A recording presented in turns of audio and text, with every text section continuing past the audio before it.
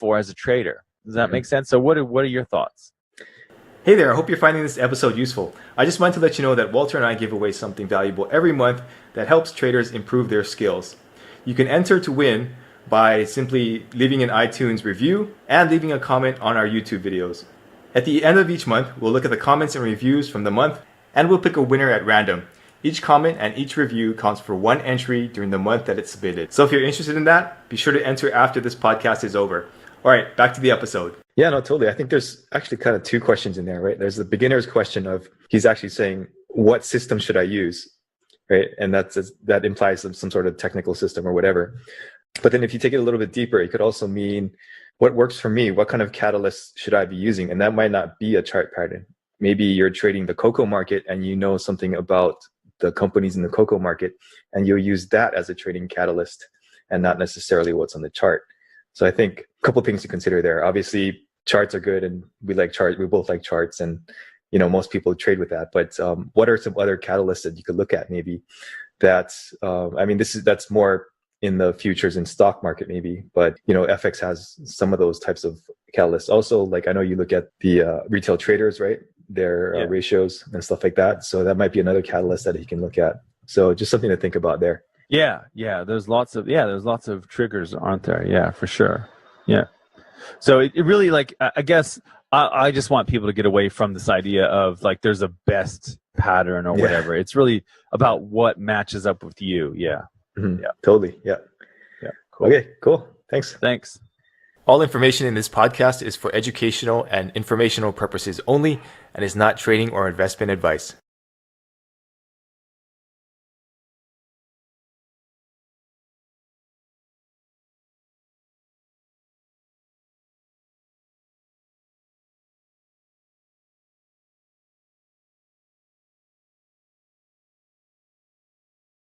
Especially in this environment, there's a lot of opportunities to make money, in trading or whatever you're going to do. Hey, it's Walter here, and you're at the Think Profit podcast, where we're going to help you develop a rock-solid trading confidence and avoid the potentially endless cycle of system switching. Right, Hugh? That's right. We're going to help you develop a wealth mindset, develop a trading strategy that fits your core personality, and help you overcome the obstacles that stop over 90% of traders. All right, Hugh, sounds good. You ready to go? Yeah, let's do this. Hey, Walter, this is a big time of change, obviously. This last year and this coming year is going to be probably even more change. So what can people do to kind of weather the change and kind of roll with the punches and even benefit from the situation? I'll tell you one thing I've learned. I think people sometimes confuse fear as, they give it like a negative. So like, for example, if I grow up in a country like Australia, where predominantly, I noticed this when I came to Australia, that like all the people, when you get off the plane at the airport, like everyone looks like they're all from England. They're all these white faces. And that was so different to me growing up in the United States, in particular in California, where, I had black friends, Mexican friends, you know what I mean? Like I had friends from Taiwan, was a good friend growing up. Lots of friends from Mexico, of course. I had friends from Japan. I had friends, like from, everywhere, Guatemala. I had a really good friend from Guatemala in college. And so, it was like if I took someone out of Australia and dropped them off in the middle of like Angola, where they're going to stick out, right? Yeah. That can be scary. But why? Why are you scared? Do you like if I just pluck someone out of Sydney airport and I said, okay, we're going to Angola, and I dropped them off in Angola, and they're like, whoa. They would probably be fearful, but why? They don't probably know anything about Angola. Maybe they didn't even know it was a country. Never heard the name. Mm-hmm. But yet here they are, and they look different, and they're fearful. And I think that's really what gets at the core of fear, is the unknown, right? So we don't know about something, and we have to confront it. So what do we do? And so I think fear, in a way, is like a sign that you're in a spot, you're in a place where it's very exciting. Like it's exciting. Think about it. Most of our lives, what we do is so normalized. And so, you get on the bus at the same time, or you get in your car at the same time, you go to work at the same time, you go to the same cafe, you have lunch with the same people, or what, you know what I mean? Like, so much of it. And I know, like, it's not always the case for everyone. Like, you might have a meeting over here or a meeting over there, you might have a business trip or whatever. But the point is, most of what we do is just so normal. So when you're fearful, to me, that's like a sign that you're alive and that the unknown is there, and that should be exciting. So really, I think we misinterpret excitement over the unknown as fear. Hey there, I hope you're finding this episode useful. I just wanted to let you know that Walter and I give away something valuable every month that helps traders improve their skills. You can enter to win by simply leaving an iTunes review and leaving a comment on our YouTube videos. At the end of each month, we'll look at the comments and reviews from the month, and we'll pick a winner at random. Each comment and each review counts for one entry during the month that it's submitted. So if you're interested in that, be sure to enter after this podcast is over. All right, back to the episode. Because we don't know what's going to happen. We like it when we know what's going to happen. We know what is likely to happen. So I've learned, and I think this really applies to trading. In fact, one of the things FX Street was asking me about this like a couple years ago. What do you like? I think it was New Year's resolutions, and they asked a bunch of people on there, and I said, because I do webinars there, like I just do once a month now. But and they said, what are you working on in the new year? And I said, I really wanted to work on this idea of fear and of embracing the unknown, because that's what we do as traders, right? You and I, we risk our money, we put it down, and we say, I don't know what's going to happen here, but I believe enough in my data, in my testing, have enough confidence behind it that I'm going to risk my money because I think there's a good chance that X is going to happen and X is good for me, right? Yeah. And so I think fear, you can kind of twist it in your head and look at it, flip it around, and look at it as an excitement for what's to come, the unknown that's to come. And that can be another opportunity to learn something. That could be another opportunity to see something about yourself that you hadn't seen, like a facet of yourself, whatever. So that's why I think we should sort of reorganize how we view fear as something exciting, not as something so problematic or, dark or, negative. Yeah. But rather interpret it as something, it's really kind of excitement. It's excitement that we're interpreting in a negative way. What are your thoughts on that? Yeah, no, I totally agree. I think that in reality, there aren't too many things that can really harm you. I think, it's just an opportunity to grow. And I think, especially in this environment, there's a lot of opportunities to make money, in trading or whatever you're going to do. And I think if you just calm down and just objectively see the situation and say, okay, this is going to go away, but then maybe this is going to come up, and that's an opportunity, and this is an opportunity to do this, then I think it becomes much more interesting and a lot less scary. Yeah, and that's why, I think the downside is you can get addicted to that, like base jumpers, or, NFL football players love, running into people, or what, you know what I mean? Like there are a lot of big wave surfers. Like there are ways, I think, where you can kind of take it to the extreme. Gamblers also. Yeah. Right. So that's important for traders to recognize that a certain proportion of traders are actually gamblers. And I would say Jesse Livermore's would fit into that category. You guys can look him up. We can put it in the show notes. You can look up the Reminiscences of a Stock Operator, which is a biography of Jesse Livermore. But yeah, so it is tricky. There's that balance of embracing fear versus getting addicted to that feeling of overcoming the long odds of jumping off a building with just a squirrel suit and a parachute or whatever. You know what I mean? Like, so it's a bit tricky, certainly. Yeah. Yeah. You definitely have to know the odds or whatever, right? And your own skill level, but that's right. And that's where the simulator comes in for traders, right? Exactly. Yeah. Totally. All right, cool. Thanks, Walter. Thanks. All information in this podcast is for educational and informational purposes only and is not trading or investment advice.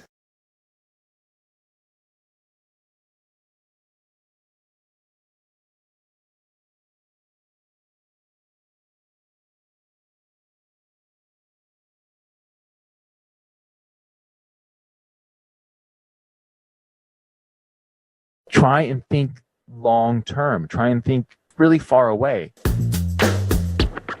Hey, it's Walter here, and you're at the Think Profit podcast, where we're going to help you develop a rock-solid trading confidence and avoid the potentially endless cycle of system switching. Right, Hugh? That's right. We're going to help you develop a wealth mindset, develop a trading strategy that fits your core personality, and help you overcome the obstacles that stop over 90% of traders. All right, Hugh, sounds good. You ready to go? Yeah, let's do this. Hey, Walter. So if some people don't know this, most people are basically not born to trade, right? Probably 99.9%. How can we first understand that and then use that to become a good trader? Okay, this is a great question, and I appreciate it. You know what I would say is there's an app, and I will try and put it in the show notes for those of you watching this. And this is your lucky day because you're going to get a cool app. It's free, I believe. I believe it's free. I don't know. I have it on my phone, but it's basically is a risk assessment. Okay. And what's cool about it, and I've only shared this with like traders that I've coached before. So I'm going to put this in the link and I want you guys to check it out. So what it does is it enables you to see how well are you at defining risk. Because I think that's a big part of trading. It's not the only thing, right? It's something that we get wrong. And I think what you said is absolutely correct about the fact that we're not born to trade. We're not built to trade. We're built to make the cognitive mistakes that don't allow for consistent profitable trading. In that app, it'll like you can take the test and see your score and all that. What's interesting, I think, is that there was a study of like professional gamblers, right? And what they found was fascinating, which is these gamblers, they thought of themselves almost as like they just would never die, you know, that they were like they were infinite, they had infinite life. And so it's almost like you need to adopt that point of view when you're looking at your edge. Like, let's say, for example, you have a trading system and it has a 55% win rate. And you know, if it gets down to 51%, you're going to be break even.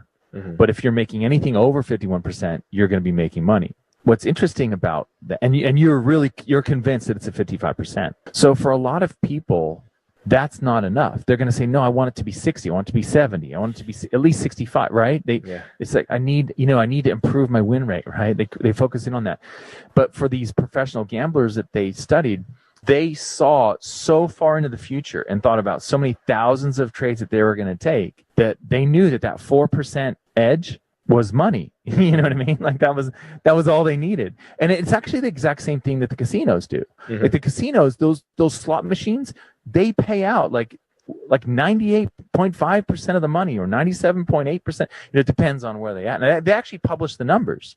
So what that means is, on average, they're only taking 1.5, 2, 3, maybe 3% of the money that goes through there. But that's enough to make all those lights and pay for all the entertainers and all the staff. And you know what I mean? Like it's fascinating to me. And it's the same thing with the table games. Table games have very slight edges too, but they all have an edge for the house. So of course, blackjack, it varies with the composition of the deck, right? Yeah, exactly. But yeah, so I find that whole thing fascinating that they basically discovered that the guys who are really good at managing risk, the gamblers, right? Because think about it. Gamblers are trading, they are basically traders trading systems that have negative expectancy, right? So where do they find their edge? They must find their edge somewhere, right? And I know it's different when you're like betting on sports and things like that because the line changes and all that.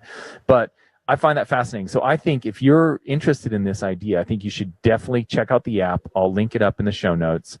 You guys can have a look at that. And also try and think long term. Try and think really far away. And imagine not why you want your 55% win rate system to be 65%, but imagine how much money you could make if you pushed a certain number of trades, a certain amount of money through that. Right? I mean, that's what people at Walmart do. All the companies that sell stuff at Walmart, or any place like that, right? Any discount department store or whatever, they have such Walmart ensures that they have such small margins. You're selling this widget, you're selling all these millions of widgets to Walmart. You have such a really fine amount of profit there. But the reason why they happily sign the contract with Walmart, because they're notorious negotiators. They will push that price down, right? Or they won't take your product. They will say, no, you got to get it here. You got to give us this price per unit, or we're not going to say yes. And so people will happily sign that because why? Because they know the volume. They might only be making 6% on every unit, right? But but where normally they might make 20% or 15% or whatever, but they'll take that 5-6% because of the volume of the millions of widgets that they know that they're going to push through Walmart. And it's the same thing with trading. It's the same thing with gambling. Like if you have that edge, however so slight, don't discount that, right? Think about how valuable that is to have over the lifetime of your trade. So yeah, that's how I see it anyway.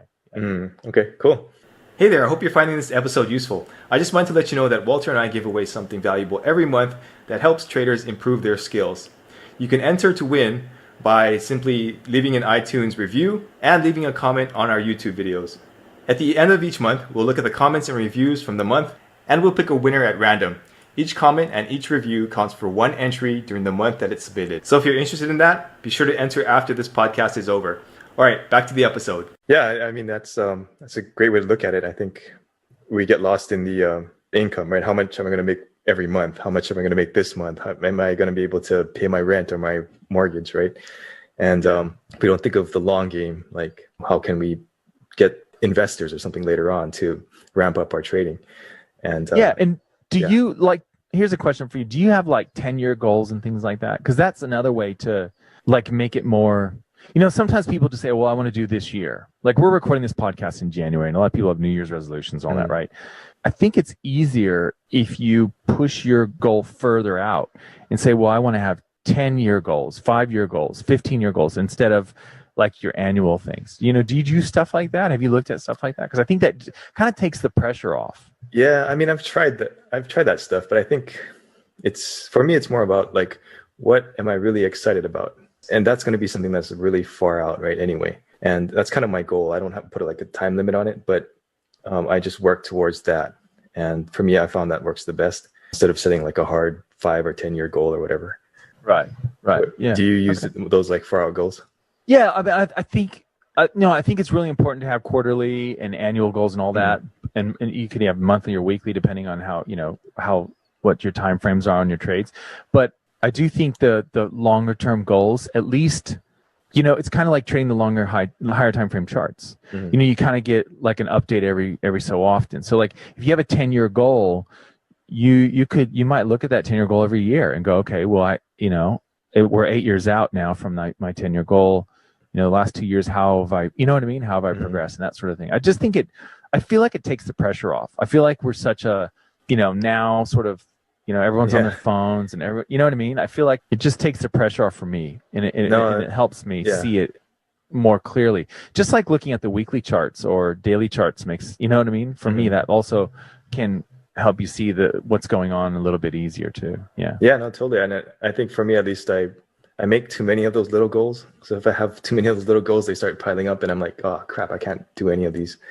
But that's what I mean. One big one, right? Then it's easier to kind of see what needs to be done. So yeah, absolutely. I had the same problem, and that's actually that's exactly what got me into doing the longer term goals. Was exactly what you're saying, because you get these lists and you're like, oh, I got to do this week and this and that, and it becomes like it's overwhelmed, right? Yeah.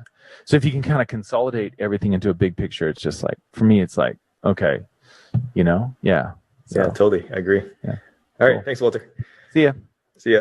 All information in this podcast is for educational and informational purposes only and is not trading or investment advice.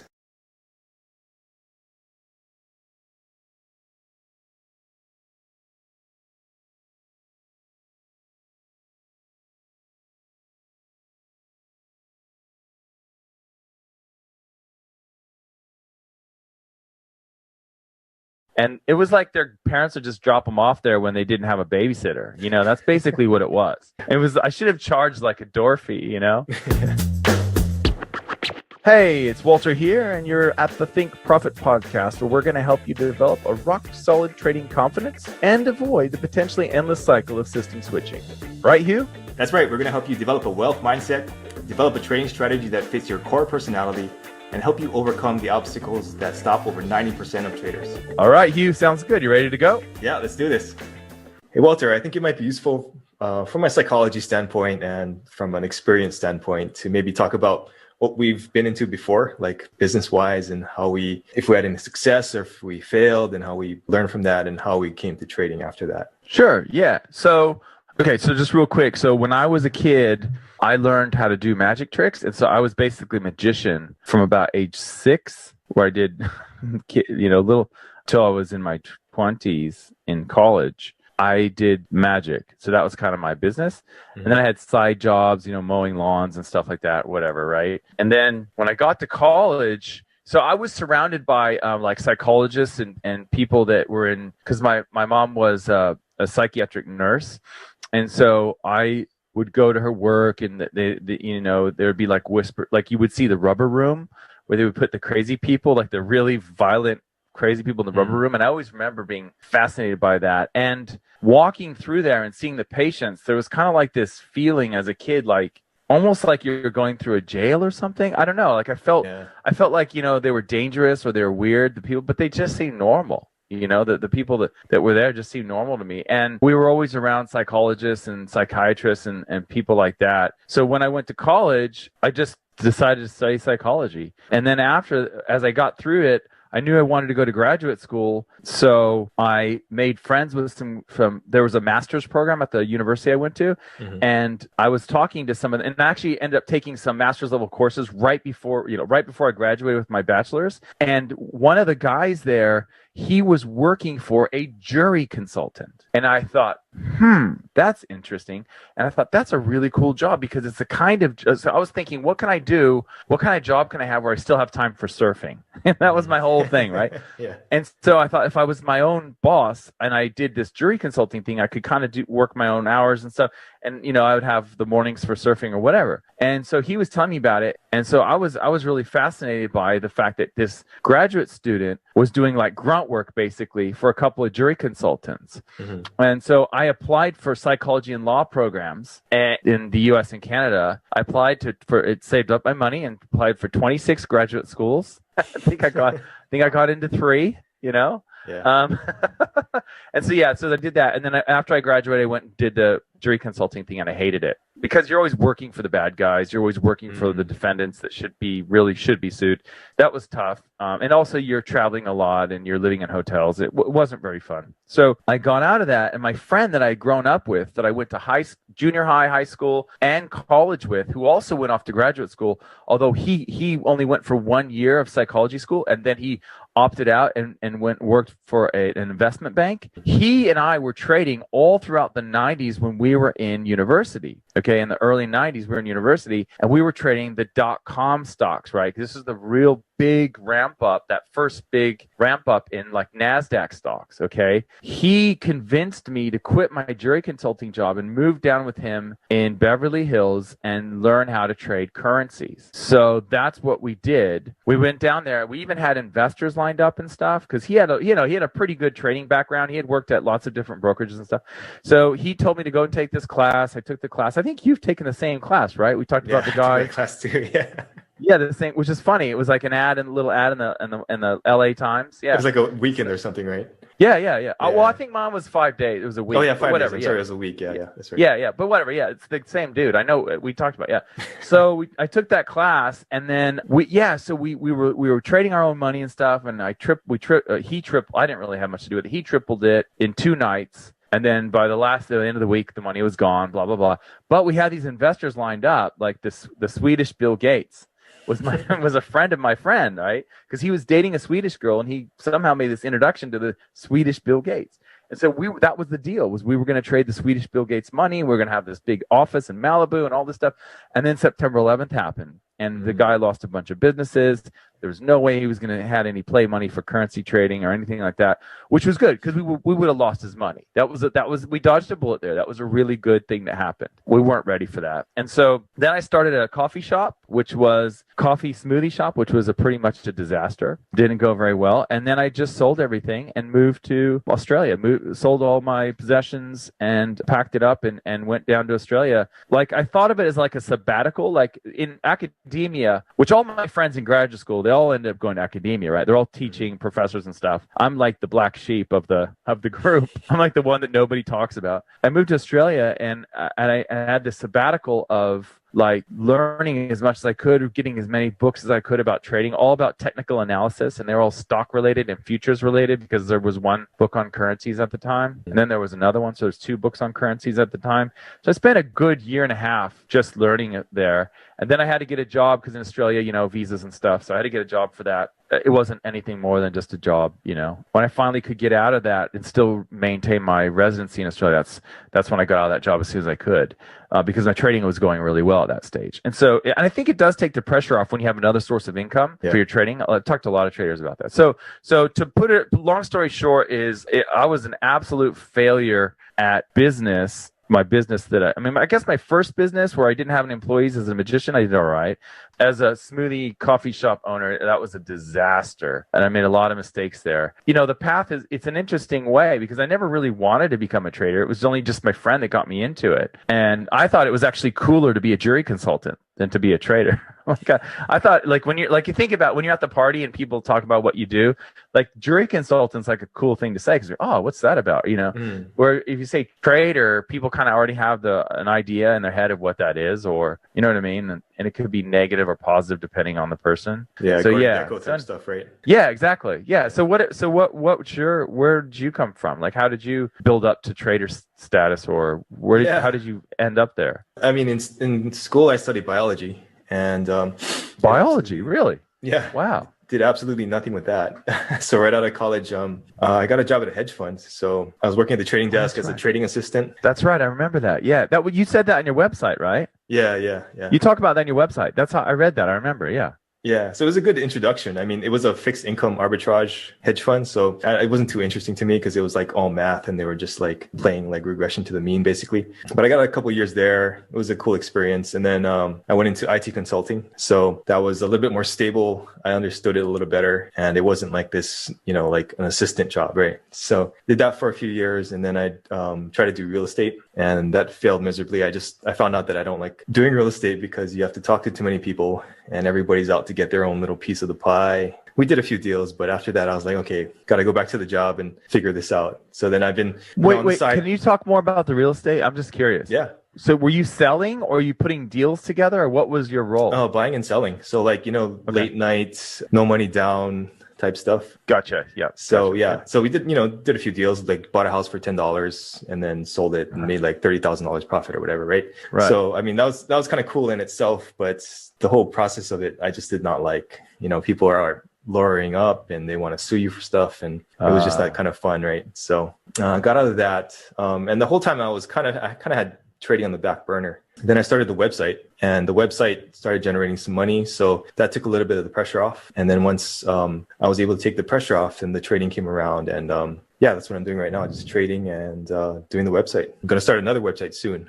So it's a good passive income generator, not passive, but more passive income generator than trading. What's the new website? What's that going to be? It's more about this like self-sufficiency, trying to learn these skills that maybe your great grandfathers had, preserving food, you know, like building houses, stuff like that. Hey man, I want to learn how to pickle garlic. You going to talk about pickling stuff? I'm serious. Yeah. Like that's the kind of stuff, right? You're talking about stuff like that, like self-sufficient, like storing your own food and that's what my wife wants to do. She wants to pick up some food, so I'm going to do some tutorials on that. Oh, dude, I'm in. I'm totally in. Yeah. So I had a friend, actually the friend that got me into trading. His dad, they were from out of the country, and his dad would have these amazing jars of pickled garlic, and he'd be like, "Hey," and they made it, you know, and they had it like in the garage or whatever. Yeah. And I was like, "Oh, that's amazing." And like I remember when I was a kid, my grandmother came out from the East Coast to California. Where we lived in California, there's lots of strawberries where we grew up. And so my mom and my grandma, they just went to town. They went and bought like punnets and punnets of strawberries, right? My grandma showed my mom how to make strawberry preserves, like jam, you know? Yeah. And I'm not kidding you. We had it for breakfast on our pancakes. We had it for lunch on our peanut butter sandwiches, which I don't know if you know now, you can't take peanuts to school now. So my kids don't have peanut butter sandwiches. Yeah, no, you can't take nuts to school. Like it's illegal. That's all this crazy stuff. Yeah. So like I had a peanut butter and strawberry jam sandwich for literally like 8 years going to school. And then we would put it on our ice cream for dessert. We would give it to people for Christmas. Like, hey, Merry Christmas. Here's a jar of preserves. Like we literally had that stuff for 10 years. It was just one spring that my grandma came out and just boom, made all that stuff. But that's cool. I like stuff like that. That sounds like a good idea. Yeah. We'll see how it goes, but it should be fun. But that's awesome. I mean, like, so what did you learn when you failed at? I mean, a lot of people will try a lot of different stuff, right? Like stock trading, futures trading, real estate, and all that stuff. Yeah. So, like, after you failed at your smoothie shop, and after I failed at the real estate thing, how did you feel, and how did you know where to go next? Hey there, I hope you're finding this episode useful. I just wanted to let you know that Walter and I give away something valuable every month that helps traders improve their skills. You can enter to win by simply leaving an iTunes review and leaving a comment on our YouTube videos. At the end of each month, we'll look at the comments and reviews from the month, and we'll pick a winner at random. Each comment and each review counts for one entry during the month that it's submitted. So if you're interested in that, be sure to enter after this podcast is over. All right, back to the episode. I always had, like you said, trading in the background. When I was at the smoothie shop, there was a lot of downtime. Okay, in other words, we didn't have a lot of customers. Yeah. So I would literally, and I'm not kidding you, I would literally get up, and this is 7 days a week. Okay, and I had people that could work there, but I just couldn't really afford. I'd give them a shift here or there or whatever, but I would get up when it was dark, and I would listen to the Coast to Coast AM radio show. It would be on replay. Yeah. It was get up. It'd be night. It'd be like night. Okay. I get up. I drive. It was about a half hour, 35 minutes to the smoothie shop. It was really more of a smoothie shop than a coffee shop because nobody drank our coffee, right? And very few people drank our smoothies as well, but at least 4 people did. So I would get up. I'd be listening to Coast to Coast AM rerun, like they reran the one that was on earlier. Like, they have 6 hours of Coast to Coast or whatever. I'd get to the smoothie shop. I'd fire up the coffee machines and all that, blah, blah, blah, blah, blah, right? Get everything ready. People would come a little bit, a little bit before school. Maybe a few people would come for a cup of coffee or whatever. And then after school, it was more of a hangout for kids that were like 11, 12 years old because we had ice hockey and foosball and billiard tables and, you know what I mean? Couches that they could relax on. And it was like their parents would just drop them off there when they didn't have a babysitter. That's basically what it was. I should have charged like a door fee, And we actually had music too at night sometimes, like nice. Crazy music. Like bands that couldn't play anywhere else because they were like death metal or whatever. And they were so thankful. It's probably the only smoothie shop that had death metal bands at night. I can't see what could possibly go wrong. So why did this business take off? Yeah. So what I learned though is I was always looking at the charts. Yeah. During the day, because basically from about 9 a.m. to 1, 2 p.m., there was nobody coming in. We'd have a few people coming in at lunchtime. There was a company there that makes guitar preamps in that area. They make guitar preamps. I don't know much about guitars or anything, but apparently that's like a really well-known company. And the founder of the company, like the CEO or the president dude that the company's named after, he came in once, and then the whole, like, all the secretaries started coming in and stuff and having smoothies. So they would come in at lunch, and then that was it. So I had all this time to look at the charts. I was following a signal service in South Africa. So whenever they gave their signals, I would take the trades and stuff. So, that's basically, and I was looking at charts and still trying to learn as much as I could about trading. There was a trader guy that actually came in there, like a broker dude, and we would talk and stuff, and I would, kind of learn things from him and bounce ideas off of him and stuff like that. But other than that, that was, all I really learned from it was, persistence and perseverance. Like what I've seen when I came to Australia and I convinced my one and only friend in Australia to come and live with me, he was like, dude, don't get down on yourself that you had a failed business. And I wasn't. I didn't really care about it. I was like, yeah, I tried it and whatever. But he was like trying to pump me up, even though I didn't need it to be pumped up. And he was like, I'll always bet on the guy with the failed business, man. He learned lessons and stuff like that. I'm like, okay, cool. Well, I'm not looking for any backing or anything, but thank you. Thanks for the vote of confidence and stuff. Like, it's so interesting that you asked this question because today I was listening to a talk by Malcolm Gladwell. You know who that guy is? Who wrote Blink and Tipping Point and Outliers. Yeah. He was talking more about outliers and how, like, they did this study where they got the 0.1% top IQ people, right?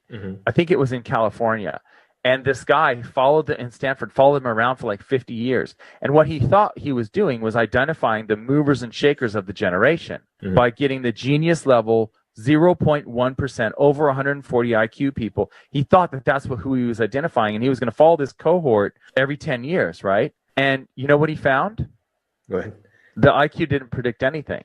And I think this really is relatable to trading. I don't think that you can say that if you're smart, you're going to do well trading. If you understand math, you're going to do well trading, or anything like that. I think it really comes down to you wanting to make it work, right? Yeah. What he found was that those kids that had the higher IQs, there was a small percentage of them, that about 15% of them, that actually did go on to do great things, but 85% of them had very average to below average lives in terms of like achievement or whatever. Mm-hmm. And he said that was because of where they grew up. So if they grew up in a household that was loving and encouraged learning and had books and stuff like that around, they did quite well. Basically like a higher class of opportunities. Mm-hmm. And the kids that didn't have that, they didn't. They just had like normal lives and stuff. And I thought that was kind of fascinating, because a lot of people will assume it's ability, right? And and so I think for trading, it's not really ability. Like, there are very incredibly simple trading systems that make money. Yeah. But there are very few traders that will trade those systems through drawdowns, through the hard times, and learn enough about themselves so that they can kind of put things in place around them so that they continue to trade even when things get rough. And I think that's the same with business. Like, I think today, if I wanted to go out and make a chain of smoothie shops, I could probably do a pretty good job of it, because I learned a lot of things from, having, don't have death metal bands at your smoothie shop. Don't have a space of like, I don't know what it was. It would have been like, 500 square feet when, you could do with 40 square feet. You know what I mean? Like, you don't need a lot of space for those kinds of places where they're kind of like takeaway places. I didn't need to have all that space. So that's why I put the air hockey and the billiards tables in there and stuff, because like I had all this room, and it was just weird to have this big room with nothing in it. You know what I mean? Like, yeah. So yeah, I mean, I wish I could say I had some really big insights, but I think what I've really learned from talking to traders, from surveying traders, and from thinking about the traders I know who do well, they just know it's going to work. They know it's going to work. They know, like, you can probably relate to this idea of like, you're just not going to stop. Like, you're not going to let anything hold you back and stop you from getting to the point where you're going to start making money. One of the things that Gladwell was talking about was the difference between Asian cultures and like normal Western cultures. In a lot of Asian cultures, they do much better on the math tests. So they have these tests that they go around the world every 4 years. They give them to all countries, right? Basically, all countries, they test their kids every 4 years on the TIMS test. They also have a questionnaire in there that's not math related, and it talks about like, how many hours do you spend studying a day and all this stuff about your life.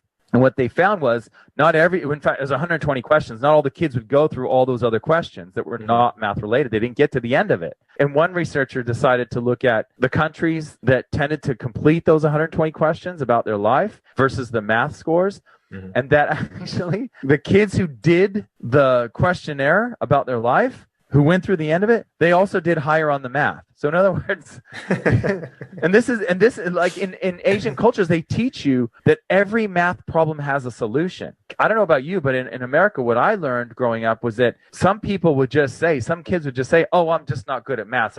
I'm not going to do this. I can't do this. I'm not good enough at math. But the Asian way of looking at it is very different. The Asian way of looking at it is that every math problem has a solution. It's up to you to find the solution. And, there's no out. There's no like genetic out. Like, oh, I'm no good at math. I can't do it. Like, that doesn't exist. If you take that idea to trading, like, people can tell you, well, I've never found a trading system that makes money. But there are traders that make money, right? Obviously. Okay. Yeah. So if traders make money, is it possible to make money trading? Yes. Okay. So can you find out what you can do to do more of what the traders who make money do versus following the traders who don't make money? What can you do to duplicate? If one person can do it, many can do it, right? And you can do it as well. What I've learned from trading is that. And I wish I could say that. I mean, it really comes down to persistence, I think. Persistence and the belief that you can do it. I think also it sounds like, I mean, in my case, and it sounds like in your case also, that there's also a matter of interest, right? Like, if you're really interested in it and you really want to figure out this puzzle, then I think you'll figure out how to do it. But if you're not interested, then you're just kind of, half-assed it and just try to get by and then make the quick buck or whatever, right? Yeah, absolutely. Yeah, absolutely.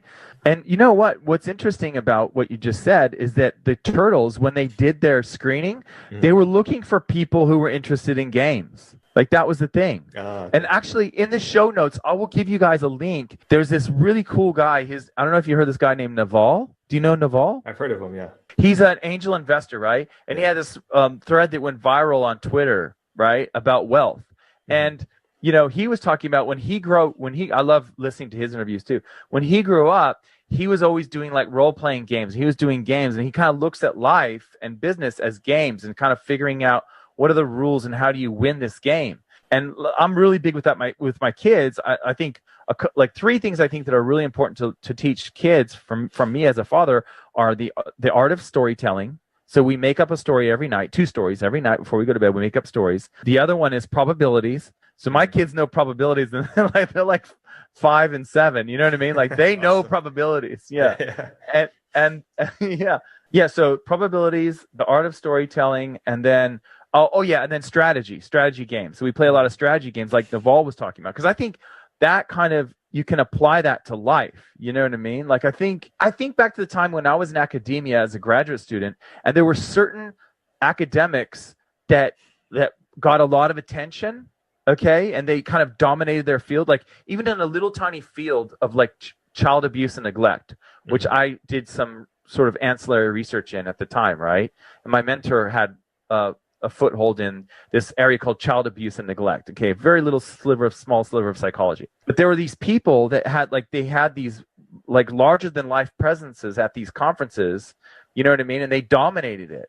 And really, when you look at it, they only did they just did a couple of things. And I think you can do the same thing in any field, like real estate or Instagram influencers or whatever. Like, there was this guy, he would just wear these outlandish, garish these flowing sleeves, like he was from the 17th century. He looked like a 17th century magician. Yeah. And his name was Dante, and he would wear these like big kind of like the stuff I used to wear as a magician, to be honest, like really weird costumes. And he would give these talks, ruffles and all that. Yeah. And he would give these talks at the conferences, and no one is ever going to forget Dante. You know what I mean? Because he's like created this persona. It's like he's gamified the whole academic thing, and all of his things get published, and he goes against the norm. You know what I mean? He just rails against the major theory of the time. And it's like just a game. Like everything in life to me is like a game. And so I think and trading is a game, absolutely is a game, right? And that's why the turtles were screened. That's why they knew to screen. They were looking for people who were interested in games of strategy when they got those turtles in there. They weren't just, they say that they could take anyone and teach them how to trade, but really they wanted people that understood games of strategy, because they knew that that's what trading was. It's about learning the rules and learning how to make it work and how to win. So No, I think that's a good point. I think also that brings up the idea that if you're doing something you really enjoy, then you're going to do it in your own way, right? You're going to make it yours. You're going to figure out how to have fun with it, like this guy dressing up or whatever. So I think it's the same thing in trading. You're going to, some guys like the big R trades, some people like the consistent returns, and you'll just figure out a way to do it for yourself. And what you just said, there's a neurochemical basis for that too. Like if you're happy, you are going to create neurochemically, you're going to create an atmosphere in your brain that's going to lead to more testosterone, which is going to lead to more effort. So if you're happy at what you're doing, you'll do a better job at it. Because why? Because you'll want to do a better job at it. You'll want to put more effort into it. It's going to come naturally. Whereas if you're slogging around at some job that you really hate, like you're not going to be a winner. Like you're just not. You got to do what makes you happy. I mean, I know it sounds all new agey and all that. Like, do what makes you happy and do what, but it's true. Like neurochemically, it's absolutely true that will make you try harder. Like in your brain, if you're happy at what you're doing, you will try harder and you'll get better at it. And then now it's going to snowball, right? Secret to life. Yeah. On that note. All right. Thanks, Walter. Thanks. All information in this podcast is for educational and informational purposes only and is not trading or investment advice.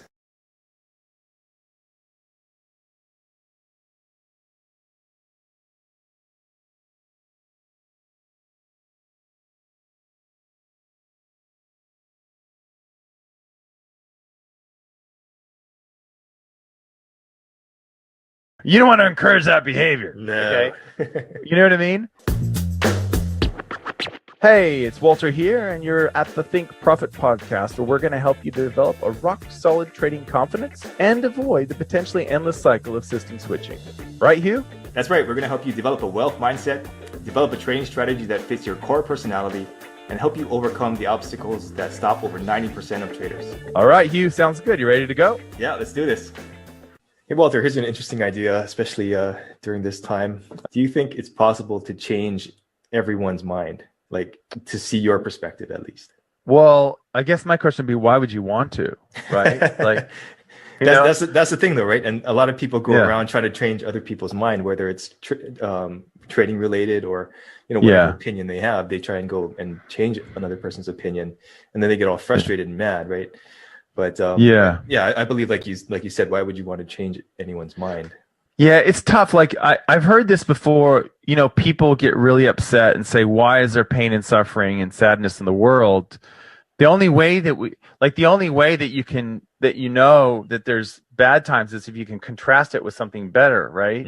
And so if I disagree on the value of something like the euro against the US dollar, I think it's a great thing that somebody else has the exact opposite opinion as me, because that's what makes the market, right?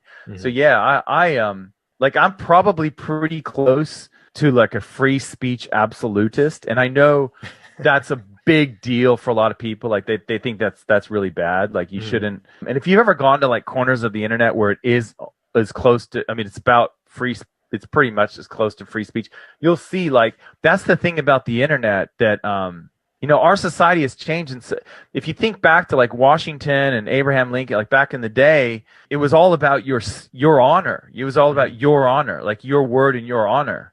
Yeah. That was a real big deal. What's happened now, like on the internet, is we've taken your identity away, so it's not you anymore. It's like you're like this ghost. You know what I mean? You're like this online identity, and so as an online identity, you can go out there on the internet and these free speech forums and just say whatever you want with no real consequence, because at the end of the day, you can say all these crazy things, and then you walk into the store and nobody knows that was you saying that, and probably nobody in the store even goes on that online forum anyway, right? But like that, do you know what I mean? Like it's sort of, we've taken that away. In a way, it's great that we have the internet and we have all this exchange of ideas, even though it's being suppressed now, obviously, in a big way. But in a way, I love the free flow of information and the exchange of ideas. But taking a stand isn't like it used to be. It's because it's cheaper, right? It doesn't cost you so much to go out on a limb and make this claim, right? So if I go out there and I claim that redheads need to be all rounded up, because if it weren't for redheads, we wouldn't have poverty. If I said something like that, okay. In the olden days, everyone would say, "Hey, Walter said that about redheads," and I'd have a bunch of redheads upset with me and maybe tailing me everywhere I went, right? But because online I could be anonymous and say that, no one really knows who I am or where I live, or you know what I mean? They just yell back at me on the internet. So it's kind of like it cheapens. It's hard to take a stand, really, because unless you do it in the light and you say, "Here, this is me. This is where I live. This is what I'm about, and this is what I believe." Like like Jordan Peterson, for example. I don't know much about Jordan Peterson, but I know he's controversial, right? And probably Noam Chomsky would be similar. They're both kind of outspoken, controversial figures, right? So that but what happens on the internet for the average person is we're just anonymous. Nobody knows who we are, and so we can say all these wild things. I think we need divergent opinions for everything, but especially for the markets, and as traders, it's really important to have that. And I use those opinions. Like I like looking at where traders are at in terms of their trades. I use that information for my own trading. So yeah, I really like the idea of and I've learned things from people who have taken the opposite point of view. Like I've always been like, one of the things that you learn in psychology, there are real subtle forms of prejudice in the way that we look at groups. And even though you would say, well, I'm not prejudiced, I give everyone an equal chance or whatever, that still comes out, and that can come out just by calling the group the minority, not by giving them like a color of skin or a sex or whatever, anything like that. You're not even doing that, just by calling the group the minority. But like there are studies in psychology where they say, well, the majority group says this and the minority group says this. What do you think? And so our prejudices actually get applied, even if it's just minority versus majority group. It's crazy, that we're built that way, like we're tribal people. And so, yeah, it's fascinating in some ways. But to me, free speech is really important. I just wish that we all had to do it in a way where we were saying, well, this is me and this is what I'm saying, because then we would think probably more about the consequences of what we're saying, because like I said, the redhead example, that would have severe consequences for me if I said, hey, I'm Walter, I'm in Australia, redheads are the problem. If I did that, I would have there are a lot of redheads down here in Australia, and I'd have some people upset with me. So that, I think, is the issue with, or one of the issues with free speech, is that it can be done anonymously now. Hey there, I hope you're finding this episode useful. I just wanted to let you know that Walter and I give away something valuable every month that helps traders improve their skills. You can enter to win by simply leaving an iTunes review and leaving a comment on our YouTube videos. At the end of each month, we'll look at the comments and reviews from the month, and we'll pick a winner at random. Each comment and each review counts for one entry during the month that it's submitted. So if you're interested in that, be sure to enter after this podcast is over. All right, back to the episode. Yeah. And I think, well, especially as like in those trading forums, things can devolve pretty quickly when there's a lot of like anonymous tips, right, or whatever. But do you think it's sometimes worthwhile to engage in those things, as long as the other person's going to have like a reasonable conversation? Like to try and change their mind, you mean? Yeah. I think I'm a big fan of, do you know how they teach in law school? So they ask questions, right? So I don't know if all law professors do this, but I've been told by people who've gone through law school. And actually, when I did my degree in psychology, my PhD in psychology, I had a lawyer on my committee. So it was all psychology professors and then one lawyer.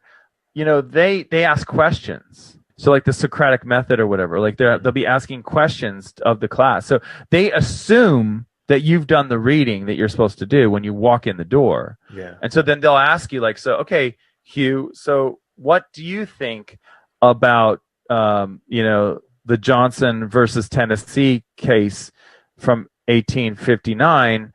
Do you think that would apply to today's, big tech questions or whatever? You know what I mean? Like so they're asking you to apply that. And so I think that can be really useful also in anything like with trading or whatever. You say, okay, like for example, one of the traders in my forum now, he's got the system and it looks pretty good to me. And he's like, well, I want to like improve the win rate or whatever, you know what I mean? Mm-hmm. And and I want to apply this sort of money management system to it and this and that. And I'm like, well, why do you want to improve the win rate? Like, it's already 75%. It's already seems good to be pretty good to me. Yeah. Like, and if you run the numbers of the risk management system that you're looking to apply to this, it's going to look really good. So why not just, you know what I mean? Why not just do that? We get stuck into these little things. And I think there's a problem too with trading. We can get emotionally attached to our strategies. We spend so much time working on them. Mm-hmm. It's really hard to throw them away. Whereas if we have like 100 strategies and we see one that's just not working anymore, we can just see you later, mm-hmm. Goodbye.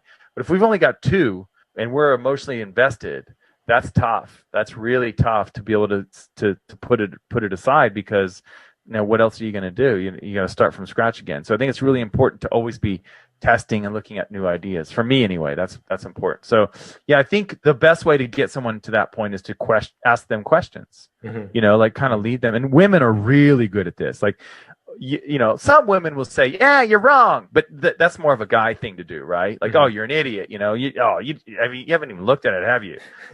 Whereas women will say, they'll kind of this subtle way, like, "I see, that's interesting. So what do you think about this?" And they're trying to get you to get there on your own, sort of thing, mm-hmm. And I think that's a more useful way than to say you're wrong. Just kind of gently get them to come to their own conclusions that perhaps, for example, focusing on win rate is not the be all and end all for your trading, right? Maybe you're already there. Maybe you're okay with a 75% win rate. Maybe that will work for you. And maybe instead you can just now start to look more at your risk rules. Yeah. Yeah, no, totally. Along the lines of like this whole censorship thing and, some posts getting taken down or whatever from the various platforms. Do you think that's going to lead to like more second guessing in the trading world? I think it will. Like if people aren't free to like fully express what they're thinking about in trading or in any other part of their life, like I think that might start to make them second guess their own opinions, their own beliefs, and maybe not, go forward with a trading system when it obviously works, but they're just second guessing themselves. Do you kind of foresee that happening with all this? Well, it could be, or they could just go off and break off in like their own little enclaves or whatever, right? Like away from the mainstream. It could just fracture the groups. So, for example, there are videos on YouTube, and you can show this clearly, where the numbers have been they've been fudged. Yeah. Okay. So there's been videos on YouTube where they've reduced the down votes or the thumbs downs or whatever. You know what I mean? And stuff like that. In some ways, like doing stuff like that is just going to point out to the quote minority that they're, that it's obvious that they're in the majority. You know what I mean? Like that just like at a certain point, like for example, I'll give you an example. Okay. Let's say, where I live, a lot of people have young families. Okay. In Australia, there's a bit of a population boom at the moment, right? Lots of kids everywhere. If you have a daycare, you have a license to print money. Believe me, you will never have, like, at least in the next 10 years, you're going to be full, and you're always going to be full, right? You just need more rooms, right? You need more teachers. Okay. So if you have a daycare center, you are loving it. If you were trying to, like, let's say you had a bookstore, okay? And in your bookstore, you decided that you weren't going to have any books, any children's books, or any books about parenting. Okay, because you just think the world's overpopulated. Like, you don't want to encourage that behavior. No. Okay, you know what I mean? Yeah. What's going to happen to you if you do that? What's going to happen to you? Well, if you live where I live, where there's a lot of kids and a lot of families, like they're not going to go to your bookstore. Like if word gets out that you're anti-kids and anti-family and anti-population or whatever, they are going to boycott you, right?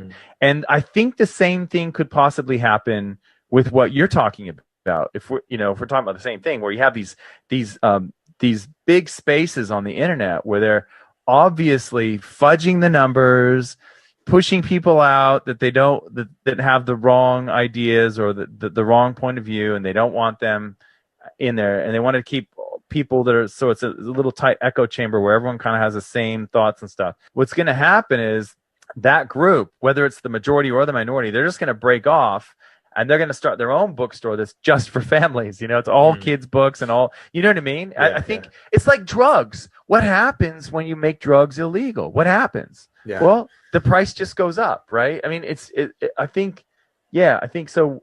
Making certain thoughts and statements illegal, in a sense, and suppressing them is just going to push them somewhere else. I think it's the prohibition of ideas. There's a big group of Christians in China, right? It's illegal. There are religions in China that are illegal, like Falun Gong. There are these groups that have been made illegal in certain places, and they still exist. There was the Underground Railroad in the United States, right? When slavery, they had the Underground Railroad. So I think that's how I see it. I don't know. Maybe I'm wrong. Maybe people will just second guess themselves and go, "Oh shucks, I was wrong," or whatever. Why was I thinking that? But I think especially in the United States, like the people in the United States are historically have been very independent thinking. It's so funny. I love living overseas because you get this other perspective of the States, and they say, it makes me laugh every time when people say things like people in the States are so simple-minded, or they never travel, they never go anywhere. Like in Australia, they used to. People used to travel everywhere, right? I'd see so many Australians in Europe and stuff. Yeah. Every Australian winter, they're up there in Europe. But yeah, so they would say things like that, and yet then they would like put on their blue jeans, invented in the United States, to be on their iPhone, invented in the United States, watching The Simpsons on TV, laughing that night, haha, Simpsons, from the United States. You know what I mean? Like reading the New Yorker on the weekend because they're so educated. You know what I mean? Like it was just bizarre to me that there's that disconnect. But I think in the United States, they're very independent. People have this culture of independence, the cowboy, the Lone Ranger sort of thing. And I think that even though there is currently this free speech clampdown and there's a censorship culture going on right now and people are getting canceled all over the place, I think it's going to eventually, it'll kind of restabilize and get to homeostasis where it's, the First Amendment isn't under threat. As funny as that sounds. I think it's going to eventually get there, I think it will. I think it'll eventually get to the point where, kind of bounces back, but we'll see. I hope so. I definitely hope so. I mean, Me too. Unless you're in California, then you're in law school. Yes, in California, that's right. California, totally, the People's Republic of California, totally different place. Exactly. Yeah. All right, cool. Thanks, Walter. See ya. Yeah. All information in this podcast is for educational and informational purposes only and is not trading or investment advice.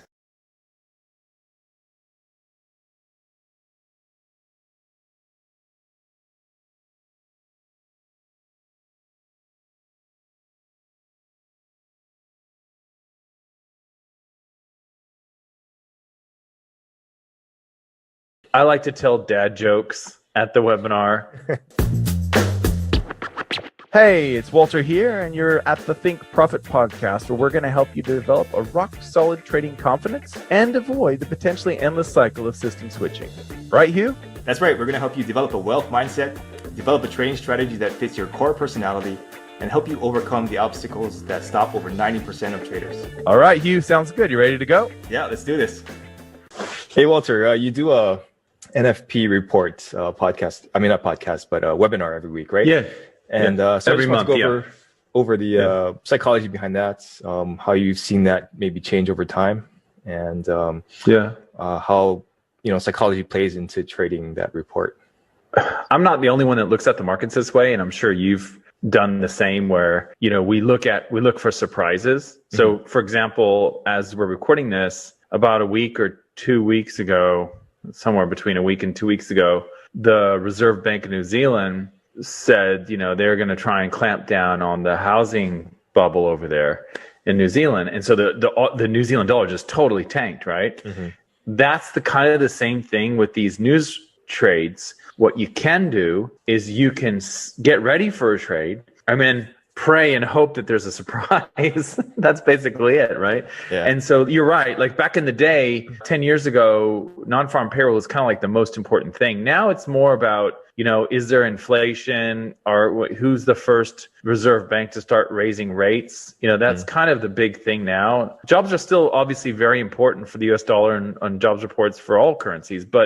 And actually, I remember when I first started trading, the jobs report wasn't as important as what Colin Powell would say, because he was talking about whether or not they're going to go and invade Iraq for the second time back around 2001, 2002, in that area. So, it changes. The importance changes. It used to be that the non-farm payroll would pretty much set up the US dollar for the whole month. It's not really the case anymore, but you can still find surprises. The reason why we do it, I think, is because it's fun to get traders together. I like to tell dad jokes at the webinar, and that's kind of what we do in our downtime. And then because I find trading rooms to be absolutely boring. I've had friends that have done them and try to get me to do them. I just refuse because I don't want to sit there for hours, right? But we usually do sit there for about 45 minutes or an hour to see if it sets up. So yeah, you can do this with any sort of surprise. The Swiss National Bank had the surprise on January 15th, 2015 with Frankengeddon, right? When the Swiss franc totally appreciated so quickly. So they happen all the time. The flash crash, all these, if you had a tsunami or something, like these things will happen. They don't have to be economic news reports, but obviously with an economic news report, you have the advantage of actually knowing when it's going to happen. So you can kind of set it up. That's basically it. Hey there, I hope you're finding this episode useful. I just wanted to let you know that Walter and I give away something valuable every month that helps traders improve their skills. You can enter to win by simply leaving an iTunes review and leaving a comment on our YouTube videos. At the end of each month, we'll look at the comments and reviews from the month, and we'll pick a winner at random. Each comment and each review counts for one entry during the month that it's submitted. So if you're interested in that, be sure to enter after this podcast is over. All right, back to the episode. Yeah, for sure. And these things change over time, like you said. Like one report might not be as effective or at finding trades as another one, and then they could also do things like change how they calculate GDP, right? And that can really You're absolutely right. Yeah. So the consumer price index has been changed in the U.S. and they don't. I think they don't look at fuel and food now as part of your everyday costs.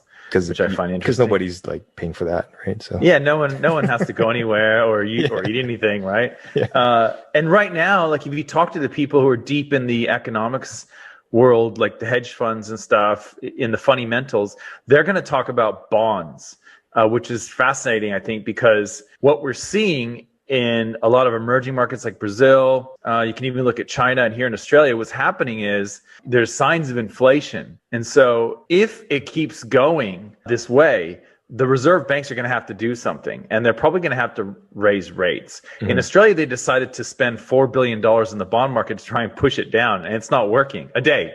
$4 billion a day. So it's really a kind of a tricky thing. I believe that we've seen the bottom of the interest rates, like as in December 2020, mm-hmm. and I think that like they might be going up for the rest of our lives. So it's interesting times actually. It'll be really interesting to see who blinks first, which central bank starts to ratchet up rates first, and I think that'll be make for some really good trends in currencies over the next 2 or 3 years. So if things go as I think they will, which I think is, we're going to start to see central banks have to reckon with inflation, which is showing up right now in the bond market. But I mean, that's all fundamental stuff. Doesn't really matter. I can still just look at the charts and trade it. I don't like going into fundamentals, but you kind of have to if you're trading the news, like you said, if you're doing these news reports. Yeah, sometimes you can get way too deep into it and like get into things that don't matter, right? But yeah, I mean, exactly. Same thing in the US. Like the rates can't go any lower, and if they raise rates, then they're going to be paying all this interest, right? So yeah, it's going to be tough. Let's see. It's a tricky thing. And like the turtles, they never looked at that. They just when they taught those guys how to trade, they didn't that wasn't part of the deal. They were just supposed to wait for the 55-day breakout. You know what I mean? Like, it's so funny. It's so funny that and you can watch TV all day, and literally every single person that comes on that business channel, that the CNBC or the Bloombergs of the world, or the what's it called over here, Sky News, they have Sky News in Europe, in England too, but it's just like every single person that comes on can have a different opinion about what's going to happen. That's the whole fundamental world. Whereas it's great as technical traders, we don't really have to. We can just say no. It's actually made a new high. That's the highest price we've seen in the last 20 days. Mm-hmm. There's no argument there. You know what I mean? So that's what I like about technicals. Yeah, the price can't lie. Like if it's going to go up, it's going to go up, right? So yeah, cool. Thanks, Walter. See ya. All information in this podcast is for educational and informational purposes only and is not trading or investment advice.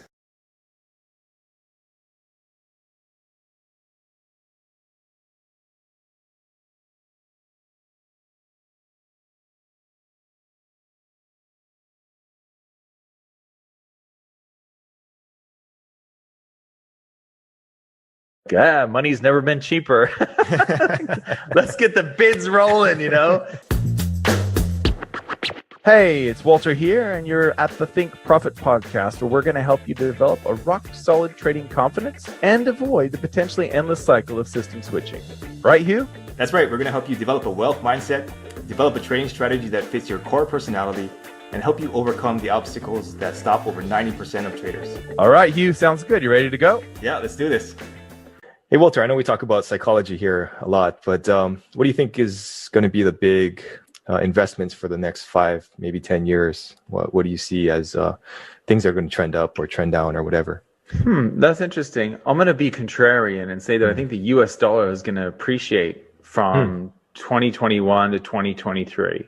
Okay. So over the next 3 years, I think the US dollar is going to go up in value, believe it or not. I also think that gold is probably going to go down or stay about where it is, which is also probably contrarian. A lot of people are bullish on gold. Yeah. I think that XRP or Ripple will go up because I think that there will be a world financial system based on blockchain, and I think Ripple is the most likely candidate for that. So I think that'll go up in value because there'll be a lot of demand for it. Because right now, like if you send money, a lot of people may not know this from trading world today because it's so easy to fund your account. It used to be back in the day when you funded a trading account, you'd have to go into the bank, you'd fill out this long form, and you would have to wire the money from your account to the broker's bank account, right? And make sure that you had all your numbers correct so they, accredited your account and all that, right? Because your money's like in a pooled account, right, at the brokerage. What I didn't know then, though, is that was basically like an SMS for banks. So they were sending text messages. That's why it never works the first time, right? Yeah, exactly. Exactly. It never worked. Yeah. So anyway, with blockchain, it'll be a lot safer. It'll be instant and all that stuff. You don't have to wait for the text message and all that. So I think it's already headed that way. You can see it. The only real question is where.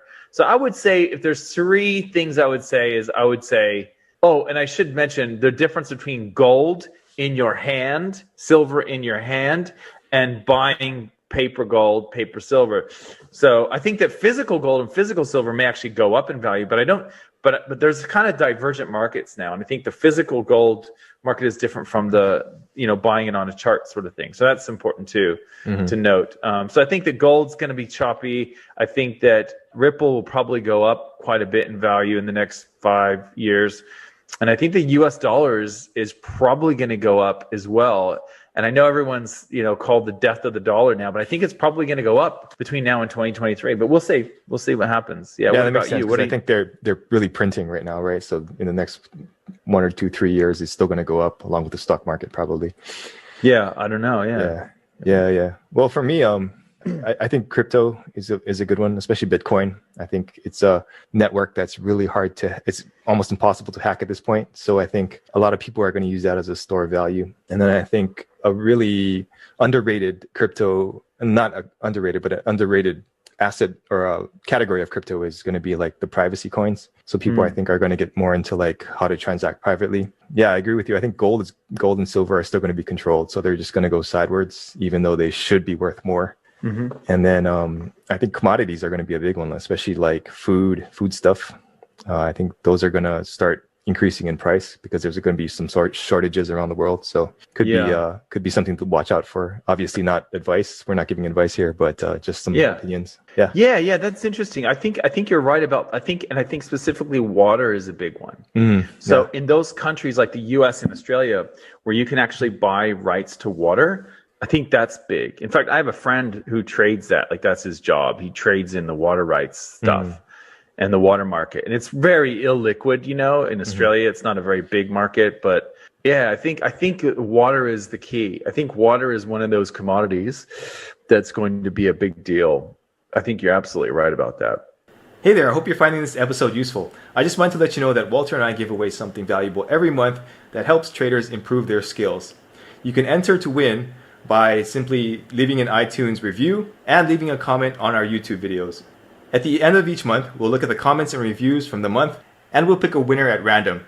Each comment and each review counts for one entry during the month that it's submitted. So if you're interested in that, be sure to enter after this podcast is over. All right, back to the episode.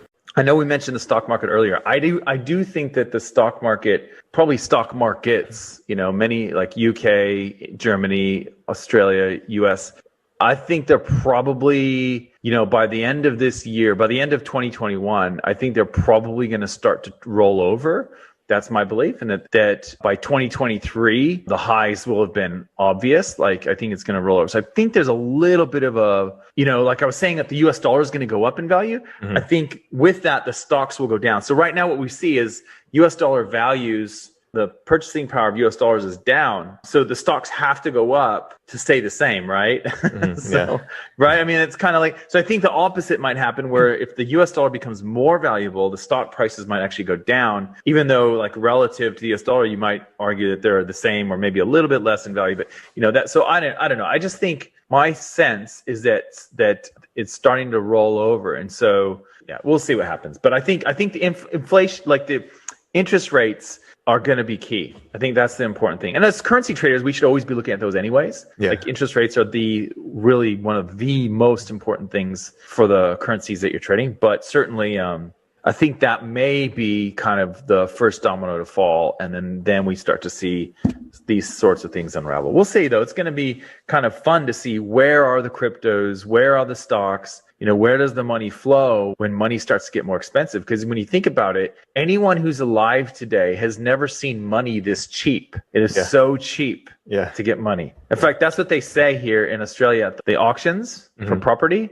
Yeah. The auctioneer will get up there. It's really big. It's really like common for Australian properties to sell by auction. They don't all, but a lot of them do, much more so than in the US or in England, right? And so they'll say things like, money's never been cheaper. Let's get the bids rolling, And so I think so though this money has been so cheap, and so where's it been flowing? It's been flowing into stocks and artwork and cryptos and, classic cars and all these places. And so then when it starts to get more expensive, what happens in property, of course, where does it move from there? Where's it going to start flowing? You remember years ago when we had the obvious carry trade where money was flowing from Japan, where it was cheap, to London, where it was relatively expensive. Yeah. And you always had this idea of money moving to different geographic locations. Well, now it's cheap everywhere. Yeah. So people are just sinking it into what they think is going to be good, which is cryptos, property, shares. I would argue even the artwork and even like trading cards have been inflated in value because of this. You know what I mean? And those things like NFTs, right? Yeah, exactly. Yeah. Well, like when my parents bought their house, I think the interest rates were like 17% or something like that. Yeah, so exactly. Yeah. It is super cheap compared to that, right? Yeah, people don't know. If you're like 30 years old, you have no idea about what happened in the 70s. You have no idea. Yeah. I have mentors who lost everything in the 70s. These are like older, getting up there in years, and they tell me stories about the 70s. Like, it was crazy, man. Like, I lost all my properties, I lost 3 businesses, like, you know what I mean? It's just I guess with the virus and everything, I guess we kind of had a taste of that in a way. It's different to like seeing like all these cars lining up to get fuel, and and all the loans you get are like 20%, 19%, and all that stuff. So it's a different sort of a story, and everyone's out of work too. That was the 70s, and people forget about that. So read up on your history, people. Yeah. All right. Thanks. That's the lesson. Thanks. All information in this podcast is for educational and informational purposes only and is not trading or investment advice.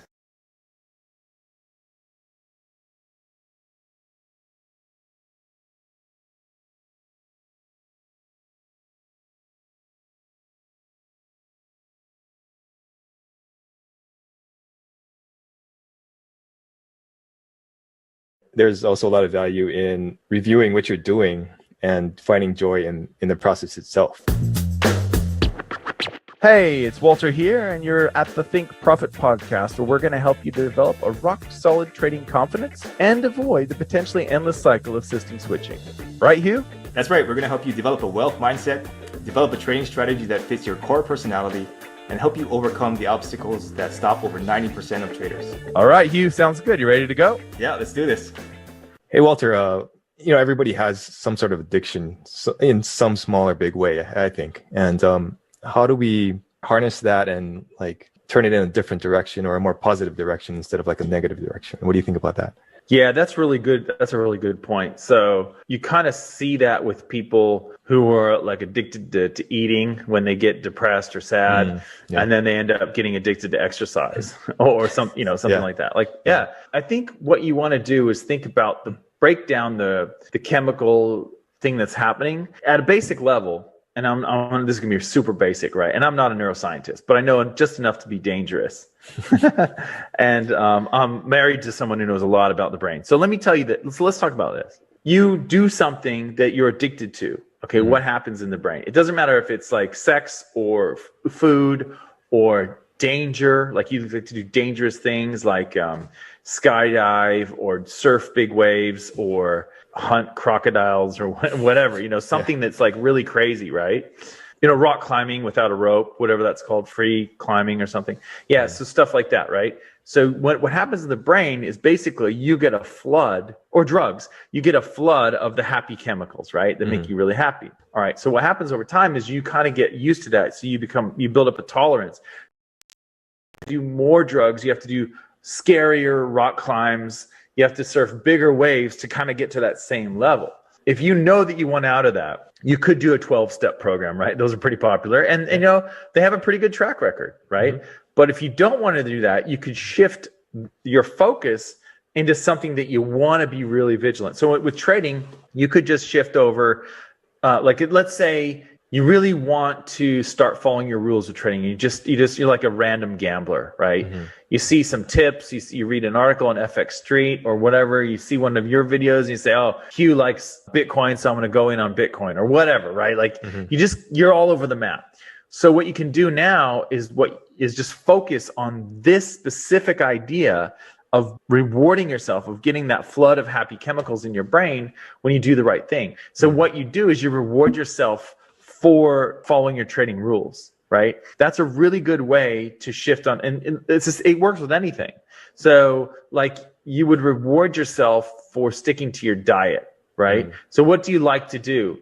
Well, you like to eat. Okay, well, what do you want to do? Like, how do you want to reward yourself for sticking to your diet? Well, maybe you go out and buy yourself a new dress or a new set of golf clubs or whatever, right? So you're just you're trying to move the focus away from what you've sort of used as your crutch to what you want, right? To what you want to change to. So like procrastination is a big one. A lot of people procrastinate.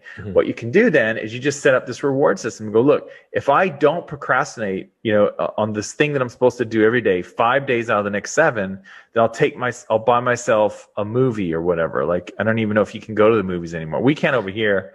I don't know if they're open over there or what. Like, I don't know what's going on. But yeah, something like that, or buy myself a book or a trading course, or take myself to frozen yogurt. If I follow my diet Monday through Saturday, then on Sunday I can go and get a frozen yogurt, right? Or something like that, right? Just treat myself. So you kind of want to make it into a game where you win the game by doing the right thing. And so, because we fall into those habits. The other thing is to have someone to be accountable to. And that's why the 12-step stuff works, because you get people who are like your sponsor or whatever, and they're like, okay, like, you have to fess up to your sponsor and say, no, man, I actually had a drink yesterday or whatever, right? So yeah, having someone that you're accountable to every week that you talk to and you say, okay, this is what I did, this is what I'm working on. So it went well 3 out of 4 days or whatever. So yeah, that's how I look at it. Do you have any ideas on that? Yeah, I think, that's obviously really important to have a little bit of that dopamine hit, I guess, right? When you do something right.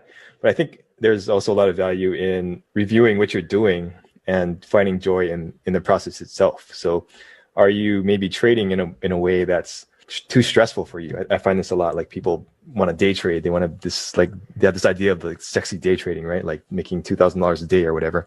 But in reality, most people would probably do better just swing trading. So I think just reviewing the process, do you find the process fun? Is your filling out your trading journal, could it be easier or could it be more fun? I think that's a really good way to entice yourself to keep on going, because you find the process enjoyable, or you maybe have a trading strategy that, has a small stop loss and a big winner. Some people like that. Some people find that fun, or some people like having consistent winners that are just maybe 1R, and some people enjoy that. So I think there's something to look at there also. Yeah, and I think you bring up a really good point about the process. And one of the things I learned at the last FX Street conference that they had in Barcelona, I don't remember, 2013 maybe or something.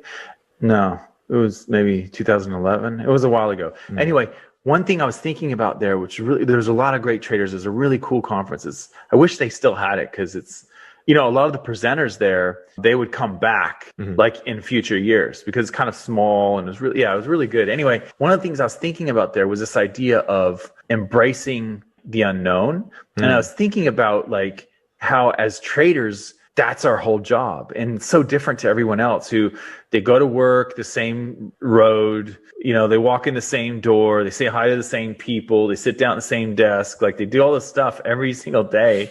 It's so boring. Yeah, the same meeting on Monday, whereas traders, it's so cool that we actually have this different thing. Like, I might not take a trade today. Maybe I will take a trade today. Maybe my other trades I took last week are going to be losers today, or maybe they're going to cash out, or, and so we get paid for uncertainty. So whereas some people know they're going to get that paycheck every month or every 2 weeks or whatever it is, we don't know that. Like you're saying, like part of the process, I believe, as traders, is that we get to embrace the uncertainty. We get to say, you know what?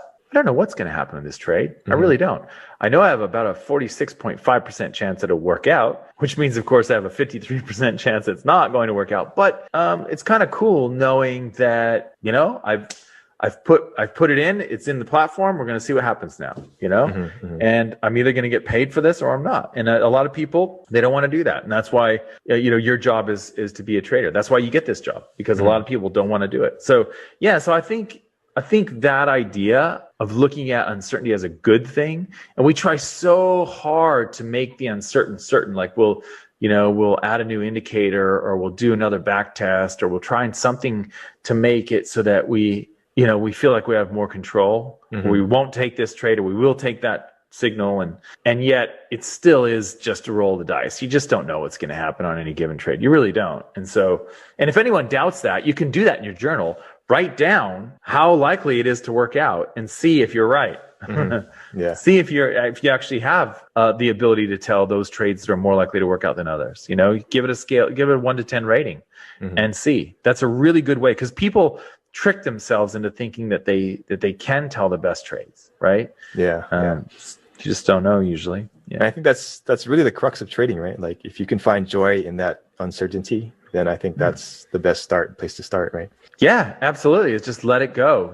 It's like when you teach a kid how to ride a bike and you push them for the first time, and they're just like, they don't have their training wheels and they're like kind of wobbly, That's how I feel like every time with the trade. I'm just kind of like pushing it off and just, okay, let's see where this goes, We could skin our knee, or we could have like, I did it, you just don't know. It doesn't, and it still is fun to win. I mean, I always say things like trading is boring. Hey there, I hope you're finding this episode useful. I just wanted to let you know that Walter and I give away something valuable every month that helps traders improve their skills. You can enter to win by simply leaving an iTunes review and leaving a comment on our YouTube videos. At the end of each month, we'll look at the comments and reviews from the month, and we'll pick a winner at random. Each comment and each review counts for 1 entry during the month that it's submitted. So if you're interested in that, be sure to enter after this podcast is over. All right, back to the episode. And that's just because, like, the process of it is boring.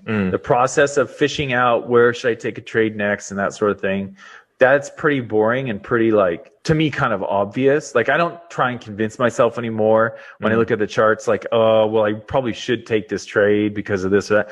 I usually know, like, straight away. I look at the chart and I go, yep, within seconds. Like 2 seconds, I can tell looking at a chart if it's usually really obvious. So in a way, it is boring, right? But it still is exciting, because you don't know the outcome, the uncertainty. That's what you get paid for. And people don't want that. People want certainty. People want a paycheck. And so that's what's cool about trading, is that we get to get paid for taking on risk where other people won't. And so, hey, enjoy it. It's fun. Yeah, I think it's also a skill that not too many people can master. So when you do have that successful trade, I think it's a confirmation that you're doing the right thing also, right? Yeah. It's very rewarding, isn't it? I mean, like putting all the time in that you've put in, Hugh, putting all those years, all those back tests, and getting to the point where you can make money is it's like someone can't take that away from you. It's like having a degree or something. It's like, you did the work, you got it, and so now you're there. And it's really kind of fun having that and knowing that you're there. It doesn't mean that you're not going to have a losing streak. It just means that you did it. It's a really nice sense of accomplishment, and most traders don't. They never get there, which is sad. They never get there. They're always looking for something better. They're never really locking into anything, and it's a bit sad, really. I guess it's kind of like farming, right? You could think of it that way. Like, if you're a farmer, you know how to grow some food. You always have food. You won't go hungry, and it's a similar thing in trading, I think. Or hunting. Hunting. Yeah, exactly. Yeah. All right, cool. Thanks, Walter. See ya. All information in this podcast is for educational and informational purposes only, and is not trading or investment advice.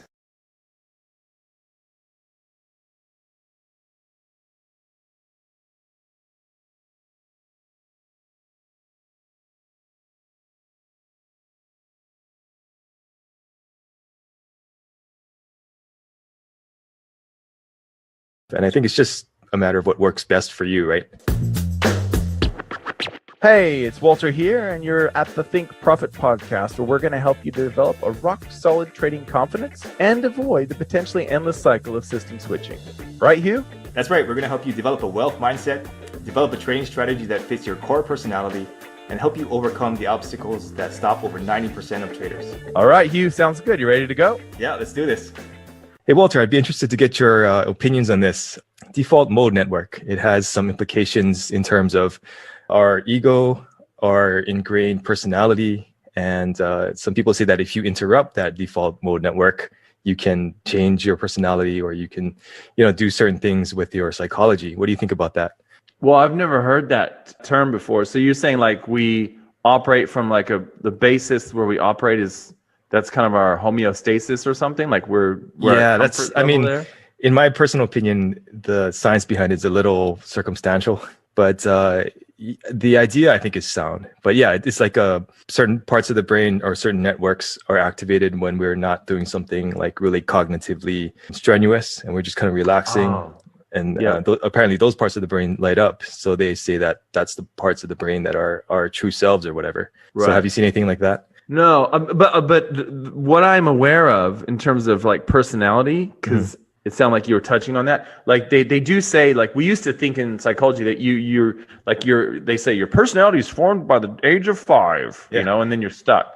That's not true. And like you've probably noticed, like I lean towards the there's a guy in Cornell University. He might be dead now, but there was a psychologist, a really famous one in Cornell University in New York, and he talked about how like you are different in different environments. So like you have like you have your wife, right, and you're in a certain way with her. Then you've got your like bigger family, like your mom, your dad, her mom, her dad, maybe your kids or your cousins, and then it kind of widens out to your workspace, to your social friends, to people that you kind of know, acquaintances, maybe when you go and watch a UFC fight or something, or whatever, or like go to a casino, you're different in different environments. And so he talks about like these circles that get bigger and bigger, So I think that makes a lot of sense, because I've noticed personally, anecdotally, so I would say in my life, I've noticed like I've made conscious efforts to be a little bit different. You know what I mean? And the easiest way I know to do that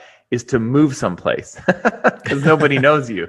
Yeah. You know what I mean? Yeah. So I believe that personality is very malleable. I think the research supports that. That sounds like a little bit more, what you're talking about is a little bit more in neuroscience, and they probably do, if they researching that, like they would be using functional MRIs, so they can see where your brain's lighting up and stuff. So I don't know much about that.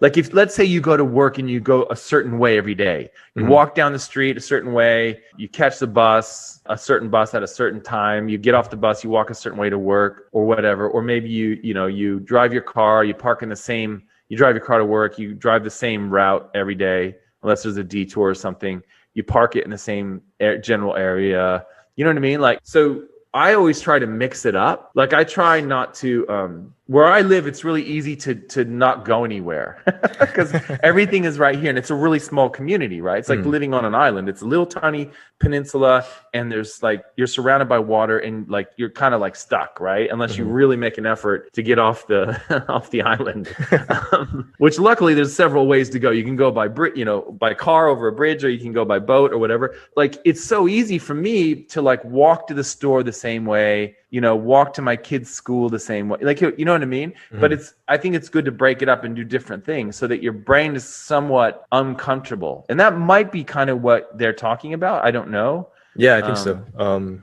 Have you seen like Dr. Michael Parsinger's work on the God helmet? Well, but I've heard about it. I've seen like a video or something. Tell me more. Yeah. So he had a similar concept he called the binding factor, and he measured a 8 hertz signal, I think, that went from back to front of your brain. It kind of just cycled, and he found that if you use magnets to interrupt that movement, you can kind of get certain effects. Like some people became a little bit more aware of things. Some people improved their psychic abilities. Some people saw God, right? And like 1% of them. So I think there is something to interrupting that signal, or some signal that's in there, right? And that can be through doing your activities differently, or putting magnets in your brain or whatever it is. But I think there is something to it for sure. Hey there, I hope you're finding this episode useful. I just wanted to let you know that Walter and I give away something valuable every month that helps traders improve their skills. You can enter to win by simply leaving an iTunes review and leaving a comment on our YouTube videos. At the end of each month, we'll look at the comments and reviews from the month, and we'll pick a winner at random. Each comment and each review counts for one entry during the month that it's submitted. So if you're interested in that, be sure to enter after this podcast is over. All right, back to the episode. Yeah, like to me, the general takeaway would be, that's fascinating, by the way. Thanks for sharing that. Because I heard about the God helmet, and I just saw like a quick video or something about it, or somebody talking about it. You can actually get it. You can buy it. Yeah. Oh, right. So. Oh, cool. Yeah, I'm a sucker for those sorts of things. But I think the general takeaway would be like, break it out, like change your habits. Like, it's so easy as people to just fall in the same habits. You know what I mean? And it's thinking habits too. It's not just like physical things like walking to work or whatever, or, walking to the store or riding your bike to the store or whatever. Like it's also thinking habits too. When you become a parent, it's like you see these patterns in your kids' thinking and you try and show them like there's another way. You don't have to always look at it this way. And I think we forget that we can do that for ourselves too. It's why it's so useful to have like a trading accountability partner, because they can often point out things from a different point of view, Yeah, totally. And so, or a mentor or whatever, like somebody that says, well, you don't always have to look at it this way. And just like you don't always have to act a certain way. You don't always have to have this sort of personality. You can have a different personality. Like when I was a kid, I was extremely shy. And the only reason why I was able to somewhat break out of that was because I started doing magic shows at a young age. So I had to learn to suck it up and get in front of a crowd, even though like when I'm 6 years old, it's only a crowd of like 5-year-olds, like 5 kids or whatever, but it's still like, I had to learn that, and we can do that with anything. We can do that with thinking habits. We can do that with physical habits. So yeah, I mean, that makes a lot of sense. It is tricky though. Like what the God helmet gets into, it sounds like, is that, these things are almost like hardwired. So it takes something drastic to kind of like break the connection and force it to go another way. Right. Yeah. So that's very interesting to me. I suppose that I would say that there might be other ways, like the nuns that had the brains of, what do you call it when they Alzheimer's. Yeah. So they had Alzheimer's brains when they scanned them, but because they did so much reading, meditating, and like just gardening, simple stuff, almost like they were in a Zen monastery, like these nuns, even though their brains look like normal Alzheimer patients, they were normal functioning. Oh. So, I think there's ways that your brain can, the whole plasticity of the brain thing where, the connections can go around, because Alzheimer's is basically like plaque in your brain, like black spots where it's like your brain, the connections have to go around, the neurons have to go around for you to function normally. And apparently, if you're very mentally active, that can happen. I think that's the case also with meditation. Like people that are lifelong meditators, I think it's the same sort of deal where, you start making these connections. Perhaps, I'm not read up on the research, but perhaps that's the sort of thing that would maybe give you a similar effect, to what you're talking about. So yeah, no, I totally agree. I think there's a lot of different ways to get there. Like you could do meditation, you could do whatever, the God helmet, you could do psychedelics, you could do all that kind of stuff. And I think it's just a matter of what works best for you, right? Yeah, exactly. Yeah. Like so many things. Yeah. Yeah. Okay, cool. Thanks, Walter. Thanks. All information in this podcast is for educational and informational purposes only and is not trading or investment advice. I think from my perspective, one of the really underrated things is lowering your expenses every month. Hey, it's Walter here, and you're at the Think Profit podcast, where we're going to help you develop a rock-solid trading confidence and avoid the potentially endless cycle of system switching. Right, Hugh? That's right. We're going to help you develop a wealth mindset, develop a trading strategy that fits your core personality, and help you overcome the obstacles that stop over 90% of traders. All right, Hugh, sounds good. You ready to go? Yeah, let's do this. Hey, Walter, what's like the most underrated thing that will get you to become a full-time trader that people really don't talk about? I know everybody talks about the trading system, they talk about the psychology, right?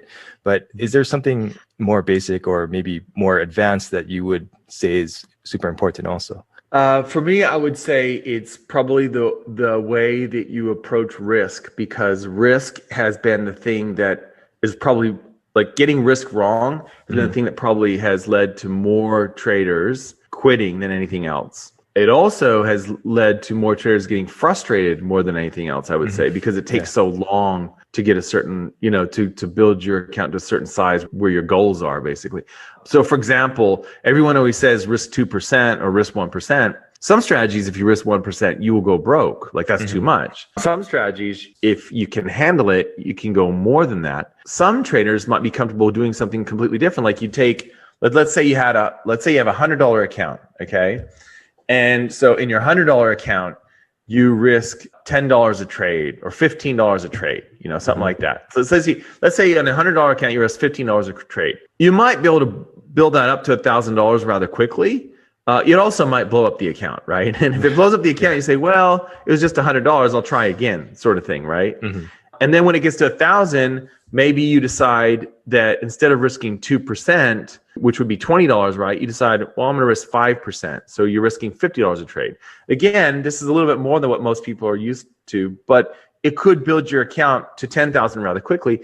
And then when you get to 10,000, maybe that's when you're looking at 2 or 3% or something like that, right? Where it's closer to sort of the normal accepted level that everyone talks about. So that's a way that you can kind of get some fast traction.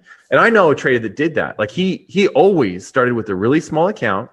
And as soon as he got to about 100 grand, he would cash out and start all over again. So even if he only started with 5 grand, he would just work it up to 100. And then once he broke 100, he knew that something in his head would mess him up. So he would have to like cancel it out and do it again. And sometimes you start with that little $2,000 account or whatever, and it blows up. And you're like, well, that's all right. I made 112 last time around. I'll try another $2,000 account or whatever. So so that's another thing. Like you can do things like that. You don't have to risk 2% of a $1,000 account, like things like that. There's a lot of things like in society that we just don't question. We don't question it. It's a fact. And that's one of the things in trading. It's the same thing. It's like everyone sort of just says 2%, 2% or 1%, 1%. But I don't know that for some traders, that's too much, depending on their system parameters. And so for other traders, that's never going to get them where they want to go. So, True.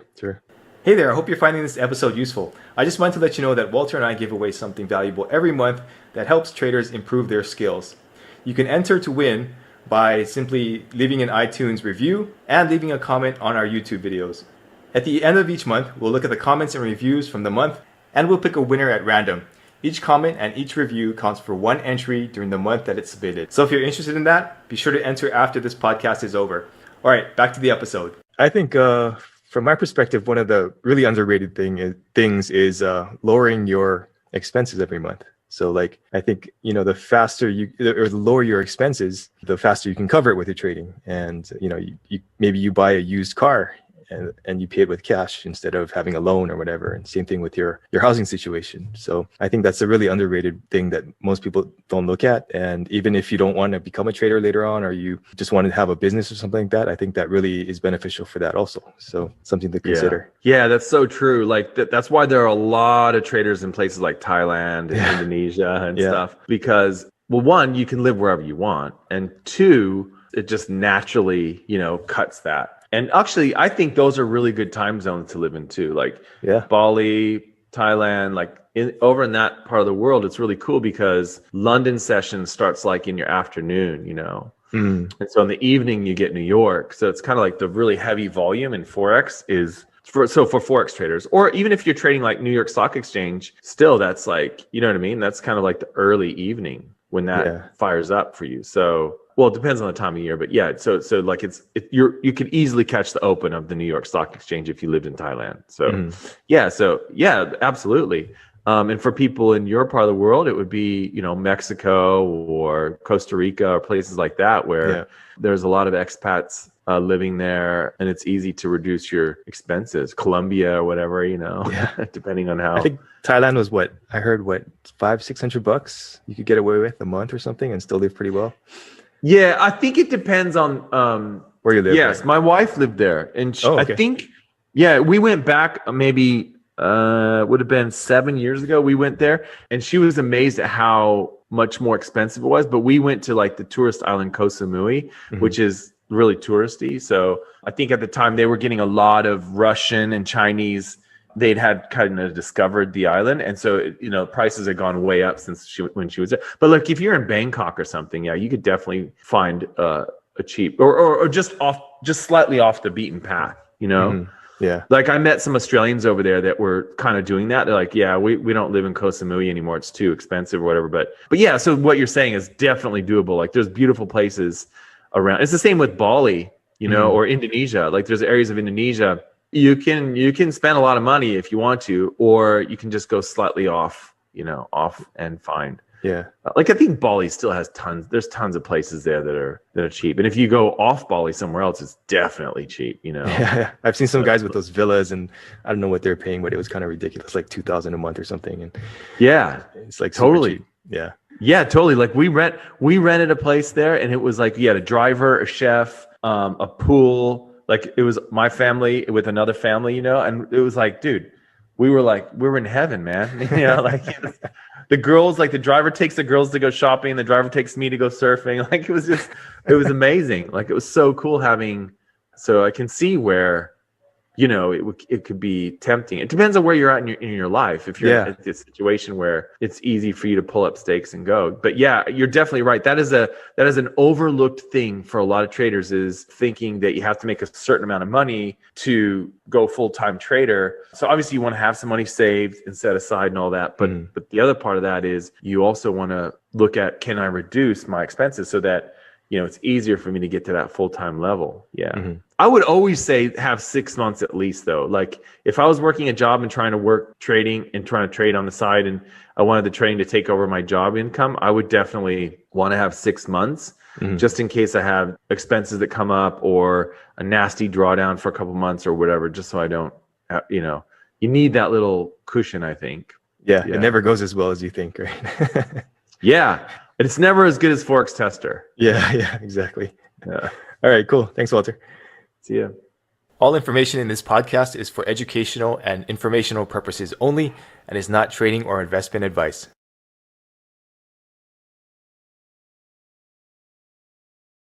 So the bank sent him Forex signals. He would take the bank signals, but he would disregard their profits.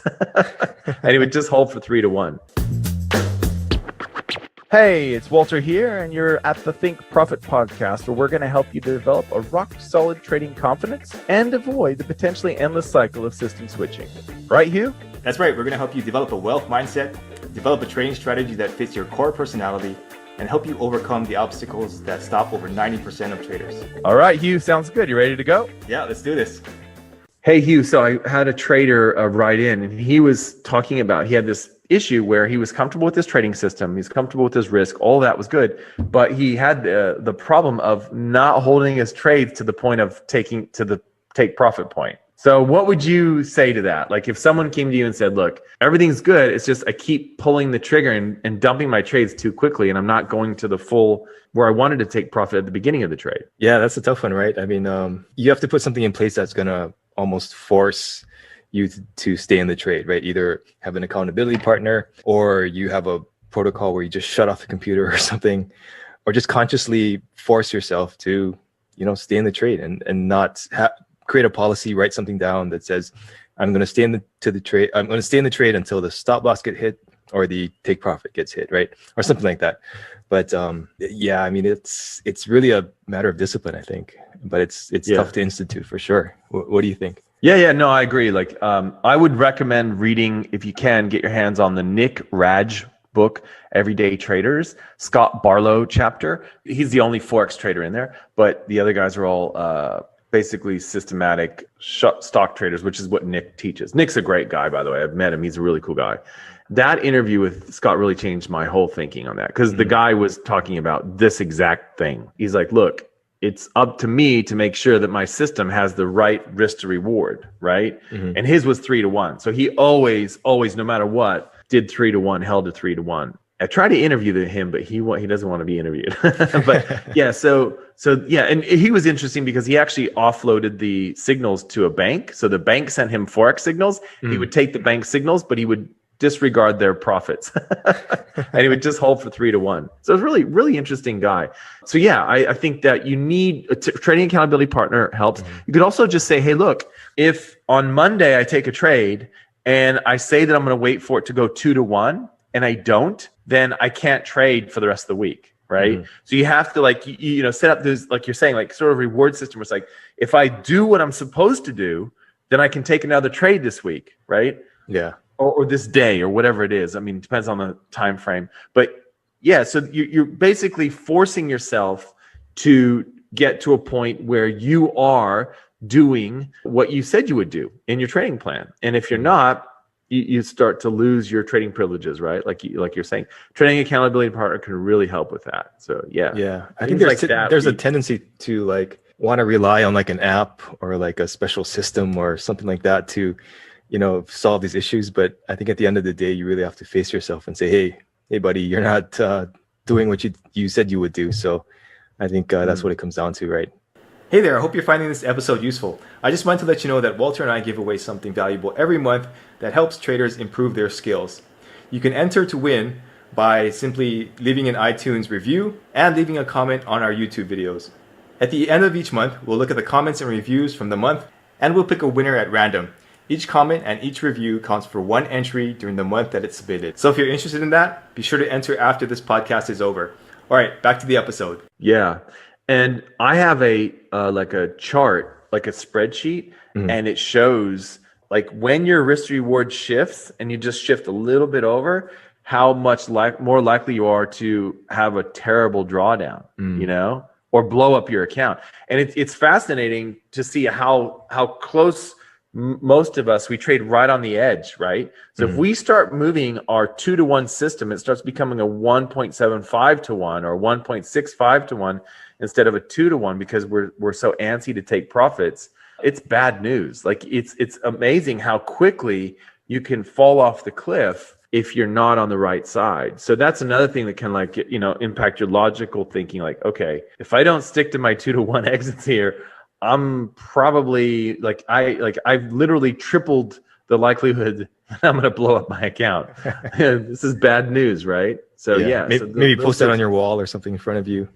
Yeah, exactly. Yeah, that sounds like a great idea. Yeah. Okay, cool. Thanks, Walter. See ya. All information in this podcast is for educational and informational purposes only and is not trading or investment advice.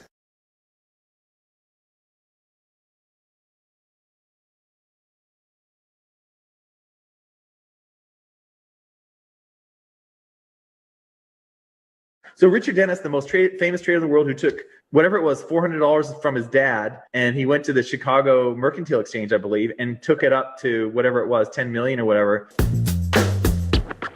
Hey, it's Walter here, and you're at the Think Profit podcast, where we're going to help you develop a rock-solid trading confidence and avoid the potentially endless cycle of system switching.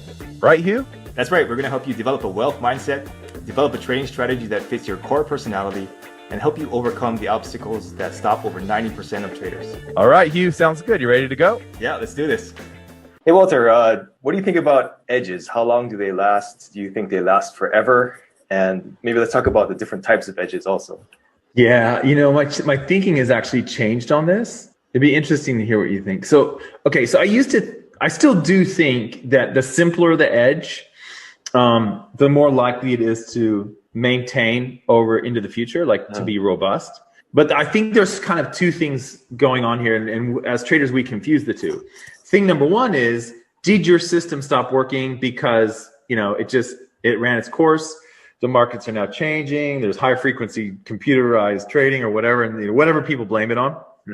It's usually the computers, though. they usually blame it. I mean, if you look back, they were blaming it on the computers in like the 80s, you know, and they're still blaming it on the computers. I think it's funny. But so there's that. And I think that's real, especially if you have a lot of variables in your strategy, like, you know, 5 indicators, and then you have all these multiple settings that you can choose for all the indicators and all that. Like that's probably true. That's why I try and go as simple as possible. However, the other side of it that I don't hear a lot of people talk about is whether or not you, as a trader, have you decided that the experience of this drawdown you're in is to such an extent that you've decided, no, it doesn't work anymore. That's a different question, right? Like, let's say someone hurts their leg. So my daughter, she sprained her ankle the other day, and, you know, she couldn't walk. She was on a trampoline. She sprained her ankle, and she couldn't walk, couldn't do this and that. And it's kind of like a pain threshold. If you think of it in trading, there's like, we all have this internal pain threshold for drawdowns. And once it gets to a certain point, it's like, nah, I can't do this anymore. It's broken. I got to scrap it. I got to change it. I got to do something. I can't keep going down this path. And it's the same, I think. It's sort of like a pain threshold. At a certain point, someone will just say, I can't walk anymore. Or, I can't move, I can't raise my arm, or whatever the pain issue is, wherever that pain is. And so that's a separate question. So but that's under your control, right? Like you can map out your risk using Monte Carlo spreadsheets and all kinds of even formula to determine, the likelihood of certain drawdowns given your risk parameters. So that's totally under your control. It's the other side that you're talking about that we usually blame it on, which I think that's real. I think it does happen. I think the best thing you can do is make your strategies as simple as possible. And so in statistics, we talk about degrees of freedom. How many degrees of freedom do you have? That's basically how many different parts of your strategy do you have. So the simpler, the better. And one thing I think that humans have an advantage over systems and computers is generalized pattern recognition. I'm sure that it's possible to program it, and that with AI and all that stuff, neural nets and everything, you can do it. But I think that's not within the realm of most retail traders to have that ability to get some sort of program that even approximates what you can do as a human, just looking at the charts and going, okay, I see this is, basically a bullish trend, but it's a severe pullback or whatever, I think those things are kind of hard to program in. So I think you do have an advantage, I do believe, as a retail trader if you use that, which is sort of the big picture, That's what I think. I think that there's two things to think about. And I've seen strategies that I thought were good on across the board. I've seen them not work on certain pairs and things like that. Yeah. So I've come around to that. So like the classic is, if you're trading a reversion to a mean strategy, the CAD Swiss is a really good pair to use. Yeah. If you're trading a trend trading strategy, the Euro Yen is a very good pair to trade. And so there's certain, certain pairs have different sort of profiles. And so that's something and Aussie CAD is another one. Aussie CAD is really good with reversion to the mean strategies, not so good. I mean, it obviously trends, but it's not as good as, say, the pound yen, the Euro yen, the pound New Zealand, the Euro New Zealand, things like that. So I do believe there is something to it in terms of like systems that break or systems that like certain markets. That's any programmer can tell you that. I've moved a little bit more toward that side, whereas before I used to say, no, they work on everything. But I've seen like my daily kangaroo tails don't seem to work very good on the US dollar yet Japanese yen. I mean, it's just not. The data since I wrote my book I think bears that out. Maybe it'll flip and start going good again, but from what I've seen, it's not there. So that's what I think. What are your thoughts on Yeah, quick question before I talk about it though. Like, have you seen strategies that work for a very long time? Well, yes. The classic would be the turtle trading system, right? Yeah. And what happened though is that in the 90s, I think in the mid to late 90s, it just had a really bad stretch of like 6 years or whatever. And so, people stopped trading it, right? But it actually, number one, it worked on the lower time frames, but everyone was doing daily back then. And so, that's the classic. I've seen articles on that where people actually look at it and go, okay, wait a minute. So this was working 70s, 80s, early 90s, and it kind of really went bad. I don't know exactly when it was, around 93, 92, something like that, 94.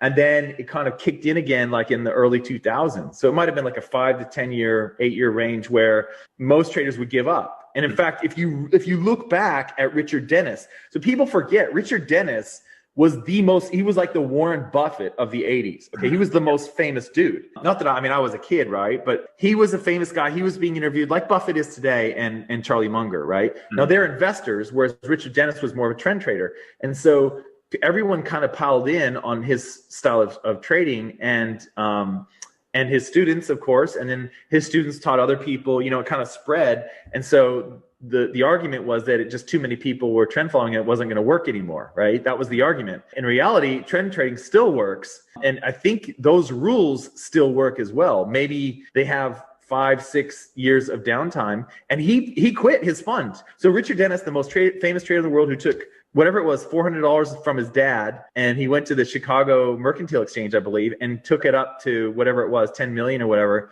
from $400. He quit his fund. A lot of his clients withdrew their money, and he lost a big chunk, like 50-60% of his money that was in his fund. And then he was like left with like, what do I do now? And he started looking at different time frames and stuff like that. So even he had that point that he wasn't really aware of until he got to it, and then it kind of, it kind of collapsed. And that's I guess my main point here is to think of that. What is your point?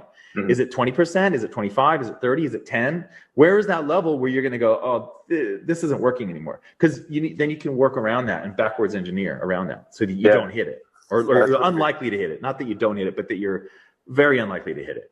Hey there, I hope you're finding this episode useful. I just wanted to let you know that Walter and I give away something valuable every month that helps traders improve their skills. You can enter to win by simply leaving an iTunes review and leaving a comment on our YouTube videos. At the end of each month, we'll look at the comments and reviews from the month, and we'll pick a winner at random. Each comment and each review counts for one entry during the month that it's submitted. So if you're interested in that, be sure to enter after this podcast is over. All right, back to the episode. Yeah, that's a good example because I think from my impression of the trend trading method that he used, it's a very long-term, you have to look long-term, and you have to be able to stomach those big losses, right? Like there was going to be those big losses. So I could see where that still works. And I know somebody who still trend trades and he has a fund and everything. So I think that's a really good example. But and you can. I'll put the rules. The rules used to be freely available online. If people are interested in the turtle trading rules, we'll link them up in the show notes for you guys. You can download the PDF. One of the turtles put it out there because another one of the turtles was like selling not the exact rules but similar rules, and so he thought that was ridiculous because apparently that was the one turtle that didn't make money. That's right. So he was like, I think that confidentiality agreement like expired or whatever. Yeah. So he put them out for free, and then somehow they disappeared again off the internet. So I'm sure you can find them, but I'll link them up in the show notes so you guys can download them if you're curious. Yeah, cool. Well, I agree with you totally. And I think maybe I'll refine your idea a little bit more. I think when I was thinking about it, there's probably 3 different types of edges, right? There's the system, which you talk a lot about. There's the conceptual edge. So maybe like you're the type of person who likes to trend trade, like we're talking about. And maybe this one trading thing isn't working, but you can tweak it a little bit because you know how the system works and how the market's changing. And then you can conceptually stay with trend trading, but you have a different system, maybe. And then the third thing is, like you talked about, the personality edge. Some people, they no matter how hard you beat them down, they always come back. And I think that is a huge edge in itself. We talked about persistence in the past, and if you can come back from losses, and I think, or knowing when to quit also, like you said, is a good one. So I think those 3 types of edges, like I think the personality edge will last forever as long as you stay with that personality. But if you, I don't know how long a system edge will last. I think that is the most likely to break. But the conceptual edge is, I think, kind of in the middle where, it could break, it might not break, but it's more likely to stay than just the system itself, I think. And really, your view of the markets really must match your system. So that's why it's so hard to take a system out of the box that someone else teaches you. And it's better for you to kind of modify it and sort of mold it into, something that is like, almost feels like you built it, even though, we all pull from other ideas and stuff like that. I think I mentioned before, I used to look at the new moons, like, and all this stuff. And then, so I was looking at new moon. This was like 2003, 2002. So like and I was sorry? Sort of like astrology, kind of. Yeah, kind of like that. So it was like, it would mark these points where it was a new moon and the euro was meant to have a reversal there. And I was like, wow, this is amazing, because I was kind of into GAN back then and stuff. And then after I wrote my book, I did a talk down in Melbourne, down in Victoria, in Australia. And afterwards, they these talks, they have a dinner or whatever. And so I was at dinner with like 10 traders. And one of the guys there is like, hey, I'd really like for you to look at my book. And I'm like, oh, your trading book? He goes, yeah. I go, well, what's it about? He's like, it's like financial astrology. And I'm like, dude, I'm like, I'm sorry, man. I'm the last guy you want, to look at that. I'm really sorry, but, so, I mean, I can see why people get into that. Cause like I said, I was totally into it, but that's not something I could trade today. It's just not, right? I think it's really critical and it's understated in a lot of cases because people tell you, hey, buy this strategy, take it and make money. It doesn't work that way. You really need to know. Like the turtle strategy, you could take the turtle strategy and ruin it by risking too much. And the turtles didn't risk a whole lot. Some of the best rules in that turtle strategy that you guys can download in the show notes are the rules around risk and how to avoid terrible drawdowns. And they talk about being fully loaded and have a maximum number of trades, which actually maps on pretty well to Forex traders now because of our reduced leverage. So before it wasn't really much of an issue because you were getting, 1,000 to 1, 500 to 1. And now that's changed. Even down here in Australia, we've now swapped over to what the States had for years and what Europe has had over the last couple of years. And then now we've got it as of 2 months ago here. So our leverage has really been reduced. So it means rules like that make a lot of sense. Like getting to the point where you're like fully loaded, you have the maximum number of trades on, you can't go any further. So I think I would encourage people to check those out. But yeah, it's absolutely true that, you know, you are the edge in a way. I think that's kind of your point, right? Like, and so how do you maintain that? Well, that's a lot of what we're talking about here in this podcast, right? It's the psychology stuff. How do you maintain the edge? Like, how do you keep convincing yourself? Because that's the thing about trading. Like, you know, I'm almost convinced that it's not really the traders that have the gangbuster strategies so much as it's the traders who are super resilient and able to keep with it even in the darkest hours. Like that almost to me is like the thing that, you know, pulls people along and keeps them in. Because like I know plenty of traders that now they're away from trading and now they're doing multi-level marketing or real estate or whatever, you know what I mean? But like 5 years ago, they were fully into trading and reading every trading book they could get, but they hit a certain point and they had to give up. And so I think that resilience is so critical. So I think it's exactly what you're talking about. It's like you are the edge in a way. And the way that you interact with your drawdowns, the way you interact with your strategy. I like to like, for example, I like trading trend trading strategies, but I also like trading strategies where the market's consolidating and bouncing off like a consolidation box. Like those are my two favorite ways to trade right now. And so my biggest question, and they both make sense to me, right? Like, so it's not like I go, oh, you know, trend trading is the only way to go. No, sometimes the markets don't trend, you know? So you got to get to that point as a trader. You have enough strategies in your tool belt, so to speak, that you can whip them out when you know the time is right. And you know that you're not going to push it so hard that you have that terrible drawdown that makes you rethink whether or not it's still working. So it's really an important point that you made. Yeah, that's true. And I think sometimes we're afraid to step out of the box, right? We have to conform to these like trading systems that you see on the internet or you see on these courses or whatever. And going back to your point on the astrology, like I totally blew that off also until maybe like a year ago. And then I had one of those like birth chart readings, and not that I would trade astrology necessarily, but it opened my mind more to it, because when I saw that birth chart and the woman told me the reading and everything, I was like, wow, this is actually kind of a science, right? It's not as out there as I thought it was. So, you know, that's something that you look at, and some people actually trade stocks like that because they look at the chart of the stock, the birth of the company and stuff like that. So I don't know, something I might look into, but don't be afraid to, you know, try something different and something that resonates with you. Yeah, and that openness that you have, that some psychologists call openness, the openness to new ideas and new inputs, that I think is something that plays into your ability to trade uncorrelated strategies. Like if you're not very open and you're just locked in the idea that you must trade the trend, right? Or that you must risk 2% or whatever it is, I think it's going to be a little bit more difficult for you as a trader to have a diversified suite of trading strategies, right? Because it's not enough to trade different markets. That's not going to work. It will not work. They're too correlated. They move in concert. It's not a good way to go. Feel free to try that, you know, and go down 10 years down that path and get back to me and see what you think. But it really doesn't work. I can tell you that. And the correlations are there. So I would say, you know, having that ability to be open to new ideas is great. And it is interesting to me, like astrology is one of those things that is so old. Like a lot of like, you think of like Western medicine. Western medicine has changed so much. Like we don't do bloodletting anymore. You don't go into the hospital and they go, oh, what you need to do is let that blood out. Let's crack your skull. Yeah. Yeah.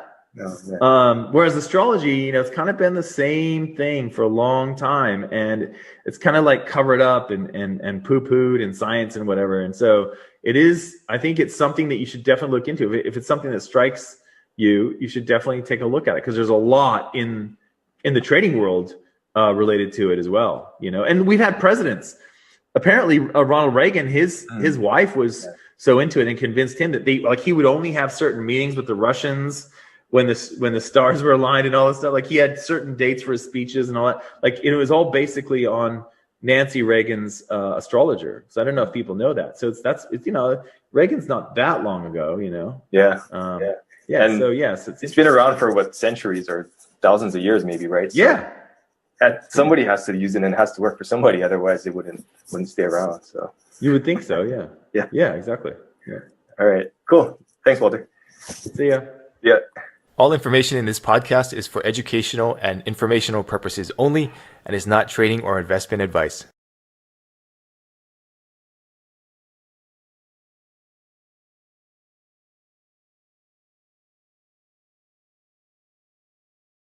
No, I think it could be really easy to get infatuated with like a 1 hour pattern or something that you're looking at. Hey, it's Walter here, and you're at the Think Profit podcast, where we're going to help you develop a rock-solid trading confidence and avoid the potentially endless cycle of system switching. Right, Hugh? That's right. We're going to help you develop a wealth mindset, develop a trading strategy that fits your core personality, and help you overcome the obstacles that stop over 90% of traders. All right, Hugh, sounds good. You ready to go? Yeah, let's do this. Hey, Walter, what are some trading psychology rules that you never break? The biggest one that I have is to allow, like, when I take a trade, I need to allow myself to have a loss. So when I take a trade and I'm calculating out what the risk is on the different accounts, I always know, okay, this is money that could be gone. Like, you know what I mean? Like, I didn't always do this, because I used to like keep moving. One of my biggest things when I was early in my trading was I would move the stop over and over. So if my stop was at 121.00 and I saw it coming down, I would move it to like, okay, 120.80. Okay, 120.65. Like, I'd keep moving it and I'd stay up all night watching it, you know, like hoping that it would reverse, you know, during the New York session or whatever. So when I go into a trade, my mindset, in fact, I'll calculate the risk as such. Like, for example, if I have an open trade and then I have a new signal, I will calculate the risk of the open trade as a loss, so that the new trade is calculated on that balance, not on, you know what I mean, what the equity, where it is now or whatever, right? Yeah. So I mark it as a loss. Open trades are marked as a loss before I do my new trade. So that's the biggest one, is that I count risk capital as goodbye. Now, I hope for the best. I don't think the worst. I try to be as positive as possible. I try and envision scenarios where if I'm a drawdown, it'll go in my way and stuff like that. So that's definitely true. But I consider that like goodbye money. Okay. And then it's a pleasant surprise if it goes the other way. The other one is that revenge trading was the other big one for me. So like I would like go, oh man, you know, that bloody Euro yen took me out again. So I'm going to get back at the Euro yen and I'll double down or whatever, like martingale style trading or whatever. I used to do that sort of stuff. Not as bad as the moving the stop loss. It was there. It was definitely there. It was almost like I thought of each currency as like a person and I want to get back at it. I don't know if you've had that. So yeah, so those are the biggest ones. The other thing is really important for me is I don't want to trade drunk. And I don't want to, because I've made that mistake too. Like, you know, coming home late on Thursday night. I used to actually drink quite a bit, like in my 10 years ago or whatever, or 15 years ago. I hardly ever drink now. But so there was a problem where I would come home and I'd be like bored. I didn't have a TV or anything. So I just fire up the trading station and have a look and go, hey, that looks good. Yeah, that looks good. So that was terrible too. So don't trade under the influence.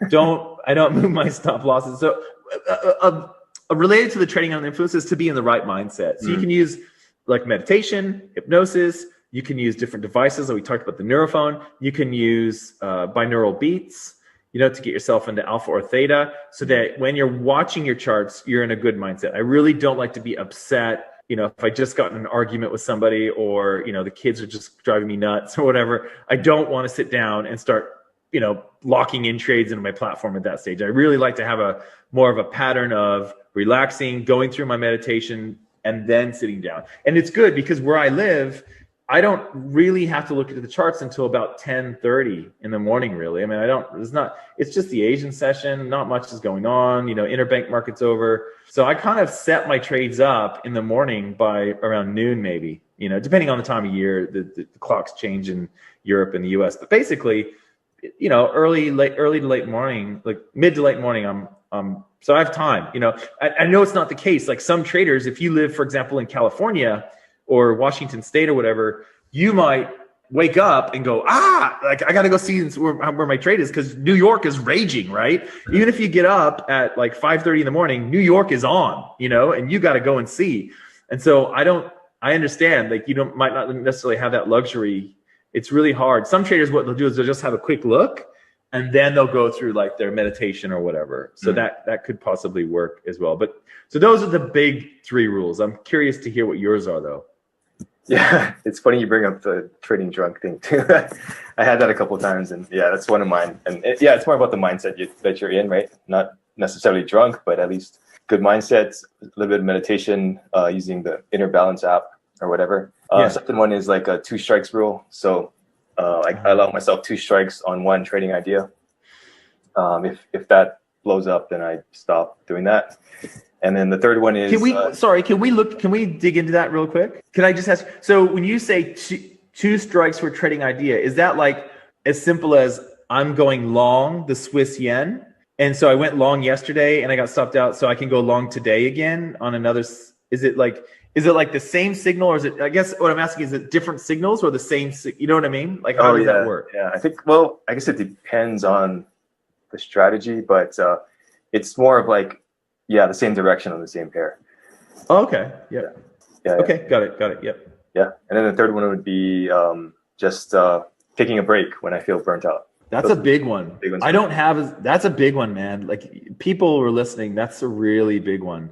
I don't have that problem like I used to, but I did have that problem. And the biggest thing that got me was when like the smartphones came out. And yeah, man, I had this little, like, it was almost like a square phone. And it had like early MetaTrader on it. And like I would be out to dinner with my wife and I would be looking at the phone, like checking my trades going. And then I would micromanage them. And it was a big one. And now it's even worse now. You have even more abilities to take trades and manage trades than back then. Back then it was actually kind of a pain to do it. I'm talking about all that stuff. Right? Yeah, exactly. Yeah, like back in 2007. Yeah, like back in that area, 2006, 7, I think is when. Yeah, so now it's even worse, obviously. But yeah, and you like what happens when you lose your stylus and all that stuff. Yeah, like that's crazy. Yeah, totally. Yeah, that's a big one. Yeah, and sometimes I might take a break for like 2 weeks, a month, sometimes. But whatever it takes, right? I have a question. Do you find that like if you're away, let's say you take a long weekend. Well, actually, where you live, the markets close Friday morning, right? Or Friday afternoon. Yeah. Friday afternoon, they're closed, right? Yeah. So 5 p.m. New York time, basically. So do you find, let's say that you had a long weekend and you're traveling and you don't see the charts. Let's say you leave Thursday, right? So you don't really see Friday, what London or New York did. And then you get back, say Tuesday. So you don't see Sunday or Monday. So you're kind of missing like 2.5 days. What do you find when you get back and look at the charts on that Tuesday? Like if you have like a break, if you've had a break that long, or you just didn't get a chance to see the charts, what do you find? Either I'm in tune with it from last week, or I'm like totally out of tune. And in that case, I might not trade for the whole week. Right. But it just depends. Yeah, I find that the fresh eyes is a good thing. I just feel like you kind of get it's like you get these theories in your head about certain pairs where they're going and stuff, and then when you watch it, you can almost make it fit. Like you go like, oh, I think the euro's on a tear. It's going to keep going higher. And then like I wake up in the morning, oh, it's gone down. Well, that's just a pullback, right? Whereas like if I come back like 2 days, like a long weekend is the classic. Long weekend, come back, don't even check or anything. And then I look and I go, oh, that wasn't a pullback. That was a double top or whatever. You know what I mean? Like I just find that the fresh eyes, it's almost like the less time I have in front of the screen, the more obvious it becomes what the market's doing. And I don't know if other people have that or what. It's just really easy, I find, to get into that that thing where you're using the evidence of the chart to fit your theory of what you think is happening. Hey there, I hope you're finding this episode useful. I just wanted to let you know that Walter and I give away something valuable every month that helps traders improve their skills. You can enter to win by simply leaving an iTunes review and leaving a comment on our YouTube videos. At the end of each month, we'll look at the comments and reviews from the month, and we'll pick a winner at random. Each comment and each review counts for one entry during the month that it's submitted. So if you're interested in that, be sure to enter after this podcast is over. All right, back to the episode. So I think it's good to have multiple theories. Like, well, it could be a pullback, but it could be a double top if it does this. Well, it could be going up, but it could have just actually reversed if it did that, or it could be consolidating and it could be bouncing off the top of the box, but actually it could also be breaking out right now. So I don't know. I was just curious how you had, like, what that had done for you, because it really is obvious to me. If I spend time away from the charts, boy, it is such an advantage because I'm not stuck. I'm no longer stuck in the, in those ideas that I was a slave to before. So yeah, no, I think it could be really easy to get infatuated with like a 1 hour pattern or something that you're looking at, and when you're really trading the daily chart, but you get stuck on that and you're like, oh, it has to go because this and this and this on the 1 hour, and then you step away and you come back and you're like, oh no, that's just noise. And yeah, so it's true, man. It's so true. Yeah. Cool. All right, thanks, Walter. See ya. See ya. All information in this podcast is for educational and informational purposes only and is not trading or investment advice. Are you taking responsibility for yourself and your trading, or are you trying to shove it off on somebody else, or are you trying to get the quick answer, like that kid who copies off of you in class or whatever in elementary school? Hey, it's Walter here, and you're at the Think Profit podcast, where we're going to help you develop a rock-solid trading confidence and avoid the potentially endless cycle of system switching. Right, Hugh? That's right. We're going to help you develop a wealth mindset, develop a trading strategy that fits your core personality, and help you overcome the obstacles that stop over 90% of traders. All right, Hugh, sounds good. You ready to go? Yeah, let's do this. Hey, Hugh, so I had this question from a trader. He's saying, hey, Walter, where do you think the euro is headed? And so, sometimes people will ask this, and it's kind of funny to me because, and I understand, I used to be there. I used to actually, after work, call my buddy up on Skype, and we would look at the same charts on Ninja Trader. We look at the pound yen, and we would look at the 3-minute charts, and we would sit down and we would literally say, okay, are we buying or selling? Like, it was just, we knew that we were going to take a trade. Like, we just didn't know which direction, right? And like, I get it. And it's funny to you and it's funny to me because you can speak for yourself, but I'm pretty sure you don't look at trading like that anymore. It's more about sitting around waiting for the opportunity to present itself than it is to sit down and have to know, well, I'm a trader. Where's the market going? Like, that's not, you know what I mean? That's not your job. That's not necessarily your job. So it's one of the things I try to impress on traders is that you don't have to know where the market is going at any given time. In fact, I usually have no clue. It's only once in a while that I look at it and I say, I see what's going on here. This possibly could set up a really nice trade if it does A, or if it does B, but if it does C, then no, right? So it's almost like you're thinking of probabilities. Like, let's say, it's not like when you're driving. If you're driving and you see a car and he looked like he stopped and it looks like he's going to turn across your lane, but he doesn't have his blinker on, so he doesn't have a signal on, so you don't really know if he's going to turn or not. You gotta like kind of anticipate. Go, well, he looks like he's slowing down, like he's going to turn, right? And it seems like he thinks he has enough space because I'm farther back, so he's just going to turn in front of me. So I got to kind of like pull back a bit and make sure that I don't slam into this guy, right? Hey there, I hope you're finding this episode useful. I just wanted to let you know that Walter and I give away something valuable every month that helps traders improve their skills. You can enter to win by simply leaving an iTunes review and leaving a comment on our YouTube videos. At the end of each month, we'll look at the comments and reviews from the month, and we'll pick a winner at random. Each comment and each review counts for one entry during the month that it's submitted. So if you're interested in that, be sure to enter after this podcast is over. All right, back to the episode. And that's kind of the way I look at trading.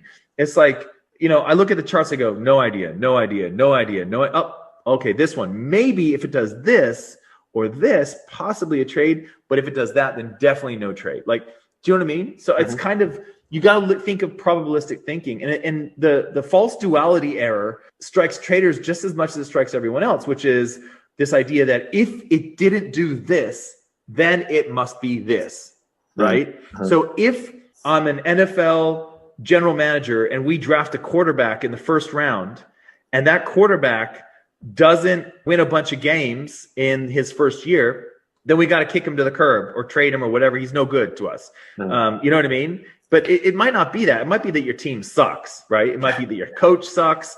It could be that the quarterback sucks, and maybe he's athletically gifted, but mentally, he doesn't have that resilience that you need as a quarterback, because the world comes crashing down when you keep losing, right? So there's a lot of things there. It's not just, that's why you have, like, here's a famous example, and I know I'm getting into the NFL world here, so a lot of people are going to tune out, but Steve Young was a quarterback. He played for the USFL, which was a rival league to the NFL for a few years, and then it folded.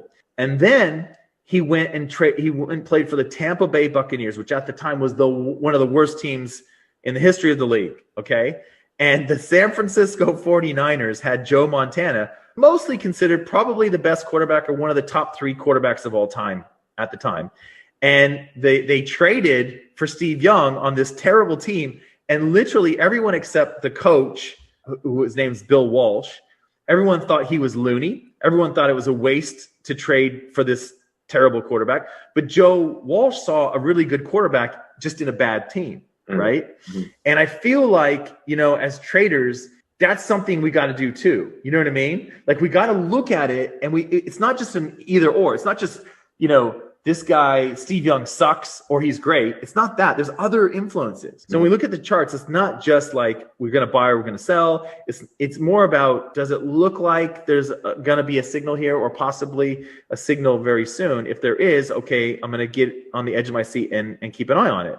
And that's all I am. So I'm just an opportunity seeker in the markets. I am not a person who will know whether the NASDAQ is going up, or the S&P 500 or the euro. Like, I don't know. I only know if it fits a certain pattern. Yeah. So what are your thoughts? Yeah, no, totally. I mean, to unpack that a little bit more also, I think it shows that this person doesn't want to take responsibility sometimes. I mean, it's good to ask questions, obviously. You should do that if you're a beginner. And yeah, that's a beginner question. And this might not be the case for this guy or this person. But I think it also shows they don't want to take responsibility for their results, right? They kind of want to ask somebody, oh, what's the stock tip? What's the Forex tip? Which direction is the NASDAQ going, right? And then they want to take a trade based on that. At least that's the way I read it when I get these emails. Yeah. So if that's the case, then I'll just hit delete, because they're just looking for a simple answer. But if they ask, hey, how can I, learn a certain pattern? How can I backtest something? Then I'll answer them and say, oh, this is how you do it. This is how you get started, or whatever. But I think that's a big part of it. It's like, are you taking responsibility for yourself and your trading, or are you trying to shove it off on somebody else, or are you trying to get the quick answer, like that kid who copies off of you in class or whatever in elementary school. So I think that's a big part of it also to consider. Yeah, and to your point, the way trading is set up now, you can just copy other like, if that's what you're doing, there's plenty of platforms out there like eToro or whatever, where you can just link up your account to the other traders, and when they take the trades, you will. So you don't have to worry about it. It's like Signals on steroids, where you don't. So if that's your thing, you can go ahead and do that. That's fine. But if you want to learn how to trade, I think one of the big aha moments is when you get to that point where you're like, I don't have to take a trade, right? Yeah. Even traders who specialize in one market. I'll tell you a quick story. So there was this guy in Africa, best trader I've ever seen in my life. Amazing, right? And every year he would sit down and go, which pair am I going to trade? And he traded the pound yen for the whole year. And that's all he would do, is either buy or sell the pound yen all year long. So he's a market specialist. He made so much money that his country didn't want to let him out. They wanted to take his money and tax him and all this stuff, because, he could have been a significant contributor to the economy, and he wanted to get out of Africa and go up to Europe and take his family. So they were playing games with him, not allowing visas for his family and stuff. It was a big mess. But yeah, so that's, and so even him, my point is, circle back around. My point is, even this dude who just traded the pound yen still had days where he sat down, fired up his computer, he looked at it, and he said, I don't know. I don't know. It's okay to say that. It's totally cool. You don't have to know. You don't have to know as a trader where it's going to go. It's totally cool to, in fact, that is my most common response when I look at the charts is, don't know. I just don't know. So that's cool. That's totally cool, man. So yeah. Quick question on that. how did he determine which pair he wanted to trade?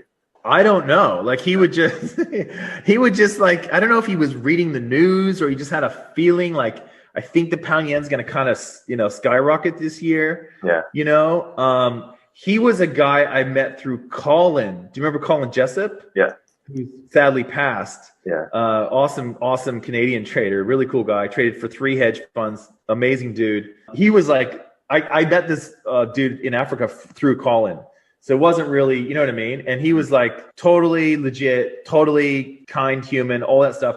And they had worked out that they were trying to get, I think, from Africa, instead of going straight to Europe, they're going to go to Dubai or something to try and get out of town. But it was like I said, like the government was like holding back family members and stuff and making it really tough on him because they wanted a piece of the pie. They saw what was coming through his account, which is crazy when you think about it. But I mean, it just points out, like, you don't have to be a trader that trades, 35 markets like I do. You can just trade one. You can be a market specialist. It's totally cool, man. Totally cool to do that. If that's your thing. Yeah. Yeah. I mean, there's a wide range of ways to be successful. So find yours. All right. Thanks, Walter. See ya. Yeah. All information in this podcast is for educational and informational purposes only and is not trading or investment advice.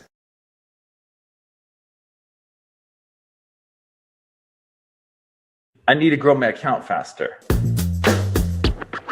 Hey, it's Walter here, and you're at the Think Profit podcast, where we're going to help you develop a rock-solid trading confidence and avoid the potentially endless cycle of system switching. Right, Hugh? That's right. We're going to help you develop a wealth mindset, develop a trading strategy that fits your core personality, and help you overcome the obstacles that stop over 90% of traders. All right, Hugh, sounds good. You ready to go? Yeah, let's do this. Hey, Hugh, how's it going? Hey, good.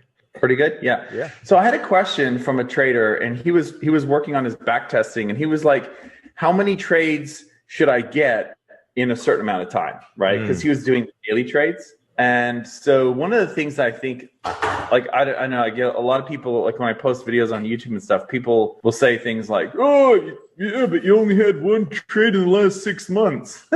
I'm like, yeah, well, it was like one pair. You know what I mean? And that's something that I feel like is misunderstood. The relationship between how frequently you trade and the trading system, it really depends on how many markets you're following. But more than that, you have to actually have the data for those. So I'll give you an example. Like, I used to trade a lot of reversals back, before I wrote the Naked Forex book. I was mostly doing reversals, right? Mm-hmm. And I was trading a lot of dailies, a lot of daily charts before I moved to 8-hour and 12-hour and stuff. One of the things I realized was that I thought in my mind that these are simple strategies. They work across the board. And to some degree, that's true. But actually, things like daily kangaroo tails, reversal kangaroo tails on the yen didn't work. And the big shadow, my friend Colin, he texted me or emailed me or whatever years ago, and he was like, dude, I've been trading the Canadian dollar and the big shadows have been wiping me out this year. You know what I mean? Mm-hmm. I think that was just kind of like a yearly, like an aberration, like, over the year. I just want to talk a little bit about the relationship between the number of trades, how the frequency of trading a system, and your back testing. Because sometimes people will go, well, I back tested these kangaroo tails on the Euro daily, so I'm going to trade it on the Euro pound, the pound yen, yeah. the New Zealand CAD, and so forth. And you really need to get the data from the other markets, don't you? Like, you really do need that data. And you also need to realize that you can easily bump up the number of trades you take simply by adding more markets, provided that it works on those markets, right? Yeah. So is there anything that you can, add to that or your experience in terms of back testing versus number of trades per week, per month, or whatever? Yeah, I mean, you know a lot more than I do, but just from personal experience, it's like I just backtest until I feel that I'm confident that the strategy works, and it doesn't necessarily have to hit a certain number. Because if you do like a daily chart or a weekly chart, it's going to be way less trades than like a 1 hour chart, right? So for me, that's just what it is. But maybe, I mean, you obviously know more about this. So what do you say about like minimum number of trades? Well, see, the underlying question really is it's a veiled question, isn't it? What they're saying is I'm not getting enough trades. What they're really saying is, I need to grow my account faster. You know what I mean? Like, that's, okay, do you know what I'm saying? Like, that's how I read that. Like, when people say, Like that's not enough trades. So like when these people come in and they say things like, hey, that's really great that you have these kangaroo tails, but dude, you only have, a certain number per week or per month or whatever, that's not going to work for me. You need to trade the 1 hour charts or whatever. What they're really saying is I need to increase my returns. That's what they're saying. They're not really like, they want action. And I understand that. I was the same way when I first started trading. Like I used to sit down and think, where's the market going? Instead of sitting down to look at and asking the question, is the market offering a trade? Like now when I look at the charts, I just think, is there a trade or not? And usually the answer is no. But what I used to think was, well, I'm a trader. I have to sit down and I have to know where the market is going, right? So I think there's a mind shift there as you get more experience. But I also think that you might want to look at other ways of increasing your returns if that's what you're really asking, which I think is mostly the case. Not always, but a lot of times that's what traders are saying. They're saying, I need to grow my account faster. This is going to take too long. What's going on here? I don't like this sort of thing. So money management is a way to do that. Changing your exits is a way to do that. So looking at risk and exits and how those interact with your equity curve is probably a much more fruitful area than trying to multiply the number of trades you take by, trading the 5-minute charts or whatever. Yeah. Like to me, that's, what I mean? Like it rarely works. Yeah, exactly. I mean, there's a lot of things working against you. We've talked about that in other podcasts, but yeah, so those are kind of my thoughts, Yeah, no, totally. I mean, some people could think also about like pyramiding, right? I used to trade this one thing where if it got close to the target, then I would have like 3 orders. And then I'd have the alert on my phone and I'd wake up in the middle of the night, which was not good. But, it did multiply the account. It's just that I couldn't handle the swings. But if you did that in a more measured way, then that's another way that you could make more money out of each trade, right? I used to do that too, and I wrote articles about that because it's the opposite of what most people do. Yeah. Most people take more trades when the market goes against them because they think, oh, it's an even better deal now, right? Like stock traders are famous for that, averaging down or dollar cost averaging, I think is what they call it. But where you just keep buying no matter what, assuming it's going to go up. It's kind of similar to the idea of, you're buying the euro, you think it's going to go up 300 pips and it falls 100 pips, so you buy some more, right? But most traders don't do the opposite, where you keep stacking orders as it gets closer to your target. That's a great way to do that. You can automate that too. I used to do the same thing, get up in the middle of the night and have to manage it because it's scary when you have, let's say you have 3 lots on, and then once it gets halfway to your target, and then you've added 2 more, and then it gets a little bit more, you get 2 more, and then 2 more, and then before you know it, you got 9 lots on a trade where it was 3 lots, and then it's like, so it can get a bit scary like that, but it can work too, and you can automate it, and there's lots of tools out there for that sort of thing. Hey there, I hope you're finding this episode useful. I just wanted to let you know that Walter and I give away something valuable every month that helps traders improve their skills. You can enter to win by simply leaving an iTunes review and leaving a comment on our YouTube videos. At the end of each month, we'll look at the comments and reviews from the month, and we'll pick a winner at random. Each comment and each review counts for 1 entry during the month that it's submitted. So if you're interested in that, be sure to enter after this podcast is over. All right, back to the episode. But I think overall, this idea of I don't have enough trades could be related to where you're at as a trader, in your development. It could be really a veiled question of how do I increase my account size faster? And again, there are other ways to do that other than taking more trades. But I would definitely, if I were a new trader, I would definitely want to stay away from trading the lower time frames. To me, that is the tricky thing to do. To try and add, more trades by trading the lower, like the 15-minute charts or whatever, to me there's a lot working against you there. So I would definitely steer clear from that. Yeah, I mean, there's so many things like the rollover and, just the spread can vary so much, all that kind of stuff, right? Yep. Yeah, exactly. Yeah. Okay, News, cool. All the commissions, all that stuff. Yeah. Yeah, exactly. Yeah. All right. Thanks, Walter. See ya. Yeah. All information in this podcast is for educational and informational purposes only and is not trading or investment advice.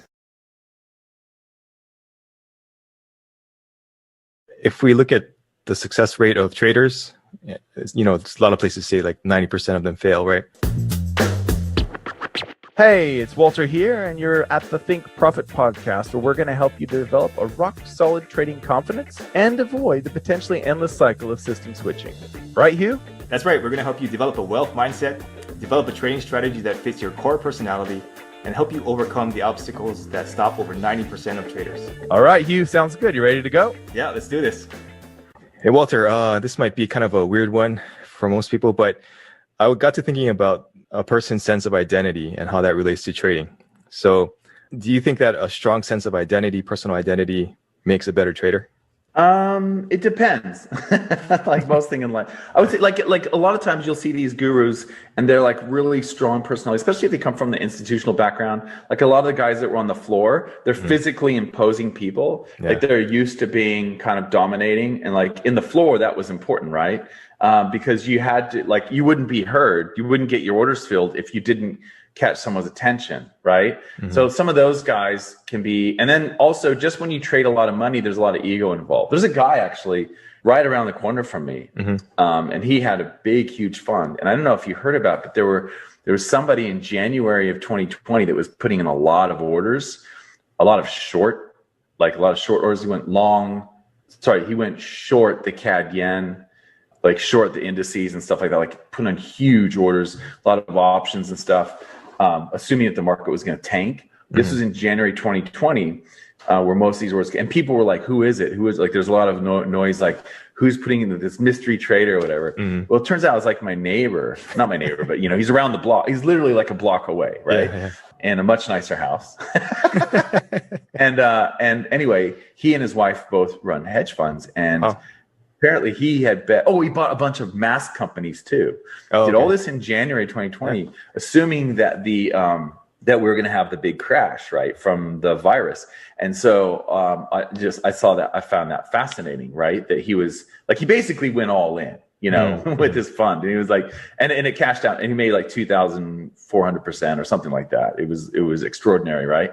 Because obviously the market did fall in February and March in 2020.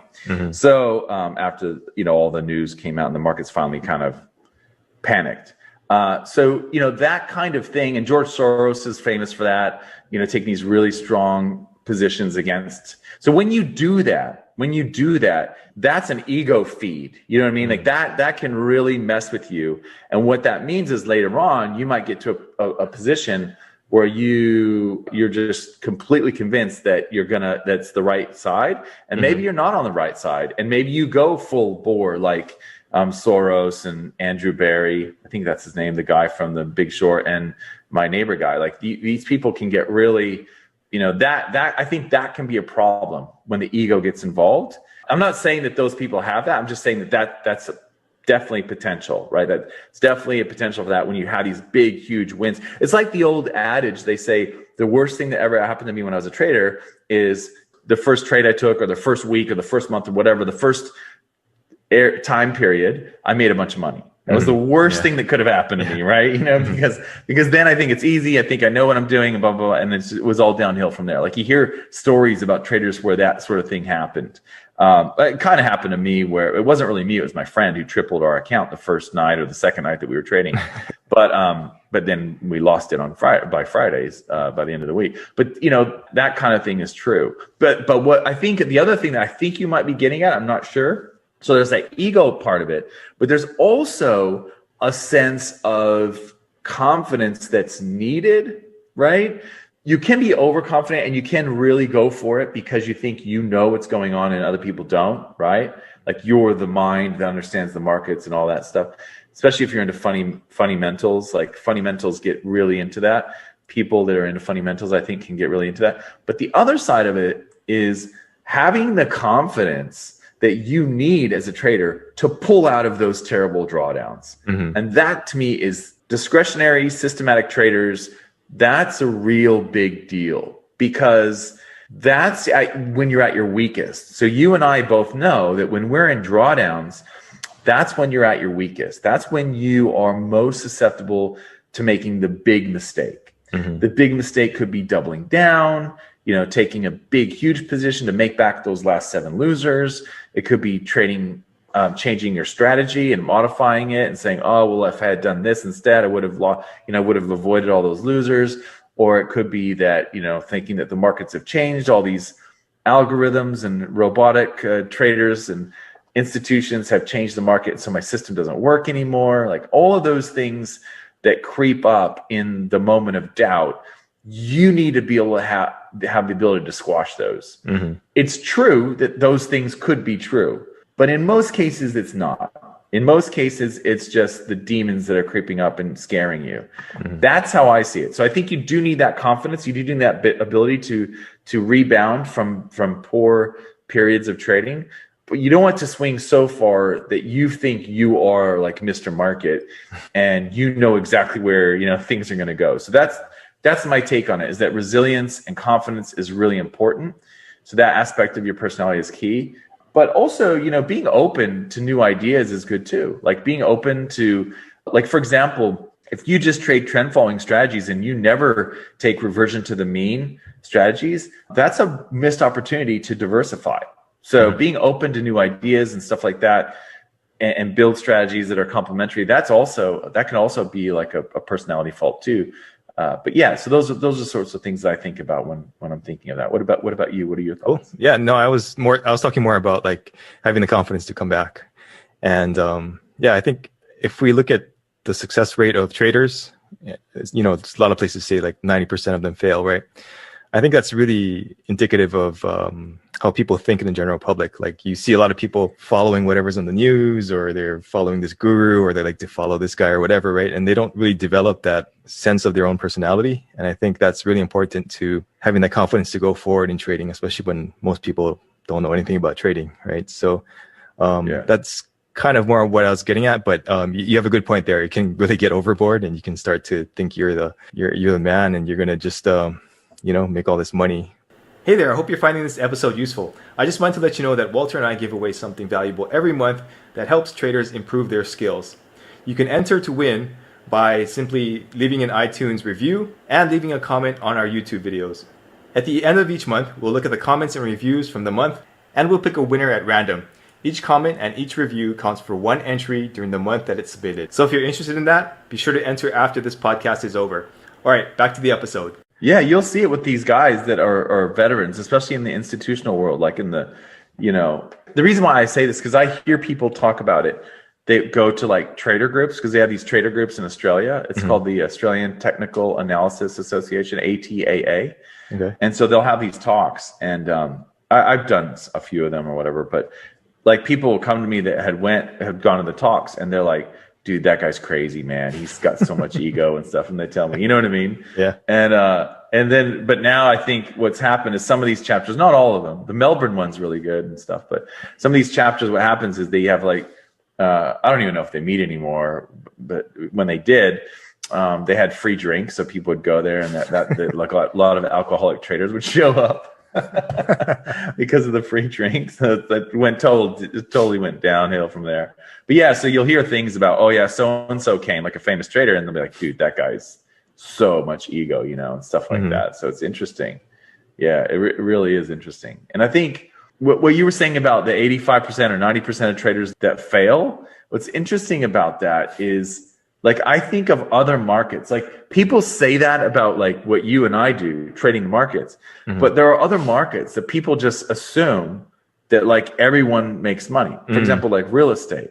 Yeah. Everyone just assumes that if you get into real estate, like it's always going to go up. Like, to me, that's so funny, because I look back at my life and like what happened with my parents. Every time they sold the house, it was at the bottom. And every time they bought, it was when they were getting really expensive. Like it was like, it's like magic. Like it really is amazing to me.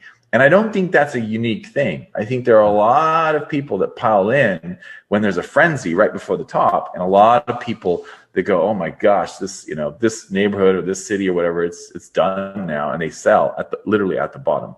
And I saw that close up. I mean, looking back now, I see what happened. I didn't kind of realize it at the time as a kid, when we were moving around, because I moved around quite a bit as a kid.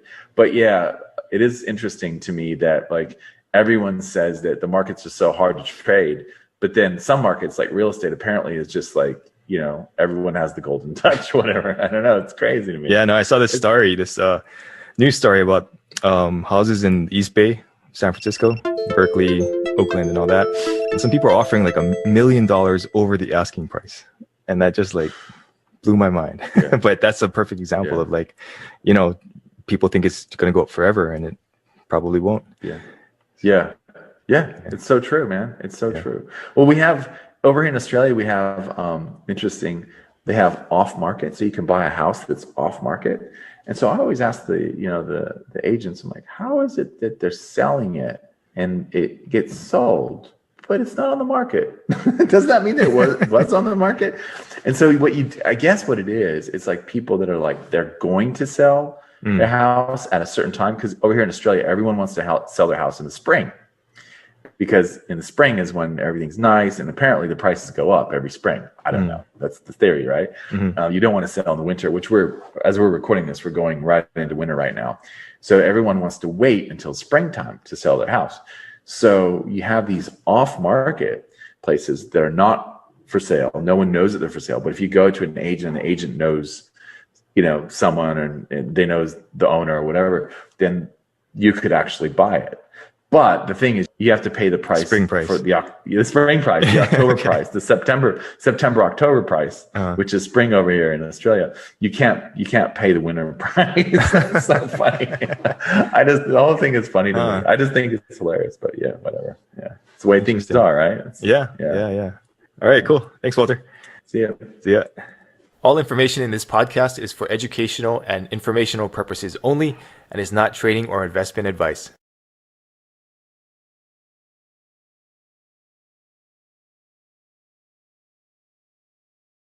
This is Dave Thomas from Utah, reading Chapter 1 of The Count of Monte Cristo. And then it's like, then you get Anastasia from, Russia.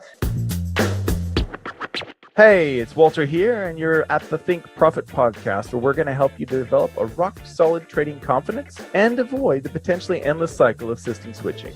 Right, Hugh? That's right. We're going to help you develop a wealth mindset, develop a trading strategy that fits your core personality, and help you overcome the obstacles that stop over 90% of traders. All right, Hugh, sounds good. You ready to go? Yeah, let's do this. Hey, Walter, how did you optimize your sleep, or do you even optimize your sleep? And has that helped you in trading? I did, and then I had kids. No, so yeah, actually, I'm thinking a lot about it. So these are the things I'll do. I'll give you guys quick.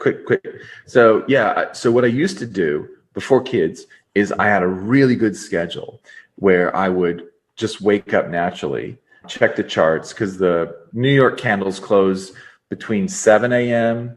and 9 a.m.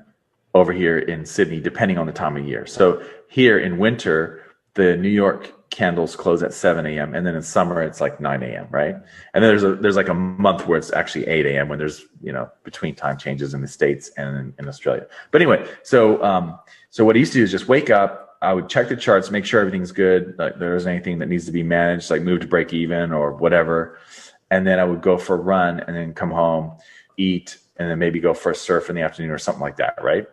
And then at night is when I would put my orders in, because around 6 o'clock or so is when, 5 to 6, 7, that's when the markets open over in London. And that's where I wanted my orders to get triggered, like London or New York. Well, and so, and then I would just go to sleep, and the next morning again, check, make sure, did I get stopped out? Did I not get stopped out? Should I move to break even, whatever. So it's pretty simple. It was pretty good. Not having an alarm clock is awesome, right? Not having to get up at a certain time. Well, so then you have kids and they're up in the middle of the night, blah, blah, blah, and all that stuff happens. So now what I've learned to do is supplements and watch the diet. So the couple of things. What I like to do is I don't eat late at night. So after about 7, 8 o'clock is when I stop eating for sure. Like I don't want to be eating at 10 o'clock or whatever, right? The other thing I do is I take magnesium. It's actually magnesium and calcium and vitamin D mix, but I mix it up and it's like in a liquid thing and you drink. It's powder. It makes it like liquid and drink it. What I found is that having the magnesium before you go to sleep, about 30 minutes or so before you go to sleep, is amazing. It makes it so much easier to sleep. The other thing that's really good, especially for traders, is you can get these blue light filters like on your phone, like these apps and stuff. I don't know if it works for Apple. I heard that it might not work for iPhone. I'm not sure. But what these things do, and they have the downloads too. And actually, we'll put some links in the show notes for people who are interested. So what that does is it cuts down the blue light. So the reality is, I went and saw a talk the other day, psychologist, and she was talking about how if you have blue light within an hour of the time that you go to sleep, which for most traders is going to be the case, actually. I mean, let's face it, you're probably going to check the charts right before you go to bed, right? Yeah. especially at where I am, because it's New York or in London. Like the markets are raging, right? So she said the blue light from the screen, if you do that within an hour of going to bed, it actually impacts your REM sleep. The REM sleep is the deep sleep. It's the most important sleep of the night, right? It's what you get less and less of as you get older. When you're a baby, you almost go straight into REM sleep, which is the deep regenerative sleep. Your brain, it's good for everything, right? It's good for your body, your brain's connections, everything. So what she said was, if you have blue light within an hour of going to bed, that will drastically reduce your REM sleep. So I was like, well, how do I get around this? Well, blue light filter. So you can use these blue light filters that change your laptop or your monitor screen, definitely for your phone and that sort of thing, so that you're not getting that blue light right before you go to sleep. The other thing you can do is, if you get good at guided imagery, you can listen to some guided imagery stuff about, relaxing your whole body, or it's kind of like self-hypnosis. It's very similar. If you listen to those for a while, then you get really good at kind of relaxing your body. So when you're lying in bed and you can't go to sleep, just getting good at relaxing, from the toes up to the head, slowly, kind of each part of your body, you're putting it, to sleep, right? So that's another thing. So those are things I would say. You can look at supplements. Obviously, you don't want to have caffeine, right? Like, I'm off the caffeine, and definitely not before. Like, if you're going to go to bed, let's say you go to bed at 11 p.m., you don't want to have caffeine, at 6. Like, if you can not have it between 6 and 11, that's ideal, right? Within 5 hours. So if you go to bed at 9, you don't want to have it, at 4 or whatever. Like, that's a killer too, right? Hey there, I hope you're finding this episode useful. I just wanted to let you know that Walter and I give away something valuable every month that helps traders improve their skills. You can enter to win by simply leaving an iTunes review and leaving a comment on our YouTube videos. At the end of each month, we'll look at the comments and reviews from the month, and we'll pick a winner at random. Each comment and each review counts for one entry during the month that it's submitted. So if you're interested in that, be sure to enter after this podcast is over. All right, back to the episode. And vigorous exercise is good, but you don't necessarily want to do it right before bed either, right? Yeah. So like, vigorous exercise is really good in the morning or in the afternoons, but not so much, around the evening time. So those are the biggies that I've learned over time. What about you? What have you got going on? Probably 3 or 4 things. Like, I found, I used to have an Oura ring, so it measures your heart rate and all that stuff while you're sleeping. So I tried that out for a while, and it basically said I need about 10 hours of sleep to really get a good night's sleep. So can you tell me a bit about well, is that like connected to an app or something? Is that how that works? Yeah. It's Bluetooth that connects to your phone, and then it gives you like a sleep score at the end of the night. I thought it was like a mood ring. When you said Oura ring, I was thinking it was something you picked up from a hippie, but this is like technology, right? This is like a technology. Yeah, gotcha. Okay. Yeah. It's actually pretty well built. I believe it. Yeah. But yeah, I mean, it's at 10 hours. So I kind of use that as my gauge. Like, if I get 10 hours, I know I had a good night's sleep and I feel good. If I can't get 10 hours, then I know I kind of have to push through it. Another thing is, like you mentioned, the blue light stuff. I wear these blue light blocking glasses. Yeah. So these help gaming goggles. Yeah. You can get gaming glasses. Yeah. Those are good too. Yeah, definitely. And then we tried recently this thing called NED. It's like marijuana droplets. It's got marijuana and CBD in it. And then that helps me sleep if I can't sleep. Right. And then basically just earplugs and an eye mask has been huge for me. That's probably the biggest thing. And I just sleep all night when I do that. Yeah, really interesting. So that's about it. Yeah.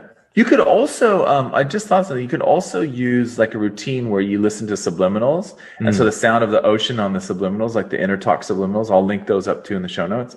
That works. Like, routines are really good with kids. Like, they do a certain routine so they know, okay, now it's time for me to go to sleep, right? Yeah. But yeah, you can do that too. What was the other thing I was thinking? Oh, the other day, your Oura ring reminded me of this. The other day, probably because they know I'm a sucker for this, I saw some ads because I love these sorts of things, kind of like the Oura ring stuff, Yeah. I saw some ads where they said it's like a breathing analysis. You blow into a thing, okay? Yeah. and then it tells you like what your last, have you heard of it? Like you've seen it, right? It tells you like what so you blow, like it's like a breathalyzer, I think, similar to like what the cops have, but you blow into it and it'll tell you your last meal had too many carbs and this and that, and here's where your body metabolism, that like it basically gives you all this printout of information about your body based on just breathing into the thing. And I thought, whoa, that is insane.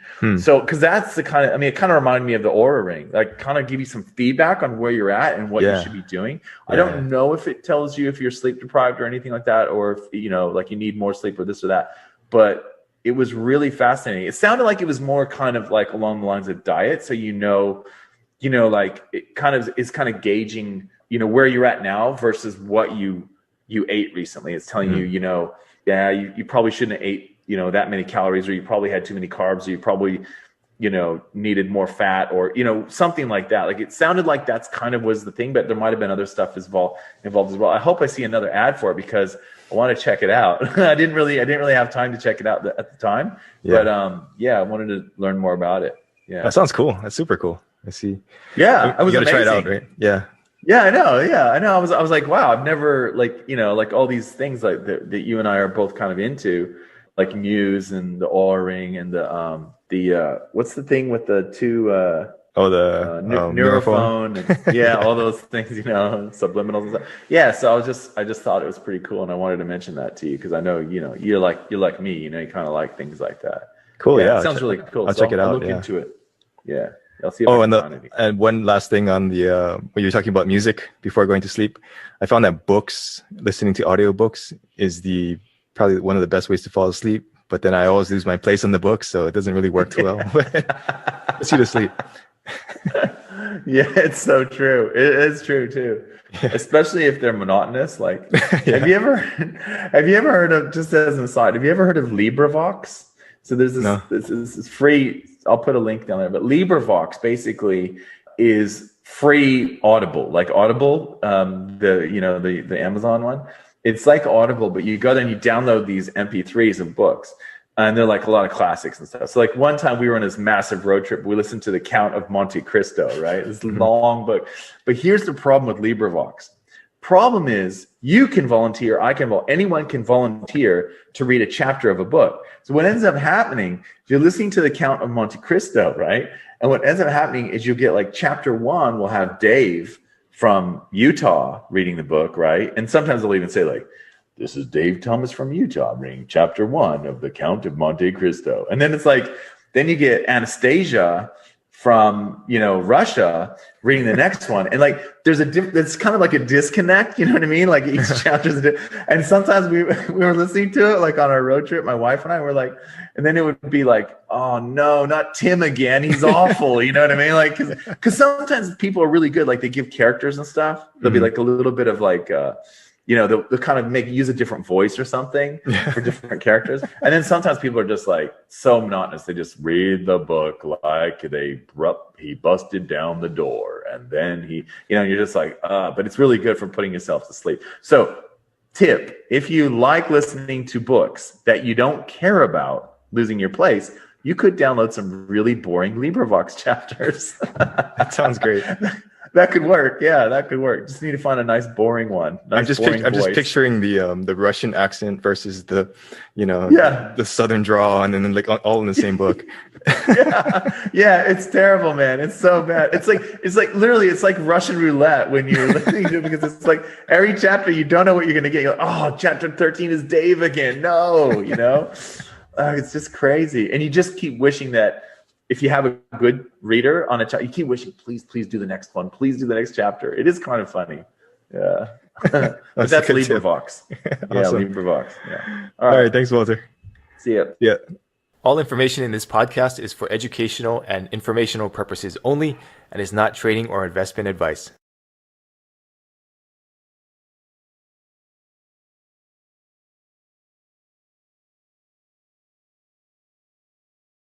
Number one, knowing your personality. And then number two, what's the goal for your trading? Is it to build this huge account, or is it to have steady gains, right? Hey, it's Walter here, and you're at the Think Profit podcast, where we're going to help you develop a rock-solid trading confidence and avoid the potentially endless cycle of system switching. Right, Hugh? That's right. We're going to help you develop a wealth mindset, develop a trading strategy that fits your core personality, and help you overcome the obstacles that stop over 90% of traders. All right, Hugh, sounds good. You ready to go? Yeah, let's do this. Hey, Hugh. So I got a question from a trader this morning, actually. And he was talking about backtesting. And he said, what can I do? Like, I know that backtesting is really important. I spend a lot of time in Forex test and all that sort of thing. But where should I be focusing on? That was his main question. And so we were just chatting a minute ago, right before this call. And I recommended that he spend a lot of time. And I'm curious to see how you do this. So I asked him to, really dig deep into exits. The reason why this is important is because that's where I've found a lot of sort of the easiest ways to improve trading systems. So for example, let's just assume that you have a signal that's pretty good, like your entry rules are pretty good at identifying whatever type of move that you're trying to capture, whether it's an end of a trend or a reversal or a, trend continuation or a breakout or whatever sort of thing you're trying to catch. And then, but you're not happy with it for whatever reason, like the bottom line is it's not making enough or whatever. Typically, what I've found is that by tweaking the exit, it makes a drastic difference. So, for example, there are some exits that kind of follow price along and are really tight. Those exits are really good at allowing you to. Well, first of all, this is a psychology podcast, right? Yeah. So, you got to think about what kind of trader you are, right? Like, are you okay having a trade go 200 pips in your favor? And then you have to give back 75 pips so that you only end up with 125, right?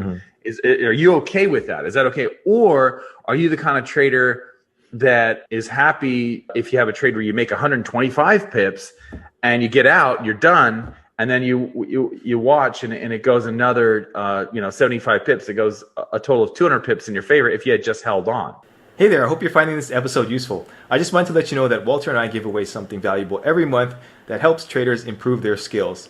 You can enter to win by simply leaving an iTunes review and leaving a comment on our YouTube videos. At the end of each month, we'll look at the comments and reviews from the month, and we'll pick a winner at random. Each comment and each review counts for one entry during the month that it's submitted. So if you're interested in that, be sure to enter after this podcast is over.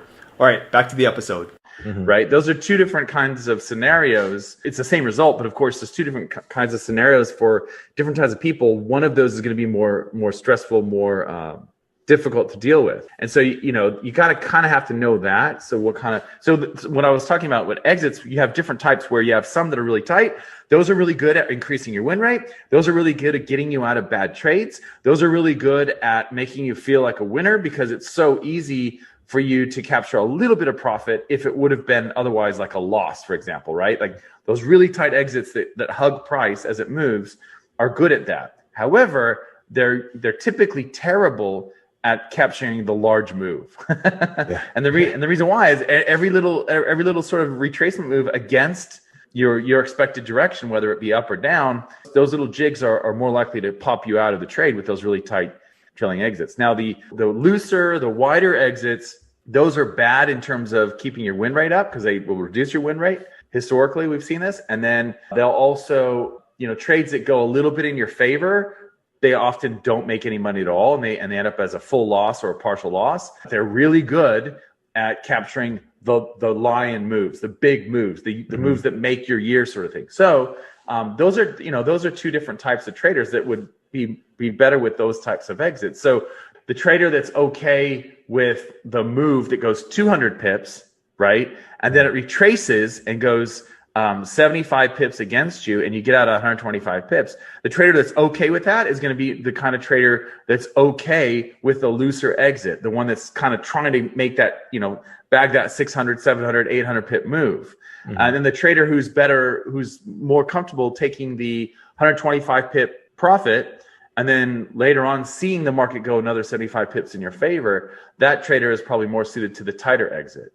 So that's kind of the thing I was explaining to this guy. And he's a really good trader. He just kind of, he's at that stage now where he's getting comfortable with his strategies. He just wants to improve his is bottom line. And so exits, for me, exits is a really good spot for that. But again, you kind of map what you believe, what you're comfortable with, what you like to deal with in trading versus those things that are going to be really stressful for you. Yeah, no, totally. I agree. And I think you really have to go in with a goal in mind, right? Like, number one, knowing your personality. And then number two, what's the goal for your trading? Is it to build this huge account, or is it to have steady gains, right? And I think also there's a tendency to try to optimize the entry also at the same time, which usually leads to disaster. So a lot of people try to tighten up the entry, try to tighten up the stop loss. But I think in general, it's just a better idea, like you said, to try and tweak the exit. And then maybe you could get some gains in the entry, but generally the exit is going to be the thing that really makes or breaks the trade, at least from what I've seen. Yeah, absolutely. So exits, stop placement, and your risk rules, those are the big ones, I would say. Entry, as long as you know it works, like as long as you know it identifies the type of market you're trying to get in. And it's funny because that's where I spend all my time. And most traders, actually, we spend all of our time on entries, especially when you first get into trading. Like you try, like, I don't know what was like for you, but like I would find a system or create a system, kind of read a book. Like there was a book by, I don't know if his name was Carter or something. Anyway, it had all these entries and stuff in it. And there was another book by The Complete Trader by Jake Bernstein. There's all these books that I was reading, right? Yeah. And I started getting these ideas. And so I would try the system. And then I did point and figure charts where I wrote them out on graph paper. Yeah. All that stuff.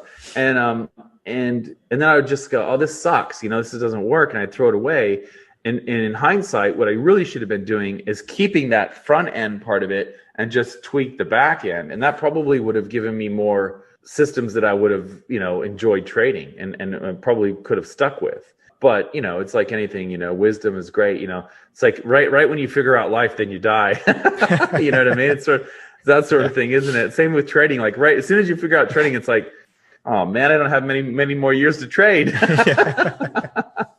So yeah. I can't even imagine how many great systems have been thrown away just because, you didn't tweak the exit for your personality, right? Yeah, it's so true. Yeah, it's so true. Yeah.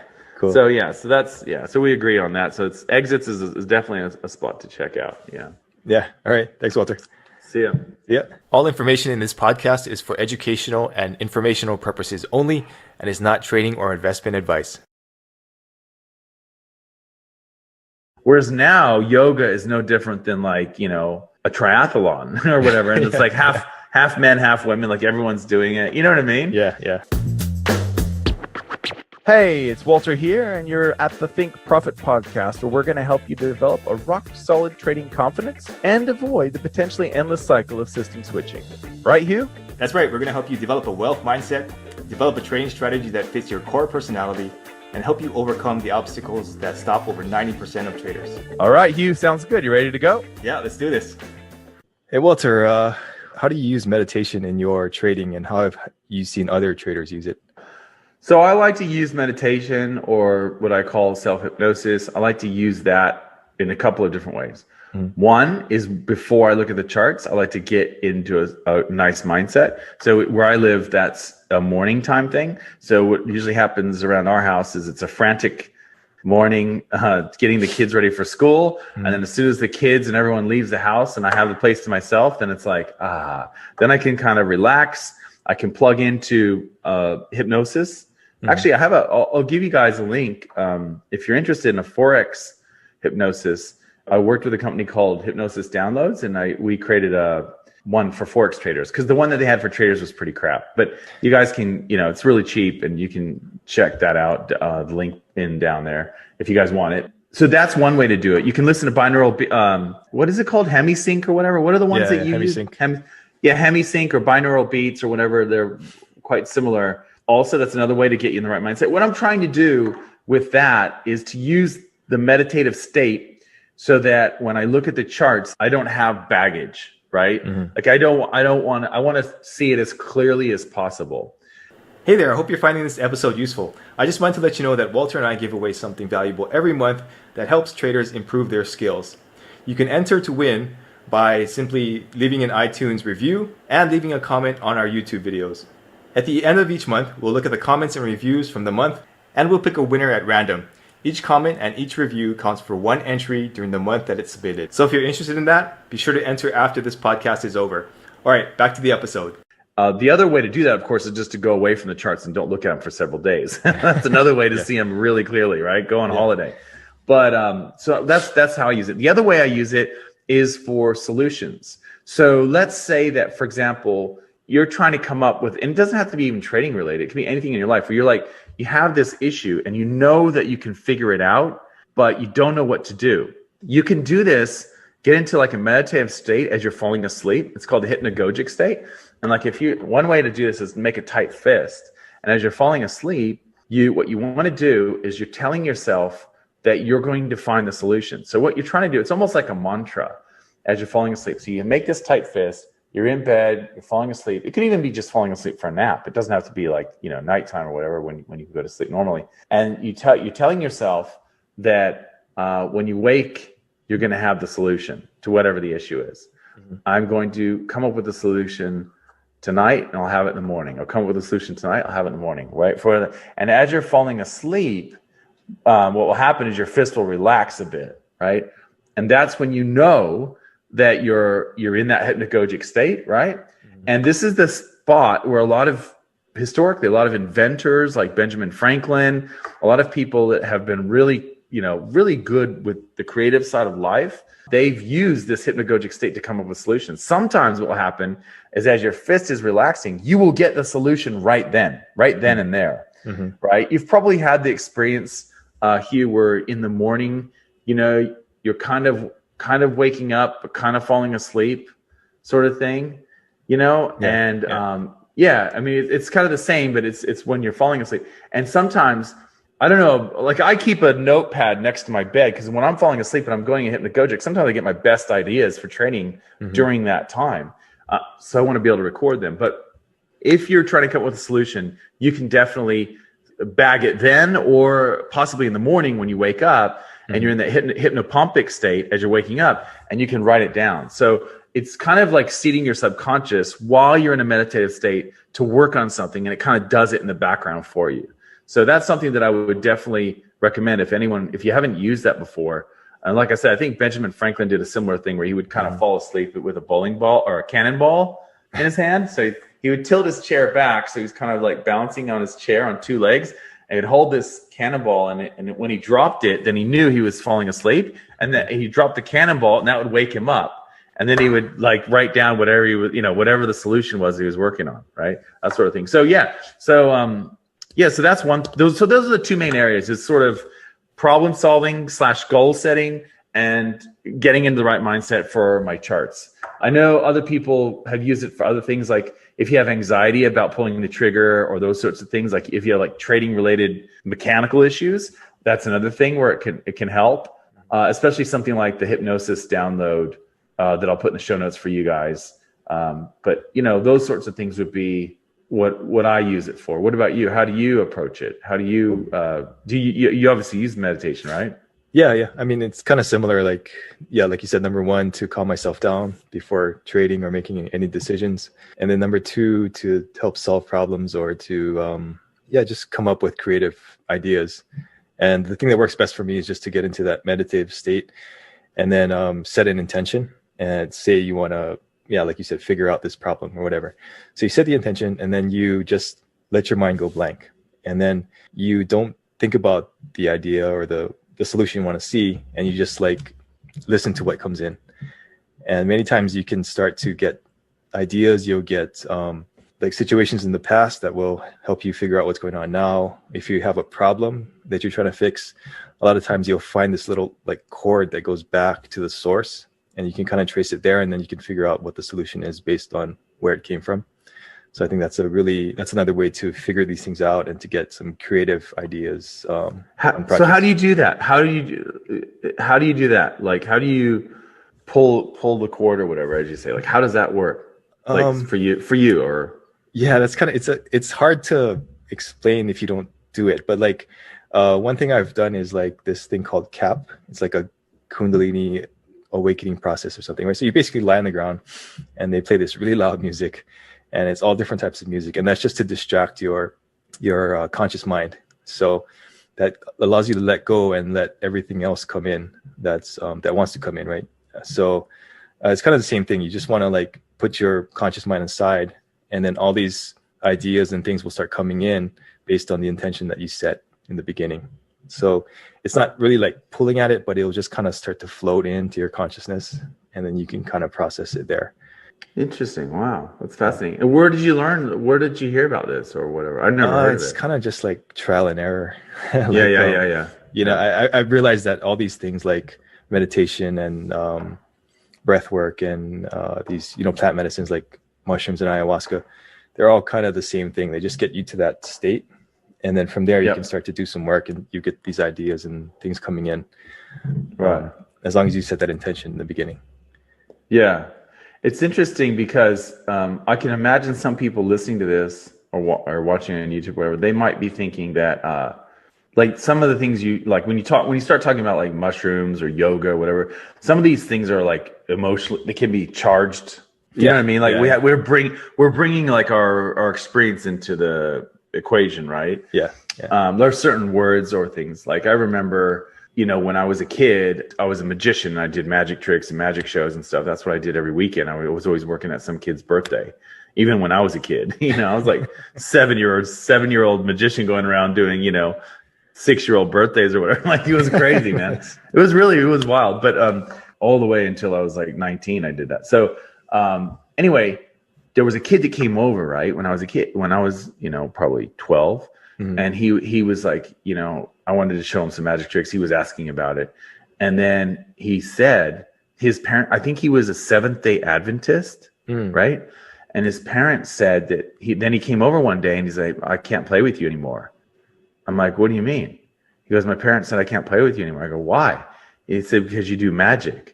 I said, dude, these are like tricks. They're illusions, bro. I'm not doing like black magic or anything. You know what I mean? But it was like in their sort of culture that they grew up, magic meant something. You know what I mean? Mm-hmm. And really, it was better to be called sleight of hand or you know what illusions. I mean, or whatever. Yeah, illusions. Like it wasn't really magic. You know, that was all just like the stuff that you talk about to make it look cool. You know. So it blew me away really, but it's the same thing with like yoga. Mm-hmm. Like I remember when I first took yoga class in like the early 90s or whatever, it was like all women, right? And it was almost like for some people it was like there's like this spiritual attachment to it.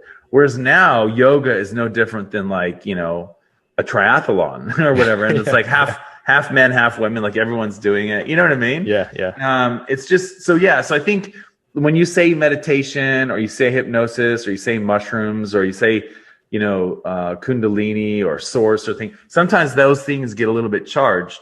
Yeah. And so what I want to just make sure that people understand from my point of view, meditation and self-hypnosis is the same thing, right? Mm-hmm. I just think that sometimes we can close doors to things that might help us out just because of the emotional charged words that we use to describe them. So sometimes you can just, you know, describe them in a different way. You know what I mean? Yeah. Especially if you're sharing it with somebody else. Yeah. So it's more palatable, right? We really do bring in our past, like programming, our past culture, our past whatever from our parents, from our friends. So it's really important to be aware of that. And same thing goes in trading, right? Like I hear a lot of people writing off a trading system before they even like test it or try it. And like, dude, really? I mean, like at least give it a try and see if it's going to work or not. And it might work. So it's the same thing. Yeah, it's exactly the same thing. Like the people say, well, you can only make money if you trade the trend. Or did you notice that the only traders that make money are the ones that have gone through this course? Or, you know, like all these things. Trade for a bank or trade like a bank, right? Yeah. Oh, that is so funny. Yeah, it's true. It's true. Yeah, there's a lot to that. Yeah. Cool. All right. Thanks, Walter. Thanks. See ya. All information in this podcast is for educational and informational purposes only and is not trading or investment advice. Even if you have a 60% win rate, that's really good still. You just have to either get more trades or just, you know, wait for the right setups or whatever it is. But Hey, it's Walter here, and you're at the Think Profit podcast, where we're going to help you develop a rock-solid trading confidence and avoid the potentially endless cycle of system switching. Right, Hugh? That's right. We're going to help you develop a wealth mindset, develop a trading strategy that fits your core personality, and help you overcome the obstacles that stop over 90% of traders. All right, Hugh, sounds good. You ready to go? Yeah, let's do this. Hey, Hugh. So we have a question from a trader, and this trader is wondering, I'm working on becoming more consistently profitable, and I'm putting all of my time into this. How do I become more consistent? And so my thoughts are, if this is what you're looking at, I'm going to read between the lines here and say that this could be, well, it's hard to say. This could be a break-even trader, or it could be a trader that's actually making money. So one thing that I would say is you probably need to widen your scope. So when people say I want to be more consistent, that usually, it could mean that like Monday I make money, Tuesday I lose money, Wednesday and Thursday I make money, and then Friday I lose a lot. Like that sort of thing where it's kind of in and out. Mm-hmm. And so my thoughts on that are that you probably want to set up your goals so that you're looking at more of a wider scope. So instead of looking at making money every day, if you're trading the 4-hour charts, you're probably not going to make money every day. If you're trading the 5-minute charts, you're still probably not going to make money every day, but maybe it's possible to have more, many more profitable days than not. So the idea here is that you want to put a measuring stick at the spot where it's easily achieved, but also you can probably improve on it a little bit. So for example, the goal of making money every single day with a 60% win rate strategy isn't going to work, right? Mm-hmm. It's just not going to work. Yeah. If that's what I'm reading here in terms of like, this is my goal to be more consistent, it's like, I want to cut out all my losers, because if I cut out all my losers, then I'll be profitable, or I'll be more profitable. That's not really what you want to do here. Is get to a point where the risk that you're taking, you're okay losing that, and that the rewards that you're pulling from the markets are in terms of like a weekly or a monthly goal rather than a daily or an hourly goal, right? So mm-hmm. Just stretch it out a bit further. That's what I would recommend this trader do. Again, I'm not sure if you're actually making money or not. If you're not making money, like you're kind of in that break-even stage, then I would look to, we've done other podcasts about, how do you use risk? How do you tweak your exits? Those sorts of things. But that's more down that path, most likely for you if you're break-even. But if you're at the point where you're making money, but it's just kind of not enough, then it's probably going to be more along the lines of changing what your goals are.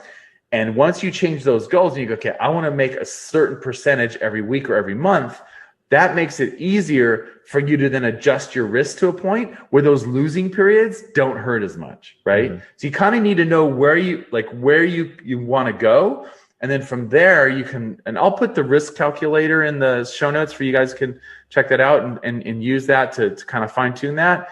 But really, I think it sounds like what is happening with this trader, it's really common too, by the way, that your losing streaks are so painful that you feel like you need to change something to get to a point where you're more comfortable with your trading. And it's probably just adjusting that risk based on the parameters of your strategy, and your goals are going to be a little bit further off than they are right now. That's the best guess. What are your thoughts on that? Hey there, I hope you're finding this episode useful. I just wanted to let you know that Walter and I give away something valuable every month that helps traders improve their skills. You can enter to win by simply leaving an iTunes review and leaving a comment on our YouTube videos. At the end of each month, we'll look at the comments and reviews from the month, and we'll pick a winner at random. Each comment and each review counts for one entry during the month that it's submitted. So if you're interested in that, be sure to enter after this podcast is over. All right, back to the episode. Yeah, no, I totally agree. I think it's just a matter of either zooming out, like you said, zooming out to a weekly or a monthly, usually a monthly for most traders, I think. And then, or just, having this expectation. I think there's a lot of marketing in the Forex education world about scalping or whatever, and you're going to make money every day just by doing this one thing at 5 o'clock or whatever. And I think that leads to people thinking that they need to be perfect, like they need to have like a 99% win rate or something like that, or 90% win rate, when in reality you don't, obviously, right? So I think there's that like perfection bias with a lot of people. And I think if you can overcome that and just understand, okay, even if you have a 60% win rate, that's really good still. You just have to either get more trades or wait for the right setups or whatever it is. But it's not necessarily about improving consistency. It's being comfortable with what you're trading, I guess. Yeah. Yeah, totally. Yeah. And you're right about the marketing thing. Like that's so true. Like, like people trying to, like there was a trader yesterday and he was contacting me about, I need to qualify for some, LTS or whatever. And I'm like, I don't even know what that is, dude. And I said, the forum is not for you. I told him, I said, I'm sorry, but it's not like, cause he was like, I really need someone to help me qualify. But and it sounded like it was one of those things where like they, like they have to, make so much money and they can't hold positions over the weekend, all that kind of stuff. Like, I don't know, but it's what it sounded like. I never heard of whatever he was talking about, but I just said, look, that style of trading it's possible, but it's for the vast majority of traders, especially new traders, trading those lower time frames and trying to make the, like you say, like the 80% win rate or whatever, that is going to be so frustrating for so many traders to try and go down that path. It is so much easier to go the other way and start at the dailies and work your way down. And it's like, like in sports where they say like focus on the fundamentals, like on volleyball or whatever, I guess they would focus on serving and digging or whatever. And, and then gridiron, they focus on tackling, and soccer, they focus on, kicking, passing. Have you read the John Wooden book? No, but I've heard about it. It's so funny that you said that. I heard about it this week. What's it, the coach? You mean the coach from UCLA, right? Yeah. I mean, he was like national champion for 10 years in a row. 10 years in a row, amazing. Yeah. And I read the book, and he said, like what you're saying, the first thing he taught all his players was how to tie their shoelaces. And then really? The kids walked in there like, what the heck is this guy talking about? Tie your shoelaces, right? But he's like, no, if your socks are not on correctly, you'll be uncomfortable and you can't play. If your shoelaces keep coming off, your mind's going to be off the ball and on your shoelaces. So you got to learn how to do these two things first. And I think that's exactly what you're talking about, right? That's awesome. Someone just was talking about that book. Actually, my friend in high school who was really good at a good friend. He's excellent at basketball. Mm-hmm. He actually played basketball in college. He went to the John Wooden camp when he was a kid, and he had a picture with him. I'm like, dude, that's John Wooden. Like, no way, man. He's a legend. Because he like coached Kareem Abdul-Jabbar, right? I think he was, all those guys, like they won like 10 years in a row or 11 years in a row. They won the championship. Yeah. Yeah, it's amazing. But it's so true, isn't it? It's like when you talk to these really good coaches, like in the athletics world, it's just focus on the fundamentals. And it's the same in trading. It's exactly the same in trading. Focus on the fundamentals. Yeah. Focus on, the biggest thing you can do as a trader to get better is to have eyes on how well you're doing right now in terms of execution, which means a journal of your execution. Like that's the best thing, and have somebody else's eyes on your execution.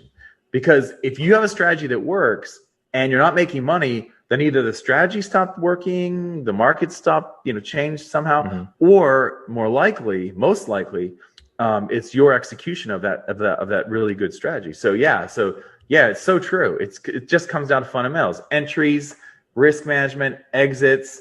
It's all rinse, wash, repeat, or whatever they say. It's just keep doing it over again. Yeah. It's actually usually quite mundane, right? The things that make you successful. And I have this one thing that always blows my mind, but like I was at the golf driving range, and I was terrible, still terrible nowadays. But this one guy was in the stall next to me, this older guy, and I guess he was a coach. So like he said, I am in pain watching you hit that ball, so I'm going to help you out. So he coached me for about half an hour, and he went through these very simple steps, right? And at the end of that, I was hitting the ball like straight and up in the air instead of hitting it on the ground and killing all the worms.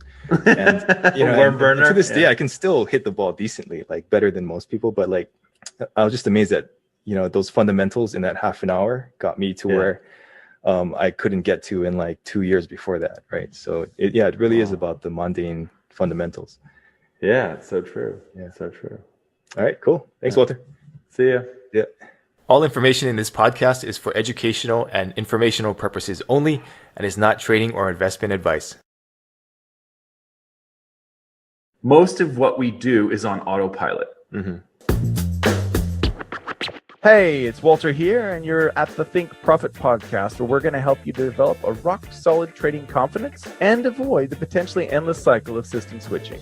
Right, Hugh? That's right. We're going to help you develop a wealth mindset, develop a trading strategy that fits your core personality, and help you overcome the obstacles that stop over 90% of traders. All right, Hugh, sounds good. You ready to go? Yeah, let's do this. Hey, Walter, what are some trading psychology affirmations or things you can tell yourself or ways that you can implant those affirmations in your mind that can help you improve your trading? Right. So there's sort of, the way I look at it is there's sort of two levels. There's subconscious and there's conscious. So subconscious would be putting those in without your awareness. So subconscious is by definition something that is outside of your awareness. So that could be as simple as having subliminal recordings going on in the background, like in your office or whatever, or while you're sleeping. We've talked about those before. You can also get into a state of meditation or hypnosis and then have those sort of programs, seeded into your mind, those suggestions. They call them suggestions in hypnotherapy. You can also do it. We've talked about this before. Like you can do it where you have like some things that you want to accomplish and you kind of seed those as you're falling asleep in the hypnagogic state, right? Then there's the other side of it, which is interesting. Like one of my friends in high school, his dad wrote a book about this, which is weird. I never knew that his dad was even into that. But I did find one time I went to his house and they had these little sticky notes everywhere and it had all these positive messages like everywhere in the kitchen and everything. And I was like, dude, what's going on with this? He goes, oh, my dad wrote a book about, positive affirmations. So that's a different thing. Like there's a book, actually, we'll put the link in the show notes. I think it's by T. Harv Eker. And I think it's called Secrets of the Millionaire Mind or something like that. Anyway, and he has like these 1 or 2 day events that you can go to. And I went to those and stuff like that. And what that is that's more a conscious seeding, right? So there's a whole, like if you go into like the coaches in the coaching realm, like coaching is this huge thing now, right? Mm-hmm. And a lot of coaches, one of the main messages that a lot of coaches have is this idea of congruency. So like, in psychology, they talk about cognitive dissonance, where you believe something, but then, you do something else. And it's kind of weird. Like why, if I'm not racist, why do I keep using these rude terms every time I see someone who doesn't look different to me or what, you know what I mean? Or what, those sorts of things. In the coaching world, they talk about, you say things like, I am a profitable trader. Mm-hmm. I make money trading every month. You say things like that. And so the idea is that if it doesn't fit, then there's friction there and you do whatever it takes to kind of get to that point. Right. So that's a different sort of a thing to what I think those things, while they may work, I think the evidence is pretty clear. Most of what we do is on autopilot. Mm-hmm. And so where does that come from? Well, the best research we have today is that autopilot is your subconscious. And so I think that's where the main program is, and that's where we should really be focusing our energies on. So that's basically my take. What are your thoughts on that? Hey there, I hope you're finding this episode useful. I just wanted to let you know that Walter and I give away something valuable every month that helps traders improve their skills. You can enter to win by simply leaving an iTunes review and leaving a comment on our YouTube videos. At the end of each month, we'll look at the comments and reviews from the month, and we'll pick a winner at random. Each comment and each review counts for one entry during the month that it's submitted. So if you're interested in that, be sure to enter after this podcast is over. All right, back to the episode. Yeah, no, totally agree. And one thing I would add to that is the actual saying of some sort of affirmation before you start trading or something. Like you said, I am a profitable trader, or I make money every month. And I think sometimes the act of saying that is more powerful than some woman's voice in your earbuds, like saying, oh, I'm a profitable trader. I think it depends on the person, obviously, but I think that your subconscious is more likely to believe that as opposed to maybe another voice. But it varies by person, obviously. But yeah, that's right. Yeah. And it's interesting you say that, because sometimes, in the Harv Eker book, he talks about saying things like that in the mirror and looking at yourself, and then touching and doing all these things, and it's kind of like emotional freedom therapy, or the freedom technique. Yeah, that one, right? The engineer came up with. So it kind of reminds me of that, some of the stuff in the T. Harv Eker book. But yeah, so what you're saying is, that's exactly right. That's one of the arguments for that approach, is that it's you, and especially if you look at yourself in the mirror and say it, Yeah. Did you know put some that emotion behind it, right?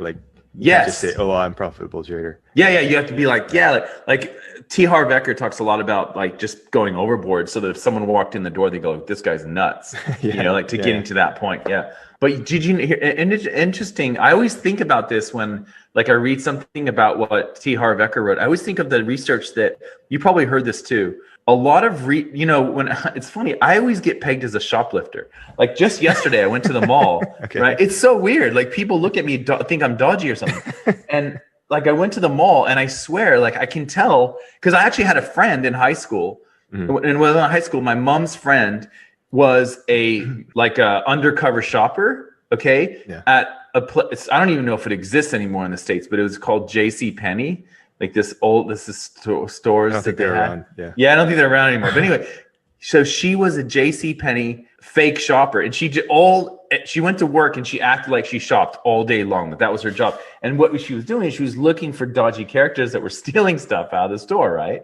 And so, because back then they only put those big white tags on like only the real expensive stuff, right? So. Yeah. Anyway, so that was her job. Anyway, I know a couple of things about shoplifting because I worked at a place called Marshall's when I was in high school. It's like where they have seconds clothes, like all these really cheap clothes. Anyway, it's kind of like Ross. Ross is kind of the same thing nowadays, I guess. But they taught us all this stuff about how to identify shoplifters. And they say, like, you always greet them and look them in the eye. Yeah. See, how are you doing today? Is there anything I can help you with? Like, that's the first thing. Because shoplifters, a lot of times, if they have intent to steal, they won't look you directly in the eye. So every time I go into these stores, because I know what they're doing, I walk in and I look them in the eye and go, "Oh, I'm fine. Everything's cool. How about you? How was your weekend?" Because then I try and throw them off their thing because they think that I'm dodgy. But the other thing they do is they put mirrors up. Apparently, if you have a mirror in an area like where you're going to steal or do something bad, you're less likely to do it because you have to like consider yourself. Look yourself in the face. Look yourself in the face as you start stealing money out of the cash register or whatever, or stealing clothes out of the shop or whatever. So those are the two things, like the mirror and looking someone in the eye. And that's kind of what we're saying with these positive affirmations. You kind of look yourself in the eye in the mirror, and it's like you're saying this is true. You don't want to be lying to yourself. Like that's so incongruous with what most of us think. We think of ourselves as being consistent. That's one of our biases. We think we're always the same, even though we totally change over our ideas and everything over life. But that's the thing, is to look yourself in the mirror and say that. So I just find that fascinating that that's kind of an element of this, and that it also kind of relates to being honest in a retail setting. Yeah, I just find that. Yeah, no, it makes a lot of sense. Yeah. All right, thanks, Walter. Thanks. All information in this podcast is for educational and informational purposes only and is not trading or investment advice. That's what I saw on YouTube today. Yeah. The people were saying, I'm going to buy a bunch at 25. Maybe that's where they got it from. Maybe they got it from Kiyosaki. Maybe. Hey, it's Walter here, and you're at the Think Profit podcast, where we're going to help you develop a rock-solid trading confidence and avoid the potentially endless cycle of system switching. Right, Hugh? That's right. We're going to help you develop a wealth mindset, develop a trading strategy that fits your core personality, and help you overcome the obstacles that stop over 90% of traders. All right, Hugh, sounds good. You ready to go? Yeah, let's do this. All right, Walter. So every market has its own separate psychology, I guess you could say, in order to trade it. So what do you think the psychology behind the crypto market is in order to trade that market successfully?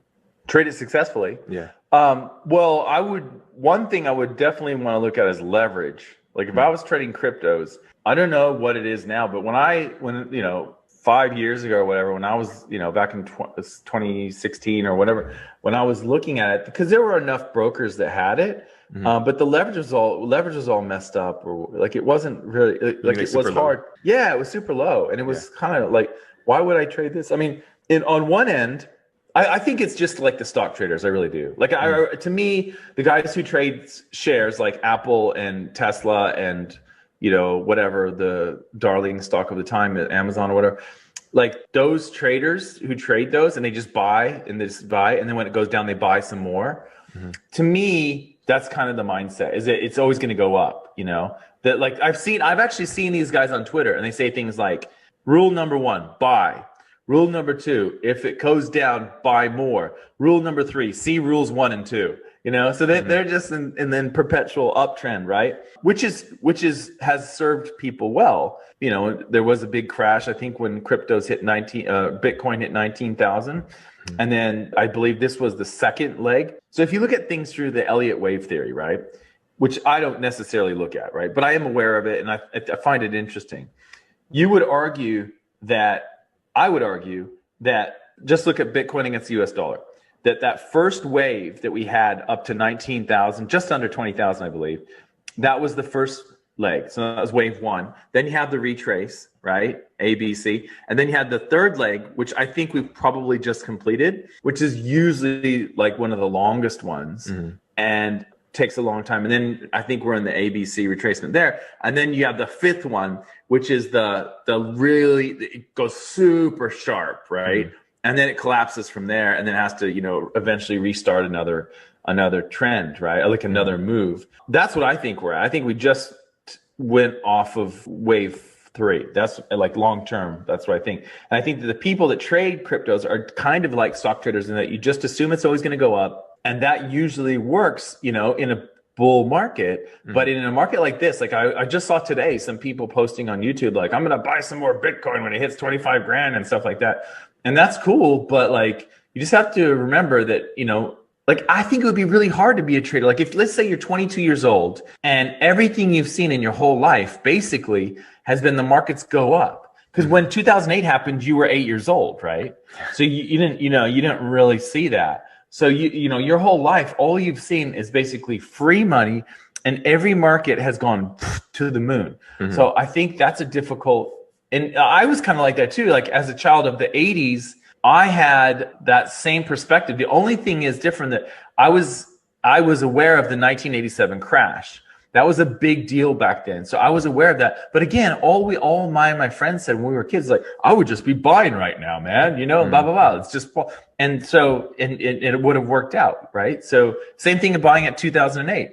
Warren Buffett basically bought Goldman Sachs in 2008. He said, it's on sale. I'm going to buy it. These are good people. This is a good business with excellent people. So I think the mindset of most crypto traders, now, again, there are going to be some technical traders out there that buy and sell, right, and do it on lower time frame. But most of them have almost like an investor mindset where they're just kind of buying on the breakouts, buying on the pullbacks. That's what I've seen most of. So that's my thought on that. But I could be wrong, but that seems to be like, you don't find a whole lot of people saying, cryptos are going to go into the bin. The people that say that are usually the older ones who don't think crypto is like a real asset, like Peter Schiff, Peter Schiff, like Peter Schiff, people like that. Yeah, exactly. Yeah. Okay, cool. Yeah, no, I totally agree. I think it has a lot of potential and it's a very young market, so I think it's going to go up in the long term. You just kind of gotta like buy and hold. A lot of them are like penny stocks also, right? Like these people are kind of gambling on the pop, right? But the bigger ones like Bitcoin and Ethereum or whatever are like you say, the stocks. You just hold them. You look for the fundamentals. Is it a good project? Is it a good technology? And then you just kind of buy in and then average up, right? Yeah, no, I totally agree. And I think that to be successful, you really have to have a strong stomach. I think be willing to weather the drawdowns and just understand the long-term potential of the cryptos, right? Yeah, I mean, exactly. And like with any new technology, I remember when they had these little robot vacuums that came out, and we got like the first one, right? Because we were like, oh, we don't want a vacuum or anything, and we had a little kid and stuff, but the thing is, like, the next generation that came out was just like, same with iPhones or whatever. Like the next generation that comes out is so much better. It's the same with internet browsers. The best internet browser was Netscape, and that was the darling stock in the 90s. And actually, Gateway 2000. People don't remember Gateway 2000 was basically Dell. That was Dell computers before Dell, before Michael Dell. So, the first thing. So Bitcoin was like the first thing. That doesn't necessarily mean it's going to be the best one long term. It could be something like Ether that ends up being the backbone of everything, because like we had I wasn't on them, but they had AOL message boards or whatever, right? Yeah. And so now you have things like Instagram and Facebook and YouTube, and it's all kind of like fractured. It's like, you know, and there's really like, you used to go on like AOL message boards and you could find any sort of topic that you're into, if you're into dogs or stocks or whatever.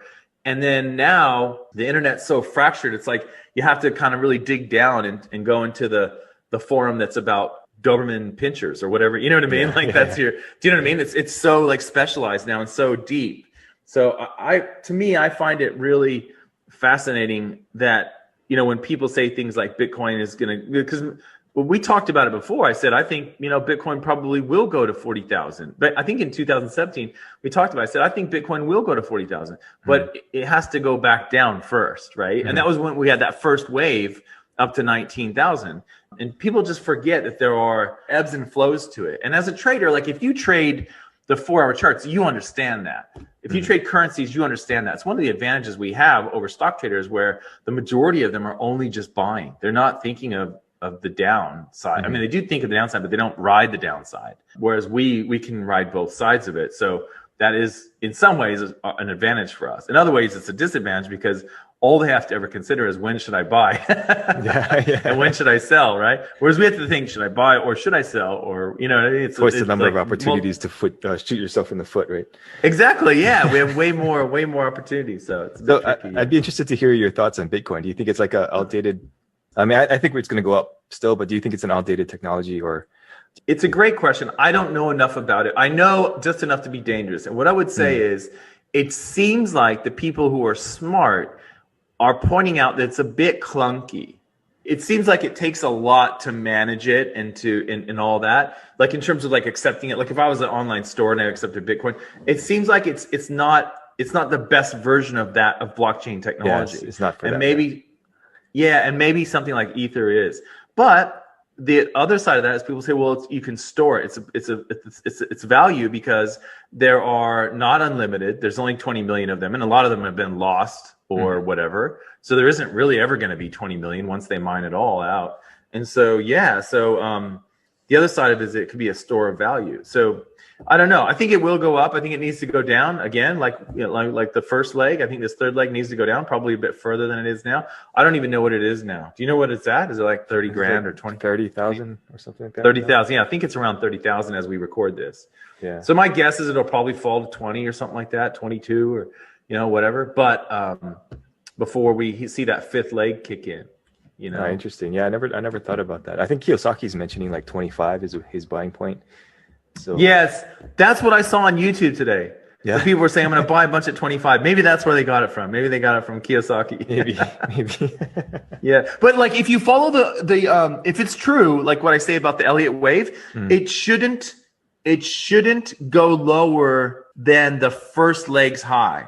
Do you know what I mean? And actually, if you look back at the first leg where it went up to 19 grand, and then it came back down, I was thinking it would go down to like 1,100 or something like that, or 1,000, which was kind of like the first breakout on the micro scale, but it never did. I think it only went down to like 3,000 or something. Yeah. So it didn't take out that previous high at 1,000 or 1,100 or whatever you want to call it. If you look at the first birth of it, in theory, if I'm right about this being the third leg, I think the rules of Elliott wave would say, at least as written by Robert Prechter in the famous book, is that it shouldn't take out that 19,000 high that it made before. I think it made a high at 19,700, 800, somewhere around there, right? Like right below 20 grand, I think, if I remember correctly. So it shouldn't really take that out. It should bottom out above that. So 25 would fit if that were true, you know? Hey there, I hope you're finding this episode useful. I just wanted to let you know that Walter and I give away something valuable every month that helps traders improve their skills. You can enter to win by simply leaving an iTunes review and leaving a comment on our YouTube videos. At the end of each month, we'll look at the comments and reviews from the month, and we'll pick a winner at random.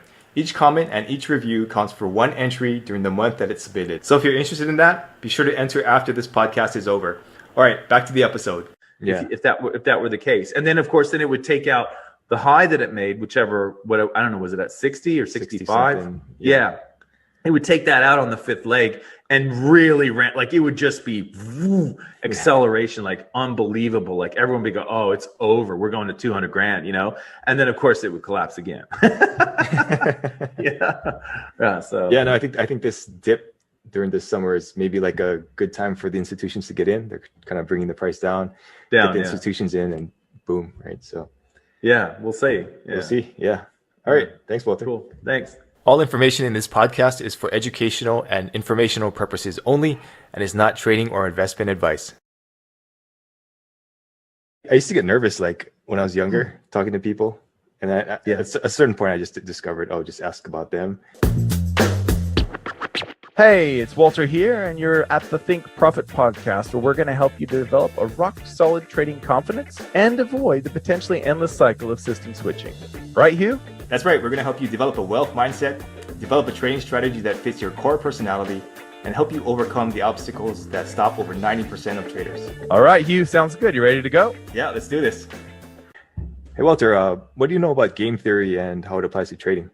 Okay, so this is really interesting. Actually, I'll put a link in the show notes to some people who want to see this, because there's a good example of this. I think you can play along with it. So I won't go down that rabbit hole. I'll let you guys click on the show notes and go down that one. But the way I think of it is, because I've read some books on it that are really complex, and I kind of think of game theory maybe differently to most in two ways. I think of it as in probabilities, so in terms of probabilistic thinking, which is really good for traders, obviously. And then the other side of it is like perception, right? And awareness of what other people are thinking. So kind of like if you're in a situation, Hugh, where you're at a party and you're talking to some people, and you'll notice some people aren't very perceptive of what other people are thinking, and that maybe they just go on and keep talking about themselves, and everyone else is just sitting there going, oh my God, like, you know what I mean? But the person doesn't realize that they're like turning everyone off by sitting there and just rabbiting on about themselves. That's a person that has like low interpersonal intelligence, we would say, right? And so with game theory, I think part of it is being aware of what the other participants in the game are doing. So poker is a great example of this, where like if you bluff, or you think someone else might be bluffing, you're trying to figure out what's going on, right? That's one element of game theory, which is sort of almost like psychology and interpersonal relations and understanding that. In trading, it could be looking at where all the orders are. So you can look on websites, and brokers will show you where all the buy orders, where all the sell orders are, right? Same thing with open position ratio. You can see, what is the crowd doing? Are most traders buying or selling, or what's going on? So that's one element, as I see it, of game theory. And I really love the open position ratios. If you guys are interested in that, I've got plenty of videos on YouTube all about that stuff, and I can put those in the link down there if you guys want to go down that rabbit hole. I don't want to get into that right now, but that's part of it. Understanding what are the other participants doing. So orders, where the order placements are, and where the open positions ratios are at is really important in that sense. But the other side of it is probabilities. And it's really fascinating to me that a lot of traders don't understand it, right? So probabilities come into a lot of places. Like probabilities come in when you're trying to decide, is my trading system in a drawdown that is normal or not normal? And another one is my reward to risk ratio sufficient to make profit given my win rate?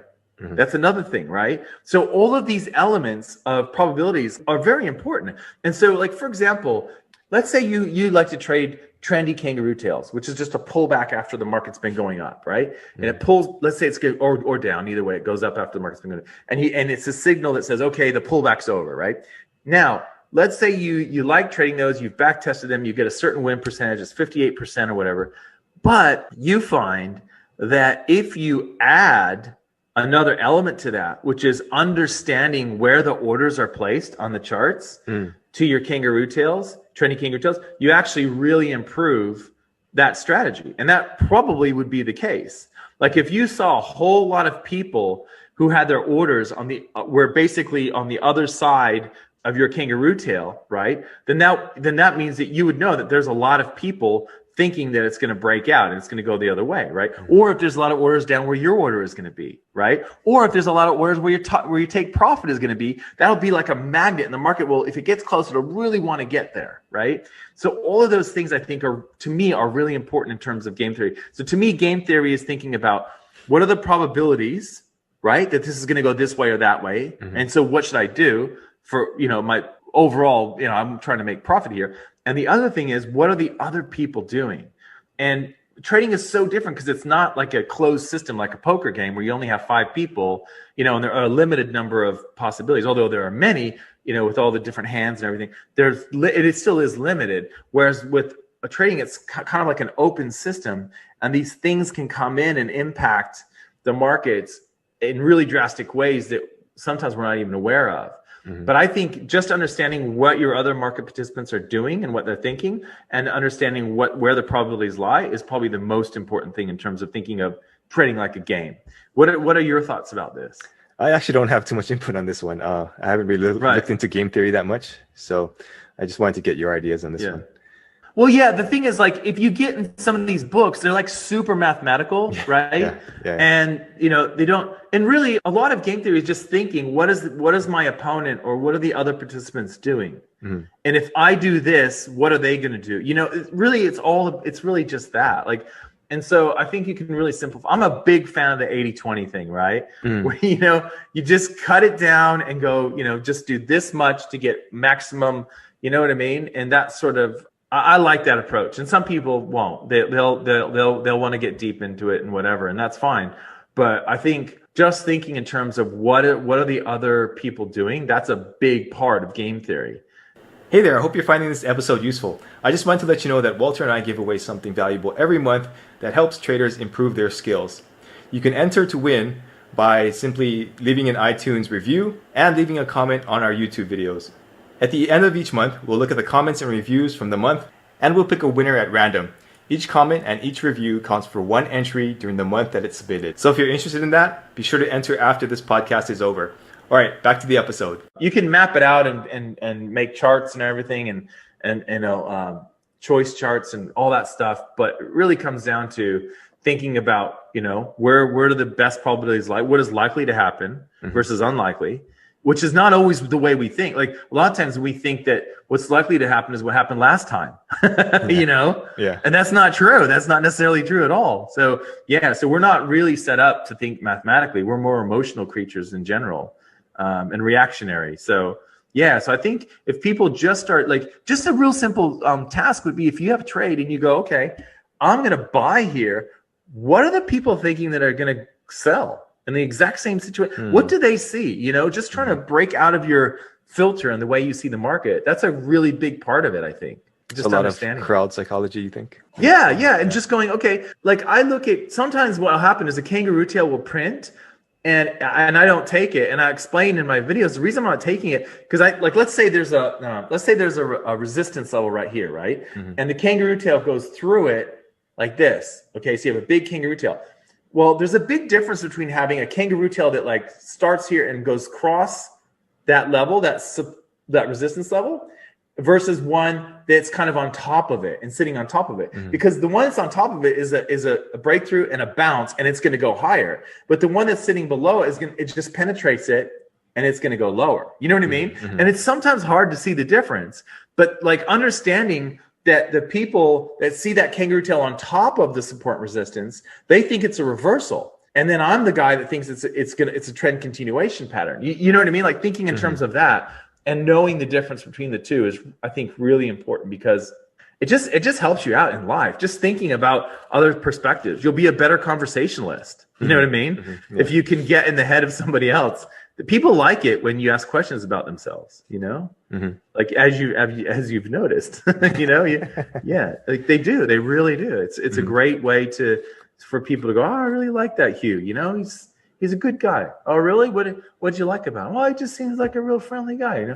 Well, what does Hugh do? Oh, we didn't really talk about that. Yeah, because the whole time Hugh was letting you talk about yourself, that sort of thing. You know what I mean? That's I used to get nervous, like, when I was younger, talking to people.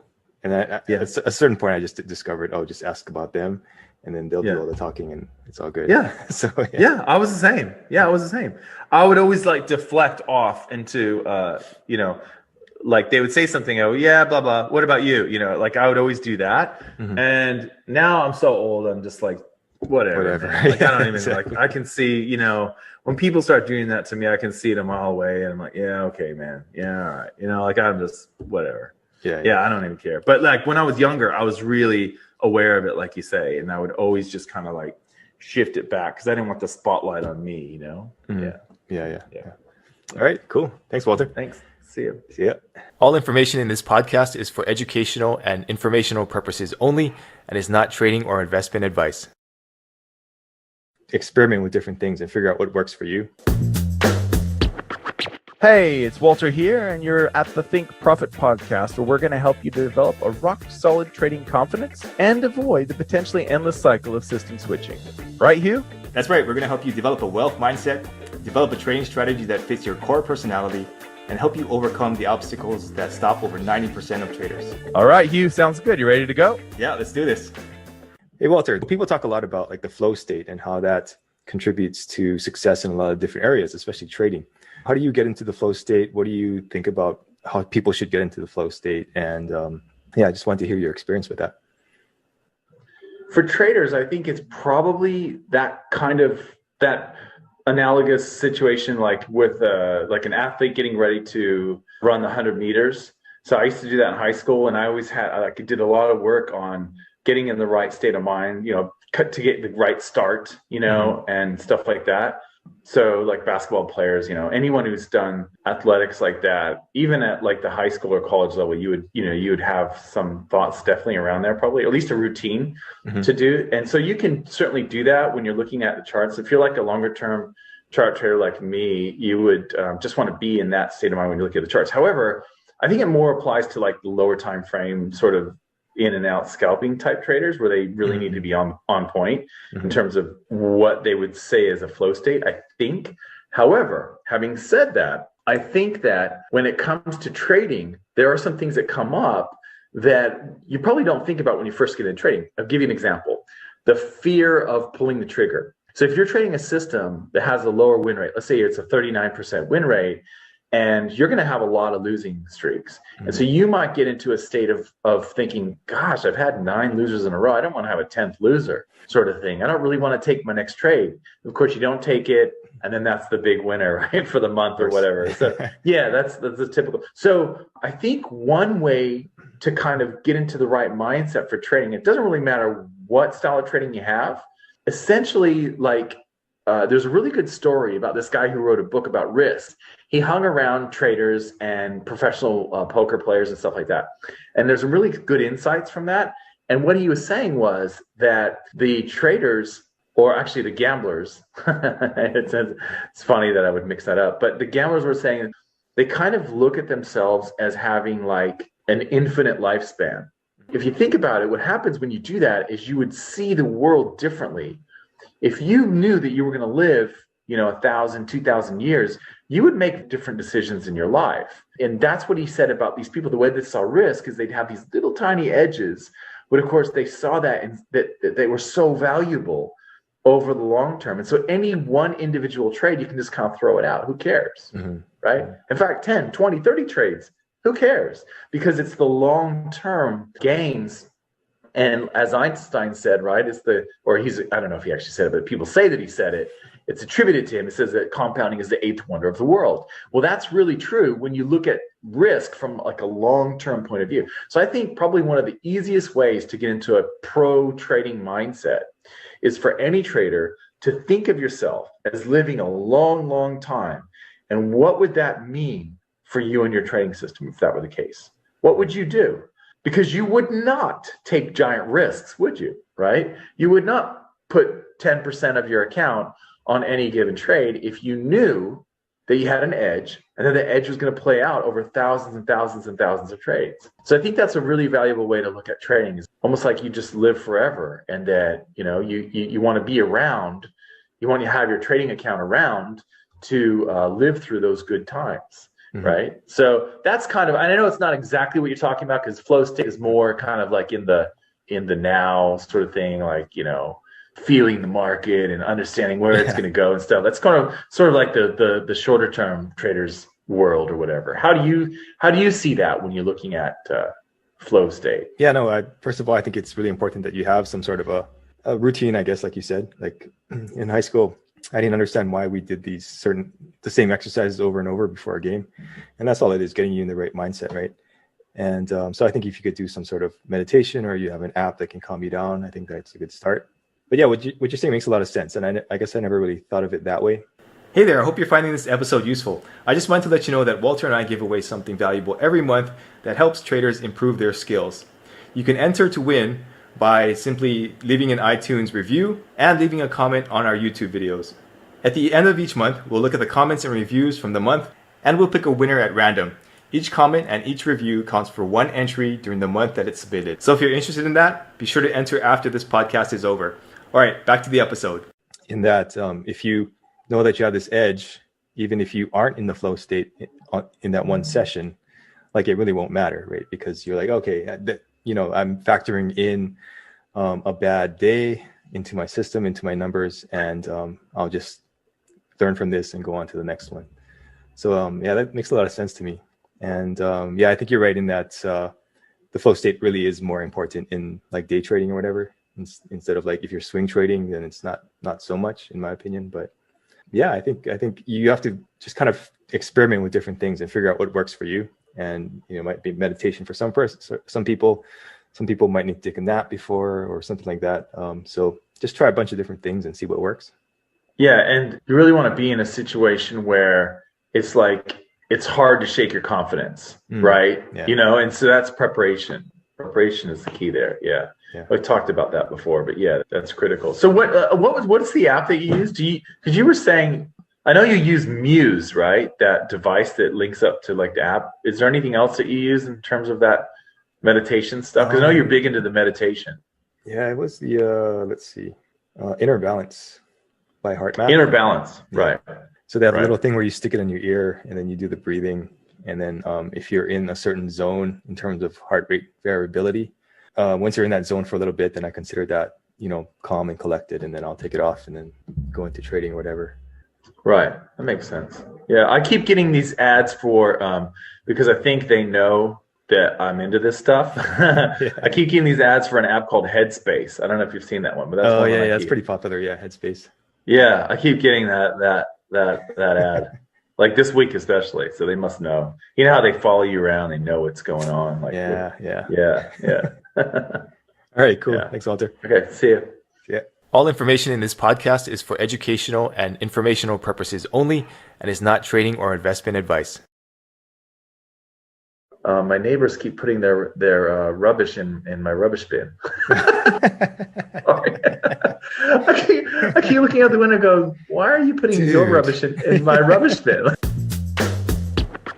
Hey, it's Walter here, and you're at the Think Profit podcast, where we're going to help you develop a rock-solid trading confidence and avoid the potentially endless cycle of system switching.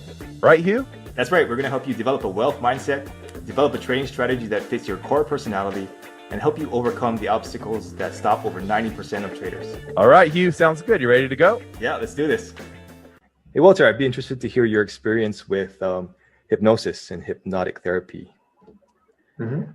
Yeah, sure. So, when I was a freshman in college, first year of college, I decided that I was going to learn about stuff that I was interested in. So my textbooks, spent a little bit of time on those. But what I really did is I went to the library and I read about a lot of interesting things that I was interested in. And then I ordered some books, and one of the books was on hypnosis. And so then I became known, and I lived in the dorms, right, at college, and I was kind of known as the hypnosis guy. So people would come and ask me to hypnotize them. Like, it's totally not, like, this is not cool, right? Like, but I didn't know what I was doing, but I just knew enough to be dangerous, and I knew how to. I would get a candle, and I'd light the candle, and then I'd have the person stare at the candle, and their eye would get tired, their optic nerve would get tired.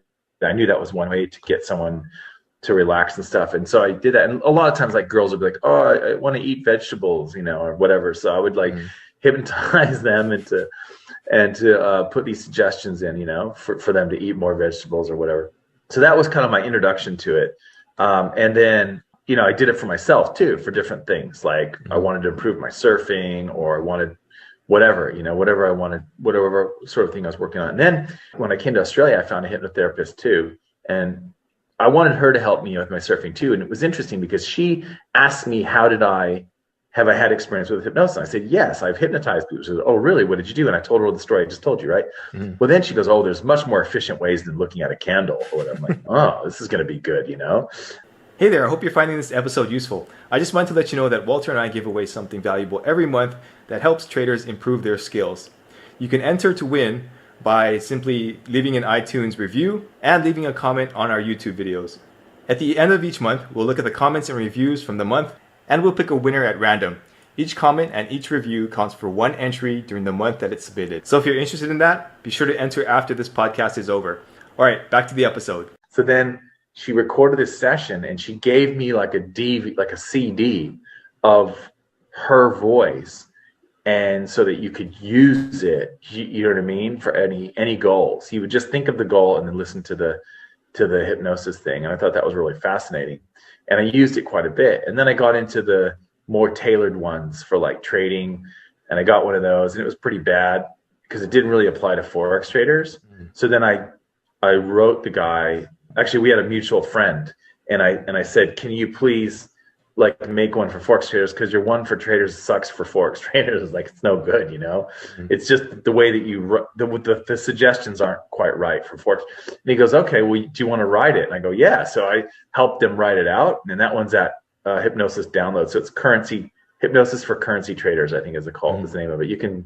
I'll put a link. You guys can get it through, you know, it's cheaper if you get it through us or whatever. But anyway, the point is, that's another good one too, right? That's a way for you to encourage the habits and the approach that you want in your trading. So I think hypnosis is pretty cool. And what's interesting about it to me is that they talk about like hypnosis and meditation as if it's different, but really I think it's pretty similar. Like in meditation, you have a mantra. One of my mentors was really into it, and he got into it in the 70s, and he was saying that he would have this mantra that he would use. And that's kind of like, you can kind of do a similar thing with hypnosis, where you're in a meditative state and your mantra is kind of like the goal that you're working on, right? So to me, they're really similar. And if you look at the brain during them, they should be similar too, especially if someone's a little bit practiced in it and they're not a newbie and they don't know what they're doing. They would get into a similar brain state. So I think it's really good for using it to get into a nice state of mind for doing some work that you want to do, whether it's writing or looking at charts or whatever. And it's also really good if you want to work on an outcome, right? So for example, my thing when I first started trading was moving stop losses when I shouldn't. I should just leave them, let the market hit it or not. And so that would have been a good candidate for hypnosis, just for me to consider that and think about that. If you have problems pulling the trigger, that's a really good candidate for hypnosis. If you're trading like a lower win rate strategy, or you trade too often, like you're really compulsive, that's another good one. You know, that's a good candidate for hypnosis. All those sorts of things would work really well. I mean, hypnosis works really well with things like overeating and smoking and, you know, breaking habits and things like that. So it certainly does work well with trading habits as well. So that's kind of how I see it. I put it kind of in the category of like fixing your issues, you know. Sorry, the reason why I keep getting distracted looking outside is because my neighbors keep putting their rubbish in my rubbish bin. I keep looking out the window and go, why are you putting your rubbish in my rubbish bin? Like, you know what I mean? It's like today was rubbish day, you know what I mean? In the morning, the trucks come and everything. And so we've got a nice empty rubbish bin out there. And I just watched 3 people walk by. And I think sometimes they're just like walking random by. People. Yeah, but one of them's the neighbor for sure. I was like, what's going on? Yeah, sorry. So if I keep looking over, it's because I'm thinking, what are you doing? Yeah. Anyway, no for people who are new to hypnosis, like some people think it's like an office space thing, right? Like you do one session and then now you're totally different. So maybe you can walk people through like how gradual that is, and you know how it's not like a one-shot deal, right? Yeah, in fact, you know, when I was in the dorms as a kid, as this 18-year-old kid or whatever in college, they had one of those hypnosis shows come, you know, where they do the shows, you're a chicken, and I was one of the guys.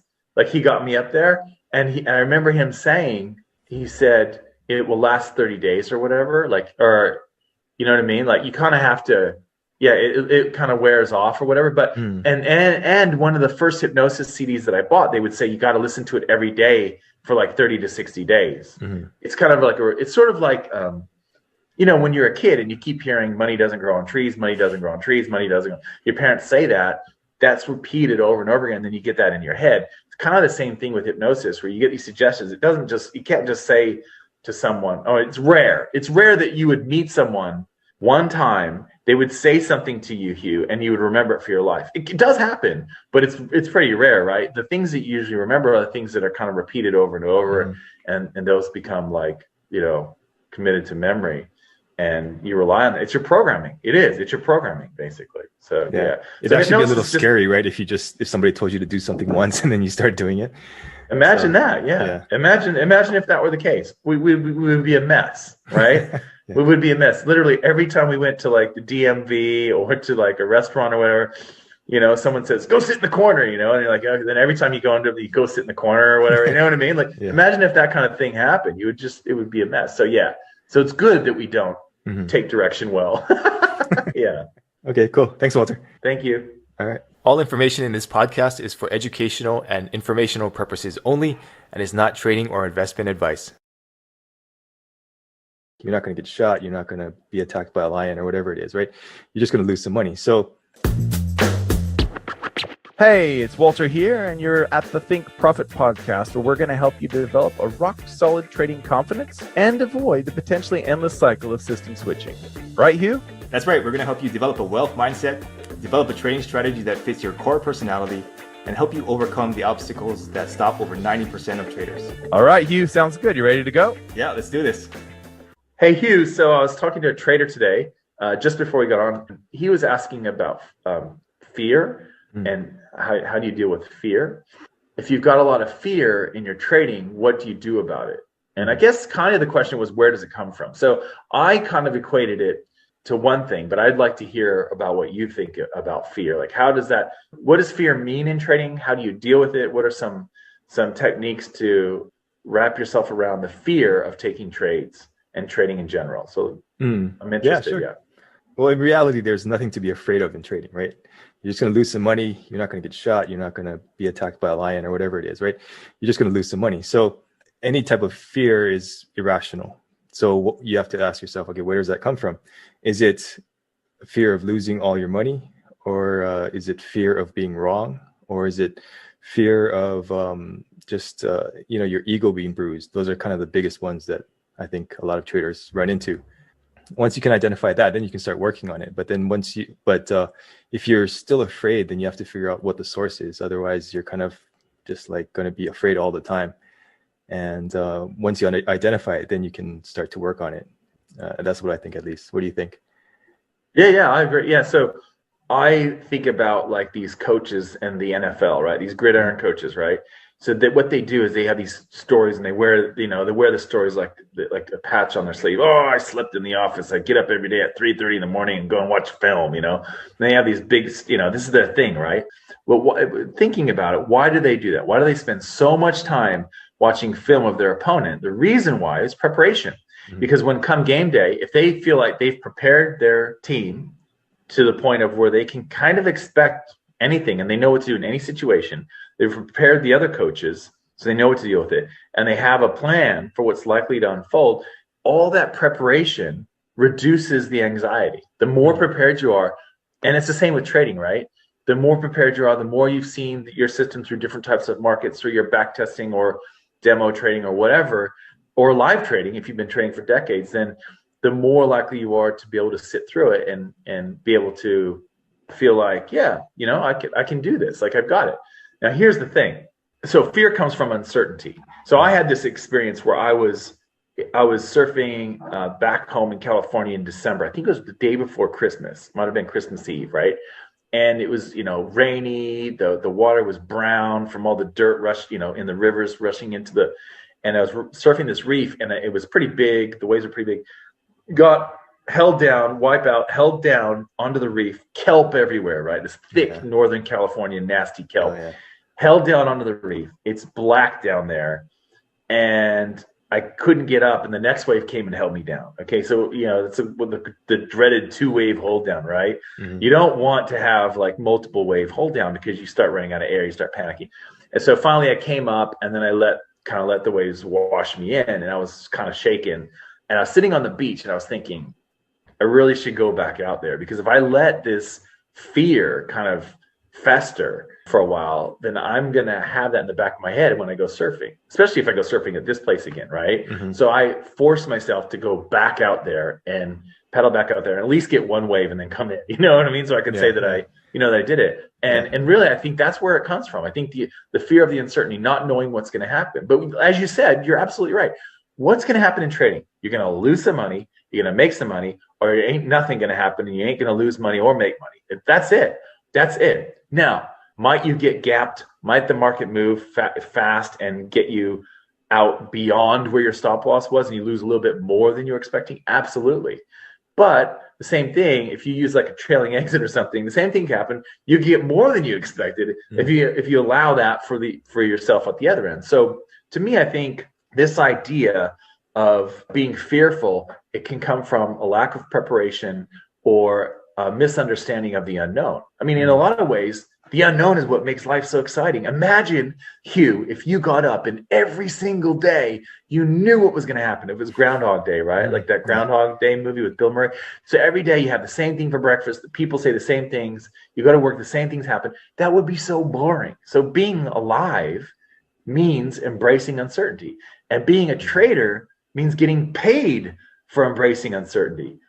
You don't go and exchange your 10 hours in the day for a pile of money at the end of the month like most people do. What you do is you exchange the risk that you're taking in face of uncertainty for a potential payoff, right? So it's a totally different world for traders, and that's why you were made to be a trader, because you see the world a little bit differently.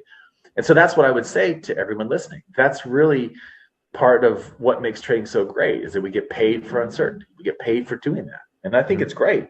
If, however, that really scares you and you don't like the uncertainty, then maybe trading's not for you. Maybe you need to exchange time for money, or find out, or sell widgets or whatever you can do to make money, because that's really the heart of what trading is. Yeah, it's totally not for everybody. And I think you bring up a good point about facing your fear again, because I actually have the opposite experience that you had. So I went to the North Shore after being on the mainland for a while, and you have to get used to those waves, right? And I got drilled like right in the middle of my back, came out like throwing up, all this kind of stuff. So I never went back there.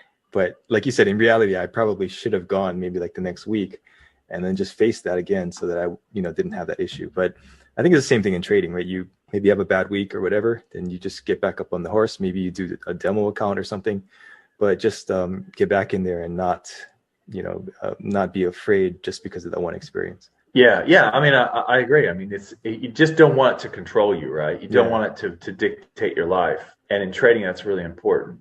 Like, I don't really think of it this way anymore, but sometimes traders will get they want to get back at a currency pair. Like, the USD CAD really got me last week, so I'm gonna get my, fill or whatever. I guess I used to actually think that way. I don't even remember where the last loss was from anymore. I don't even care. I just think of it as a roll of the dice, right? Mm-hmm. But I used to think that way, and I used to be, all right, loony, I'm going to get you, let's see what we can do to the loony today, because the loony stole a bunch of money from me last week. So it's revenge trading, isn't it? I mean, that's not very productive. Yeah, or the bigger issue is like, I won't not trade the US yen just because I lost a bunch of money. And I think that's going to hurt you like in the long run. Hey there, I hope you're finding this episode useful. I just wanted to let you know that Walter and I give away something valuable every month that helps traders improve their skills. You can enter to win by simply leaving an iTunes review and leaving a comment on our YouTube videos. At the end of each month, we'll look at the comments and reviews from the month, and we'll pick a winner at random. Each comment and each review counts for one entry during the month that it's submitted. So if you're interested in that, be sure to enter after this podcast is over.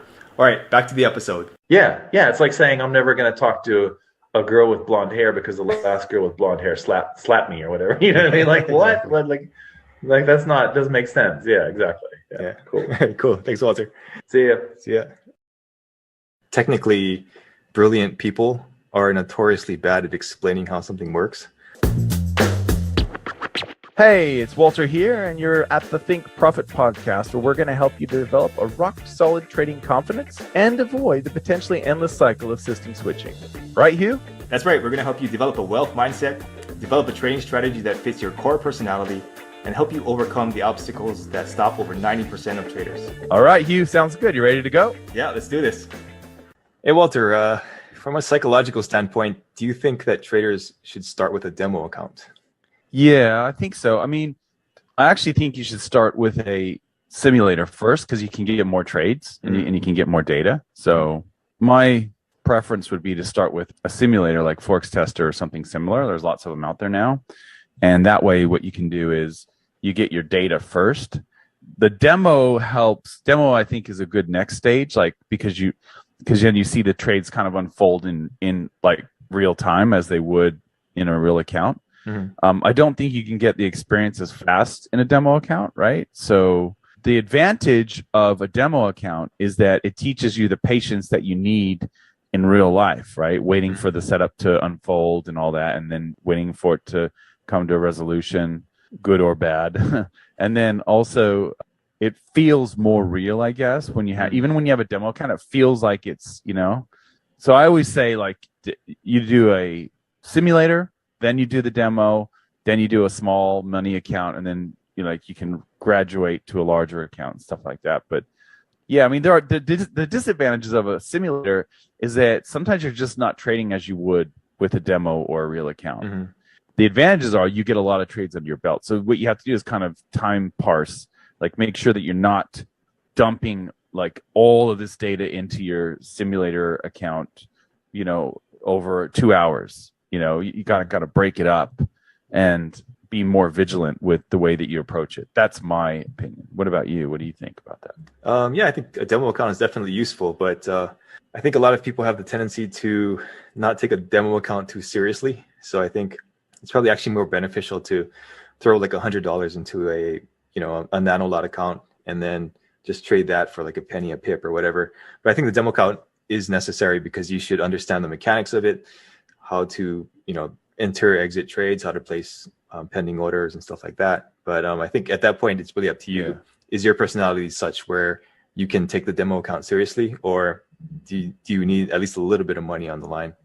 Yeah, no, it's true. It makes a big difference, doesn't it? When you even if it's like $5, on the trade or whatever. I feel like a lot of traders just don't see the value in the bulk trade data that you get from a simulator. You know what I mean? Like it's kind of like they think demo or they think demo or live. They think that's the question, and I don't think that's the starting place. You know what I mean?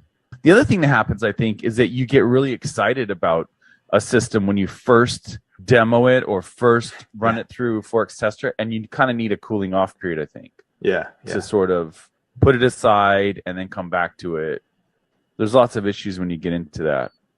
So for example, like if I said to Hugh, here's a system, what do you think? And you go, wow, I really like that one. And you started demoing it. If you're trading on the 4 hours, I don't know how long it would take you to get 300 trades or 400 trades. I don't know. I mean, it depends on how many markets you're trading and all that. But, if you're trading a system like that on the 4 hour charts, it might take you 9 months to get the same amount of data that you could get in 2 or 3 weeks if you were using a simulator. So, but again, like we said, it's a very different experience, live versus demo versus simulator. So, Oh, another thing to consider is also if you're doing like automated EAs or whatever, then I think a demo account is absolutely necessary. Like, because there's a little bit of psychology, like we talked about before, where you have to turn the thing on and off. But I think that the demo account really gives you like a live, real-time assessment of how well that EA works. Whereas if you just jump straight into live trading, there could be issues with like the spread and certain things with the broker. And I have a buddy who blew out like a big portion of his retirement account because he just jumped in with the EAs, and he didn't realize that there are all these things that you have to check out. So I think that's one case where a demo account is absolutely necessary for sure. And back testing also, right? You want to run that through the simulator and see what kind of numbers you get. Yeah, definitely. Yeah. And there's a reason why when you connect to a server, like in MetaTrader, for example, it will say like you're connecting to the live server versus the demo server. That's a very different experience. If anyone's ever seen that, like my friends and I, we were running a strategy where it was like a grid system where you were taking profit every 3 pips.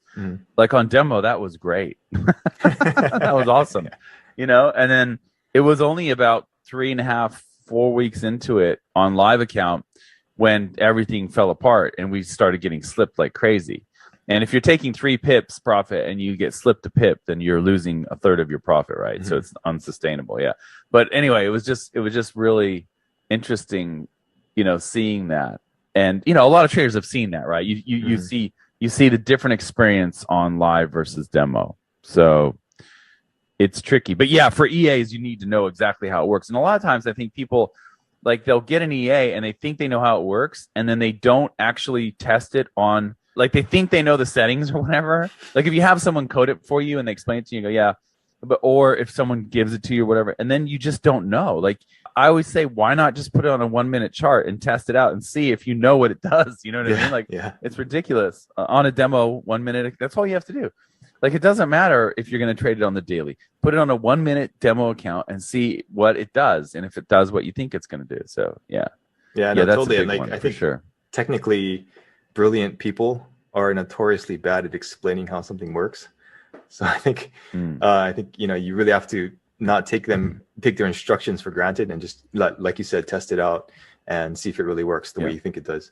Yeah, that's right. It's very rare to find someone who knows a lot and can explain it very well. And that there's actually a thing that, and it's not their fault really. It's more, it's not like their verbal skills are lacking. It's that their unconscious competence is so high. And that's something that for you as a trader, you can talk it out. You can literally talk it out. Like when you can record.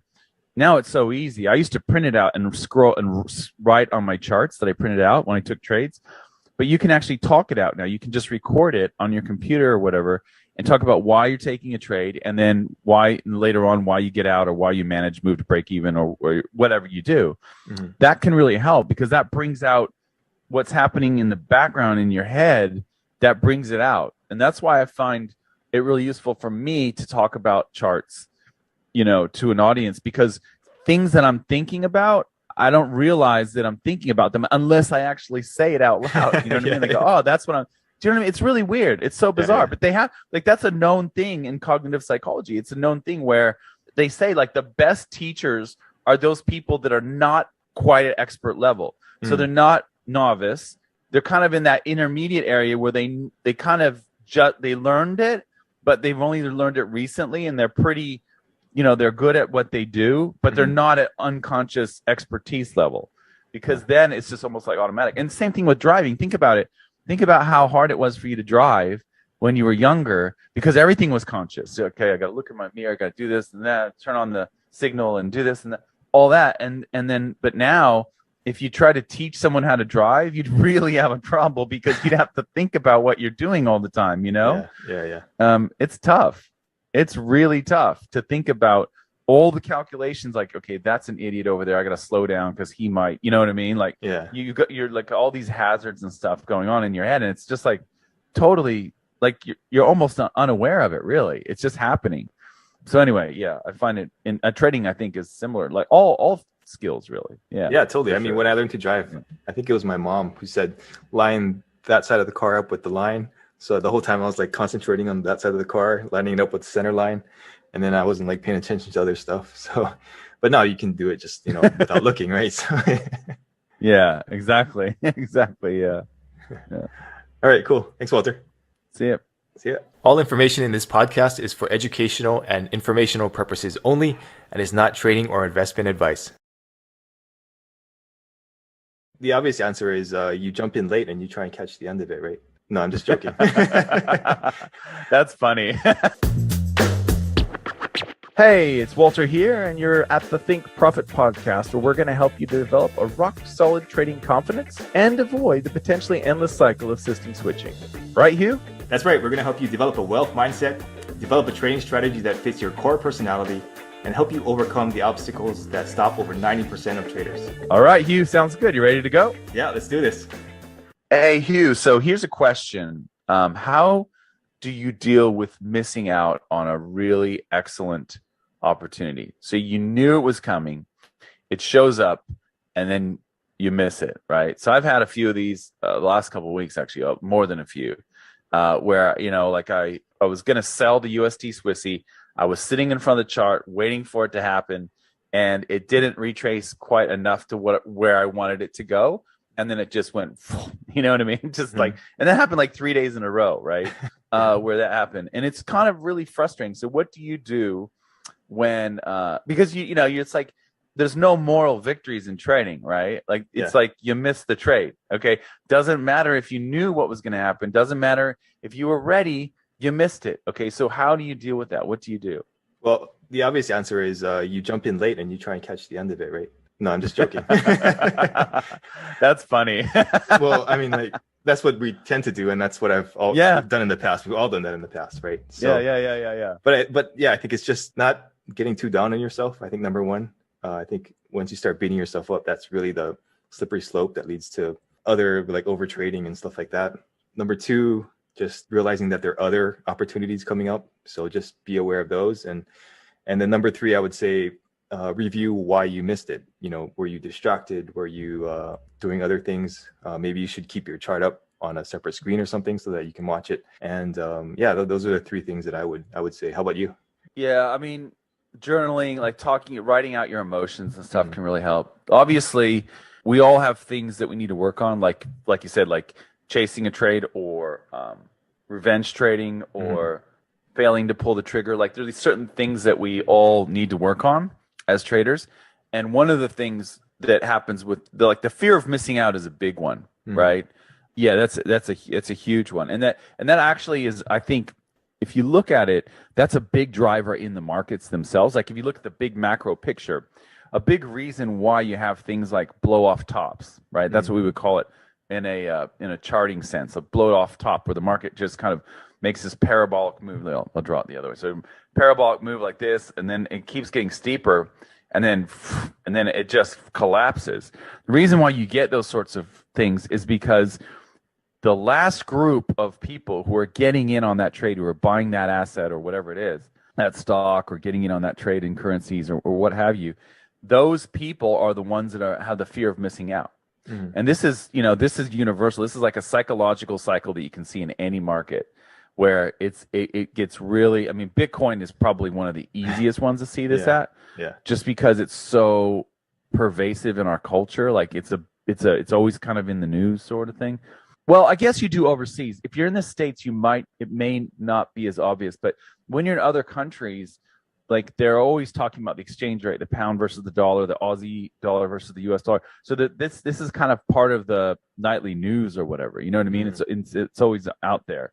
Whereas I don't remember. I mean, it's been a long time since I lived in the US, but I don't remember that being a major thing, even in the financial papers. Like it was maybe buried somewhere, but it wasn't like a prominent thing. So, so the reason I want to bring this up, to make the point, the reason I want to bring this up is that you don't see like in the news, like in the States, usually when they have that financial segment of the news, what they'll say is they go, oh, the biggest movers and the biggest losers or something in the stock market.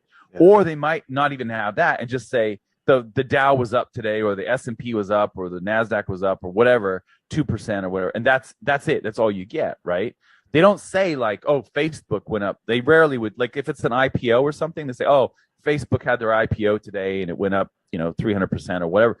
But they don't usually talk about individual stock. Whereas Bitcoin is kind of one of those things that's always kind of, seems to me anyway, it's always kind of in the news. And I think I think that's reflective of everyone's kind of interested in it. Even if they don't buy it or sell it or trade it, they're aware of it. You know what I mean? It's like this kind of like this new thing or whatever. Yeah, it's a new thing. And that, cool. And those, yeah. And that's exactly right. And that's like, those are the type of markets that are most susceptible to the crowd and the fear of missing out, right? You don't have a whole lot of traders, a whole lot of people have this fear of missing out of some, stock in Hungary, right? Or whatever, or like, like some like IPO in New Zealand or whatever. Like that's not a thing, right? This is like a global thing. And, I hear people tell me things like, oh, well, Elon Musk said that, 6 months ago, or whatever, that Tesla Motors is going to start taking Bitcoin payments. So Bitcoin's, spiked up or whatever. It's just like always in the. So I think the fear of missing out, which we're talking about in an individual trade level, that's also in the big macro level. And you'll see that repeatedly in the markets play out. And it's most pervasive in those markets that everyone knows about, right? So the more people that know about a market, the more likely you are to get those blow off tops. So things like real estate, cryptos, anything that's really in the news and everyone knows about. I'm trying to think of another example. What would be another thing like, gold, like metals don't even really qualify. Like, well, actually, Do you remember? I don't know if you remember this, but like there used to be these things called Beanie Babies. Oh yeah. Did you ever hear about that? Yeah. Yeah. So there's things called Beanie Babies that were like became super collectible. When I was really young, there was a thing called Cabbage Patch Kids, and we actually stood in line outside of a department store overnight, camped there to save our place in line, so that we could go into the store in the morning and go and buy, one Cabbage Patch Kid per kid or whatever. That was the deal, right? Yeah. Do you know what I mean? And it was like this crazy thing. And then later on there was Beanie Babies, where there's like these really expensive things. And I will never forget, there was this fundraiser where this girl, like, she was like 10 or whatever, and she had all these Beanie Babies, and she was donating them to the fundraiser. Okay. And then this football player guy, right? This big husky, he went and bought, like, he bid on the Beanie Babies basket of this 10-year-old girls. He bought them all for the fundraiser, and then he gave it back to her. You know what I mean? And that and it was like thousands of dollars, right, for these Beanie Babies, because they were so collectible. Yeah. But that's another example, right? Beanie Babies was a thing that kind of, Cabbage Patch Kids was another one that kind of like the whole culture just, and there's this crazy fear of missing out. I think Tickle Me Elmo was also one of those things like a while ago. It's with these weird things that like everyone just has to have, and they have the fear of missing out, so they just do whatever they can to get it. So the big one right now, I think, is NFTs, right? Or yes, recently, the NFTs. Yeah, and I think you're right. I think you're an early adopter. I think it hasn't quite. Yeah, I think you're right. Like, dude, I was just. Well, when we used to be able to go to dinner, we're no longer able to go out for dinner. But when I went to dinner with my kids a couple months ago, there was a friend of ours and his daughter, and his daughter's friends with my daughter. And I didn't realize they were at the restaurant next to the restaurant we were at, right? It was right next door. And we both saw each other at the ice cream shop. And I'm like, what are you doing, man? Like, what's going on? Because he's like a programmer and stuff. And he's kind of like in between, like figuring out what he's going to do. And he's like, oh, I'm doing NFTs now. I'm like, really? Yeah. And he's like got this artist on there and everything. And he's selling these, he's got NFT brokerage and all that. And I think you're right. I think it's one of those things where like people are just going to go all in on this. And it's because everyone's learning about it. Right. So they're like, okay, I don't want to miss out on this. Like I missed out on Bitcoin or whatever. So yeah, I think you're right. I think this is the next thing for sure. Yeah, no, that's a good point on the Bitcoin and all that stuff.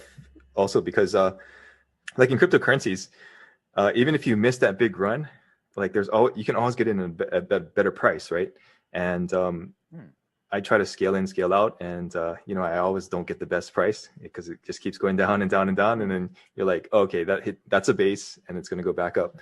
But yeah, I mean, that's one thing to think about when you're suffering from FOMO. Also, is like there's probably going to be a better price at some point, so just hang on. And you don't have to worry about like getting in right now, right? Yeah, and that's one of my big things.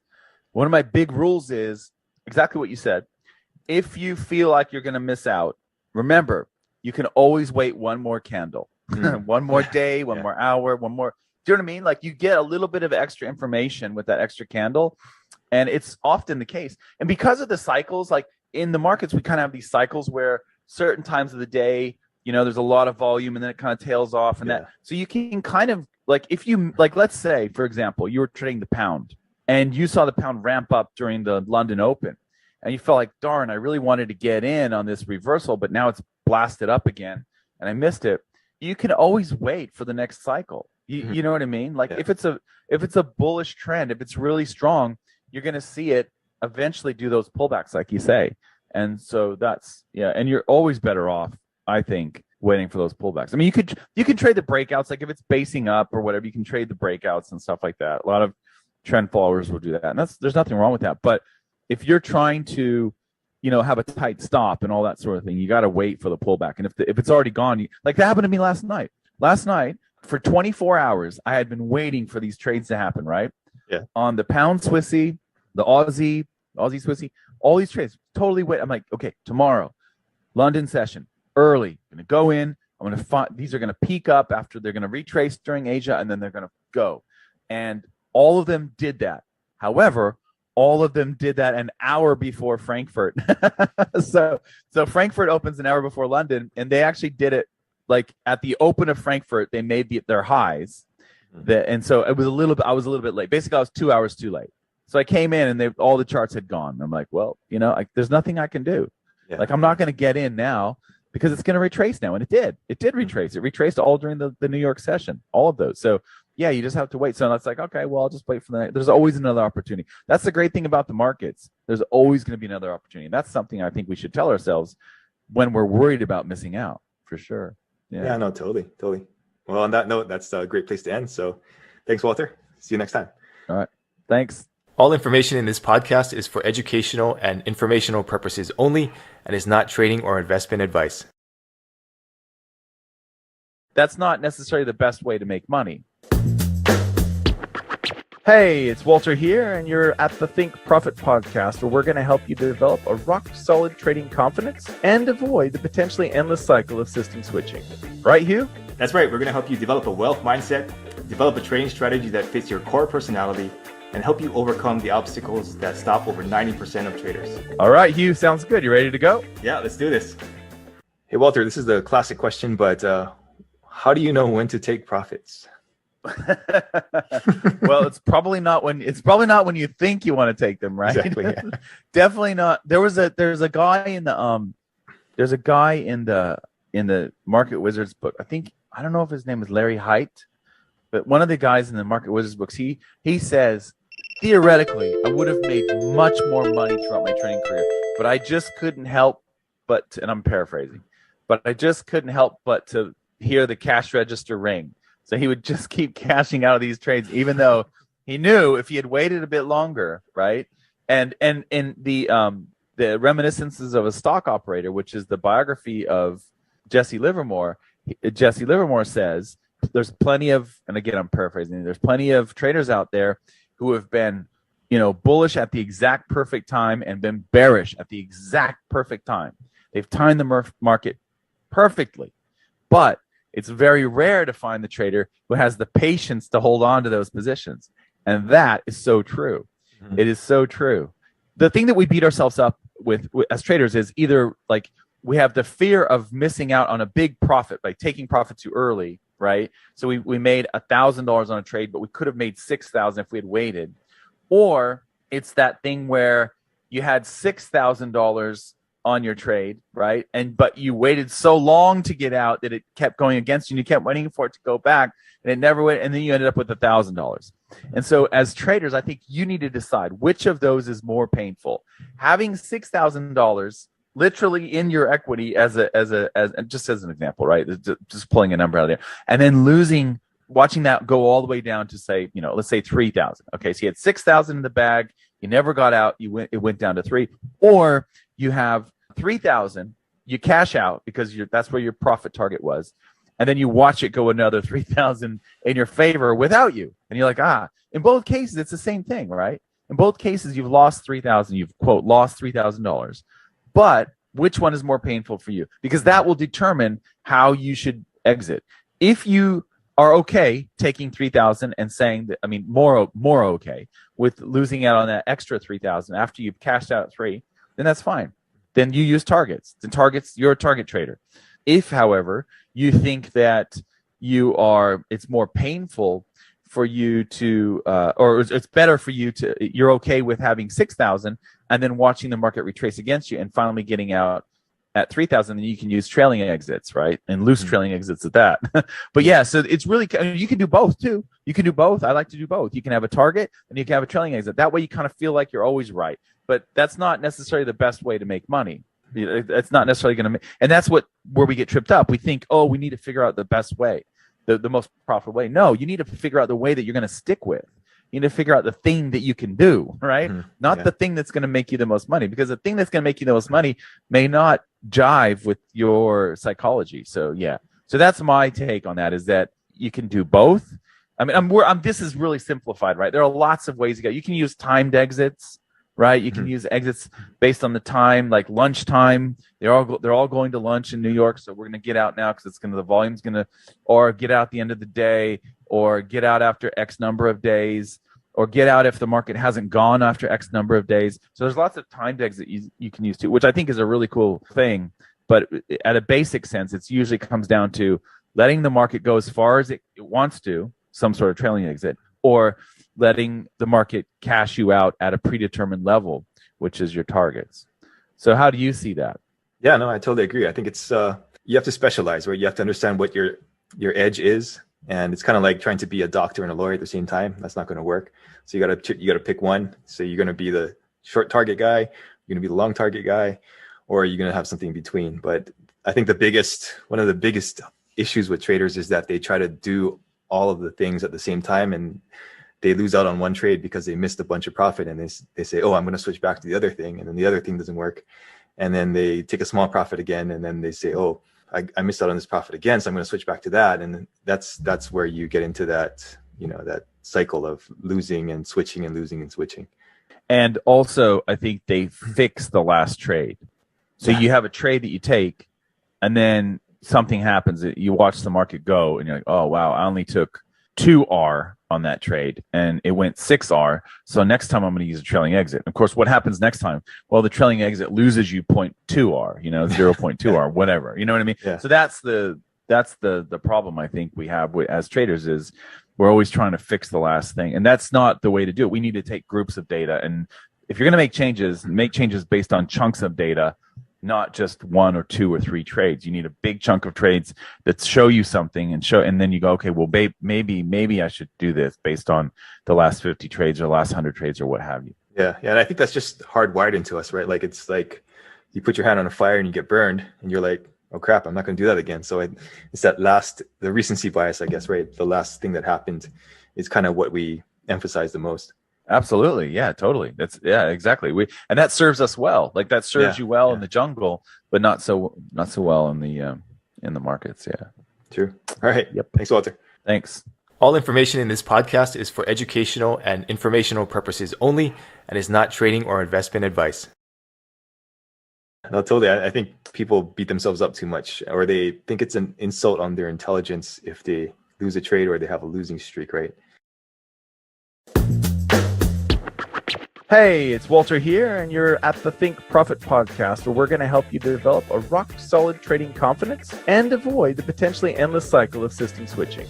Right, Hugh? That's right. We're going to help you develop a wealth mindset, develop a trading strategy that fits your core personality, and help you overcome the obstacles that stop over 90% of traders. All right, Hugh, sounds good. You ready to go? Yeah, let's do this. Hey, Hugh. So in this episode, we want to talk about greed. And as traders, sometimes we have this problem of trying to overcome the need to win and this feeling of greed and trying to really take as much as we can out of the market. So how do we overcome that? I think it comes down to practice. Like what did your backtesting tell you? What has your demo trading told you? You trading your small account. There's a certain line, obviously, right, that you have to tightrope walk across. Like there's being aggressive and making profits when they're available, and then there's being safe and not taking undue risk. So I think it just comes down to what does your testing tell you? What does a certain extent, what does your gut tell you? And being able to discern which is which. And I think a lot of people get too greedy in the beginning because they think they know how trading works, and they don't really. But once you've been through a few boom and bust cycles or whatever, and you can kind of tell when it's a good time to be greedy and when it's a good time to lay back and just kind of play it safe. What do you think? Yeah, I think, I think that I feel like we don't have, this might be kind of weird, but I feel like we kind of don't have a say in it as traders. I feel like we kind of have to just let the market decide when, the big winners are going to come. And it's almost like a letting go thing, sort of like you're sailing.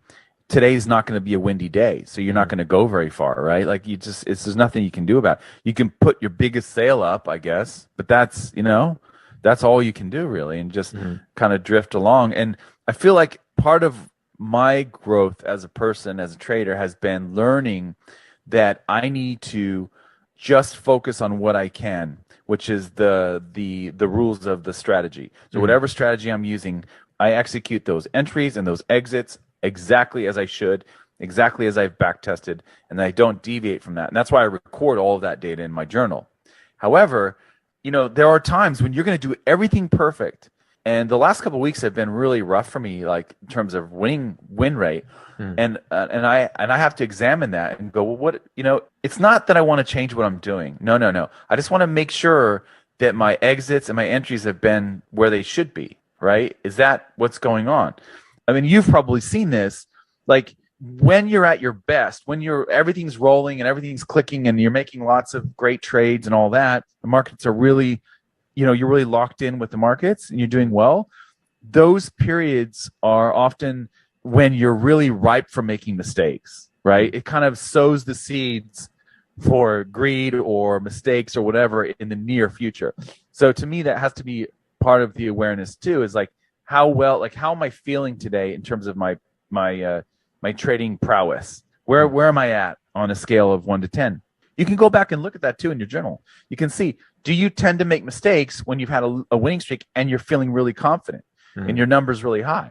Or do you tend to not take trades when your confidence is really low? Do you tend to just let trades go that you should have taken, but you didn't because you were a 3 instead of an 8 or whatever, because you've had 6 losers in a row? So that's the kind of thing that I think we can see, like the data is there. And I do believe part of it is just letting go and just going, look, because you just never know. If you're a trend follower, you just don't know. You do not know when that trade is going to come. That 20R or 15R trade is going to come and make all the difference for your year. You just don't know when it's going to be. Like for me, those trades happened back in February, March, like the best months of the year so far. They were February, March. That's when the markets were trending and I was all in, right? And so that was great. But now it's kind of, there's a lot of drifting around and reversals and stuff, and Asia goes one way, then London goes one way, then New York goes the other. It's just kind of whipping around. And it's kind of difficult unless you're trading the perfect time frames for those setups. So yeah. So I guess in essence, I would just say record your emotions because they can impact your execution, right? And also maybe think about trying to figure out ways that you can relax and just let go and know that it's not really entirely under your control. It's part of trading is just learning to be that person that says, okay, well, this is what the market's going to give me now, right? Yeah. And my system, I'm doing it. I'm executing. So, I know the system works. It's just the system needs certain market conditions to work well, right? So yeah. So there you go. Yeah. No, totally. I think people beat themselves up too much, or they think it's an insult on their intelligence if they lose a trade or they have a losing streak, right? And like you said, it's just they take it personally. Whatever's going to happen is going to happen. Yeah. Yeah, that's right. Yeah, that's right. Yeah, that's totally. And it's funny. Like I used to do that. I used to get mad at currency pairs. That Swissy, that loony. I want to get revenge or whatever. Like what? Like that. I don't even think about. I honestly don't even think about that. I really don't. I really do not think of them as adversaries or whatever. I think of it more as myself as the one that I need to deal with. It's not the loony or whatever, or the Swissy or the pound or whatever. Yeah, it's crazy. Yeah, that's a good point. Yeah. All right. Thanks, Walter. See ya. All information in this podcast is for educational and informational purposes only and is not trading or investment advice. All you really need to do is have one role model of someone who is wealthy and who breaks that stereotype, and I think that can really help. Hey, it's Walter here, and you're at the Think Profit podcast, where we're going to help you develop a rock-solid trading confidence and avoid the potentially endless cycle of system switching. Right, Hugh? That's right. We're going to help you develop a wealth mindset, develop a trading strategy that fits your core personality, and help you overcome the obstacles that stop over 90% of traders. All right, Hugh, sounds good. You ready to go? Yeah, let's do this.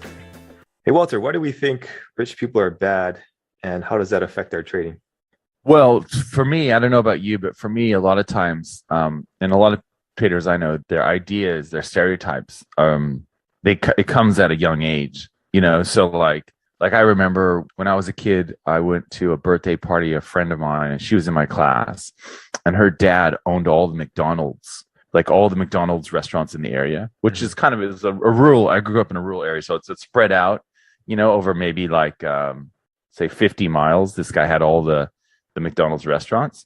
And so it was really funny. Like when I came back from the party, my mom and dad would be like, oh, what was it like there? And you know what I mean? Like, it's kind of like, It was kind of like I went to like the North Pole or something. Everyone's asking about with Santa Claus, like, so you pick up these things, I think, over time from growing up about like these stereotypes about, I wonder how many people he had to screw over to get that money. You know what I mean? And like these sorts of things. And so there's two things to untangle here. One is that your relationship with money and your attachment to money. And two would be what you think about people who have a lot of money. And that usually comes pretty early. And you can even see it in movies. Like there are these movies about the rich old miser, or like, like a Christmas Carol. They have and there's another one where like, there was a movie had Richard Pryor in it, and this kid, and the kid was really wealthy. And then Richard Pryor somehow like got connected into the family, and he was like hired to be the kid's friend or something. And there's all these movies where they have this stereotype of the rich person and how they're kind of not doing exactly everything right, whereas the people that don't have the money are doing everything the right way and sort of thing. So I think you have to untangle that and see. One thing that can help is just having someone that you look up to when you're growing up that has a lot of wealth. So for example, my grandfather was a good example of this for me, because he adopted my mother and her siblings. And so, he came from he had built up a lot. He was a farmer growing up, and he married my grandma on the farm next door.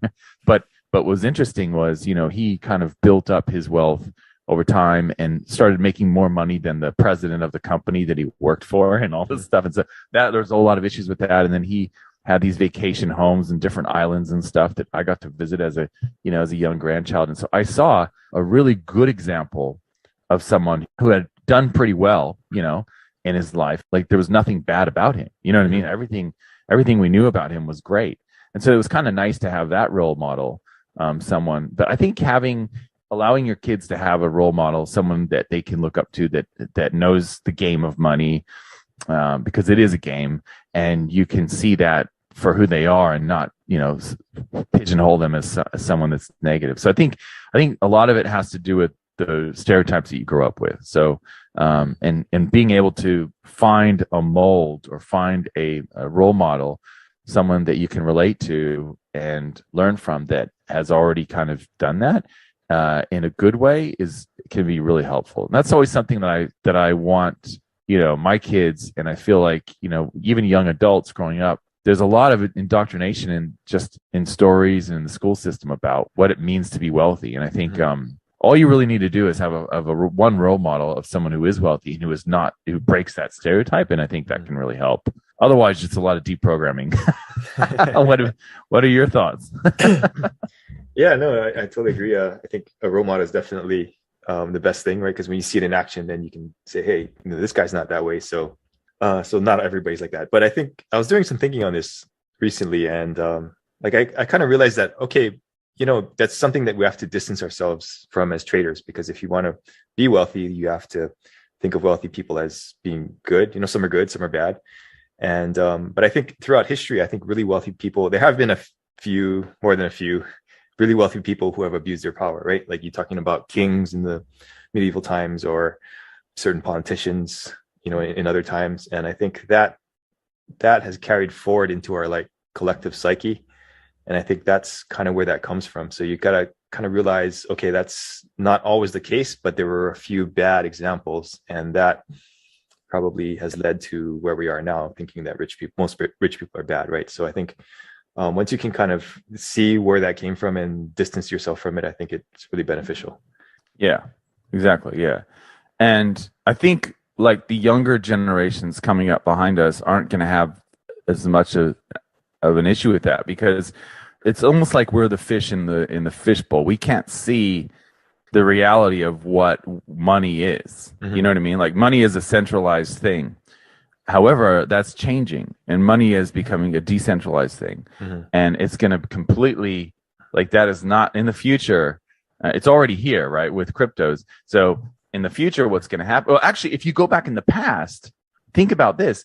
We didn't always used to have these centralized money stations, right, around very the world. Decentralized, yeah. Yeah, right. Like we think about back in the old days, there was like a bank out in California that would print notes, and you could use those notes out in California and Nevada. And there was another bank out in Illinois, Ohio. You know what I mean? Like it was like this regional thing. Yeah. And I'm talking about the United States here, but I'm sure it was similar in other places, with possible exceptions of the new countries that never had this. So what's cool about that, that's changing now. And what will happen is you're gonna see exactly the same thing that we saw with all these banks that printed their own notes. It's exactly what's happening right now with the cryptocurrencies. These are decentralized, and basically it's like a market of money. And so the market gets to decide which ones are useful, right? So if you took that note that was printed by the bank out in California and you took that to New York, it was up to the people in New York to decide whether or not that was worth anything, right? Yeah. And that's exactly what's happening now with cryptos, right? These cryptos, there's more than enough out there. And so people get to decide now which ones are actually worth anything. Which ones are you willing to, is the demand going to go up for, right? And so this has always been the case. It's only been recently with the centralized bank model that we've seen all the money go through one thing, right? So I think what the upshot of that, I think, is that the kids growing up now, or the kids that are yet to be born, like those generations, they're going to have a completely different concept of money than you and I do, because we've always been in this centralized economy where all the money goes through one spot, right? These guys print the money and they loan it to the countries, because that's how centralized banks work, right? They print the money and they loan it to the countries, and the countries take the money and they have to pay back the bank, right? That's how it works. So so I just think the whole thing is fascinating. No, totally. To see how this unfolds. Yeah, I've seen several examples of like kids who are like 16 or whatever, and they saved all their birthday and allowance money and they put it into something like Doge. And now they have like $1 million. So like now they are the rich person, right? Yeah, exactly. Yeah.